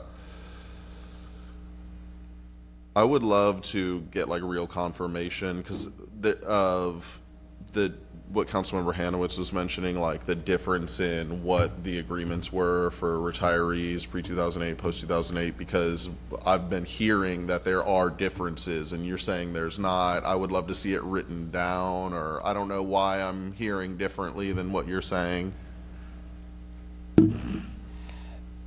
There's no two CBAs the same, especially after 20-something years, yeah. We didn't always negotiate pensions. So since that 2008 and prior, the same years of service requirements are there, the same look back of your highest 3 years of pay are what counts as your pension, what your monthly benefit will be.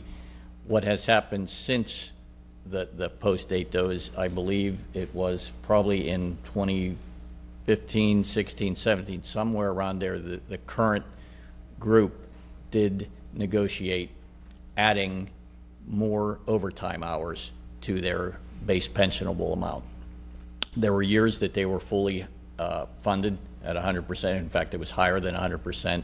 So they took the opportunity to negotiate that benefit for themselves. So that is different than what the 2008 group is getting, because they obviously are not working anymore. They can't put any overtime into their base. Okay, well, I'm going to leave it there right now for today. This is a first hearing, yeah, so it's very possible more comes up between now and the next time. I'm grateful for the one-on-one. You have more to add, I guess? Yeah, Steve, do you have? Yes. Well, this is Steve Carnegie. He's our. And just to answer Councilman Gertis's question, the total population of this group is, as a whole, the post-2010-2008 group is 359, of which 110 are eligible right now. For example, who just received a COLA, with the October 31st pension payments. So obviously, this group will, obviously, as they get closer to 60 and they hit 60, that number will obviously increase. So. I'm finished. Thank you, Chair. Councilmember Driscoll. Thank you.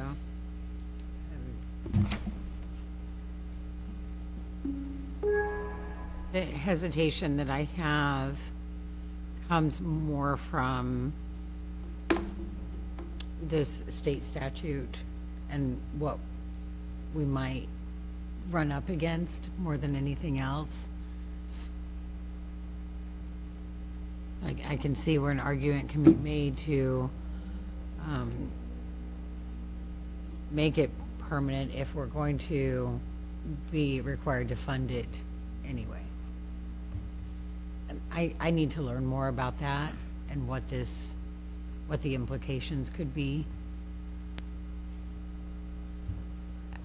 Another hesitation is that no, I I don't think this would be the end. If we do this part, then I can imagine it's only a matter of time before some additional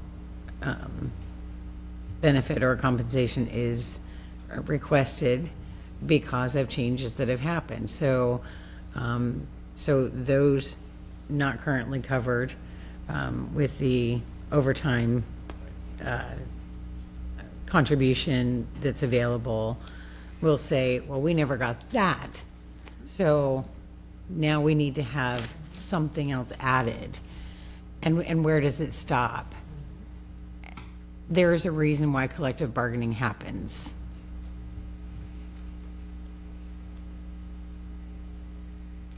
And I think it's a good and healthy thing that there is the option for a discretionary COLA to be given. Even if we do it often enough where eventually we're required to fund it. It's a tough thing because I want people to have that.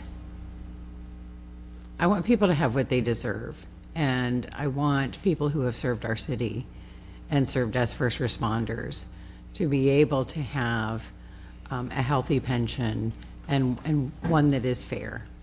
It's really unfortunate what happened in the past. I'm not sure that we can fix everything, and we do have to be careful about the precedent that this would set. And I'm not even worried so much about finding the money, because this is the type of thing that's worth it. That's why I'm okay with the discretionary that's given. But I'm not. I think the risks outweigh the rewards if we go down this path of making this permanent.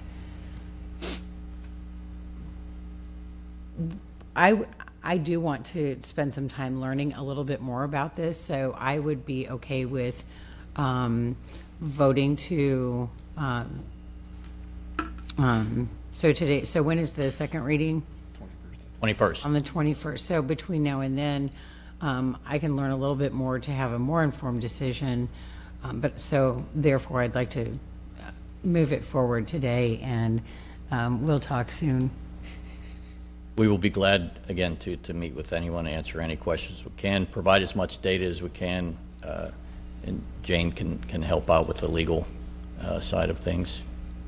Yeah, thank you. I'll just close by saying that if it was my dad who was asking for this, I would want him to have it because I know he would have deserved it. But there are other considerations that as city council members we have to take into account as we make these kinds of decisions. So it's not an easy one. Thank you, Madam Chair. Vice Chair Gertis. Thank you, Madam Chair. I just have one last question. Inside, holy moly, 3 committee meetings this morning. Our other pension programs, are they also split into groups? Like, has this happened in our other pension? No, both of the other plans have COLAs that were implemented long ago and applied to everyone. Okay, but there's no other split like pre-2008, post-2008 like there is, whether it's for a COLA or anything else? No. So for example, for police, there are literally 3 plans. It's a 70 and 84 plan, supplemental plan, and then there's a police prior plan, and then you have the fire prior plan, and then you have the fire sub plan. That's where you have this group, this unique group. There isn't another group out there, another pension plan that has, a subset. Mm-hmm. That is actually impacted in this way. Okay. They're treated one way. And so this is the only group that really, so if we went and changed the ERS tomorrow, it would change for everybody. It would. See, that makes a difference. I think we should have led with that. That would be up, if the union, the FPSU came. They could have negotiated. To negotiate a change. Because they all have representation. Yes. Every single member. I think this conversation could have gone a little easier if we had had a little bit of that background, because for one subset of 158 not to have representation while every other participating member of pension programs in the city of St. Petersburg does, makes this a little different. And they did. I still don't like how it's going down, but it makes it a little different. Yeah, and but they were, as we had discussed, they were fully represented. Yeah, right. No, I know. That's part of the point I made.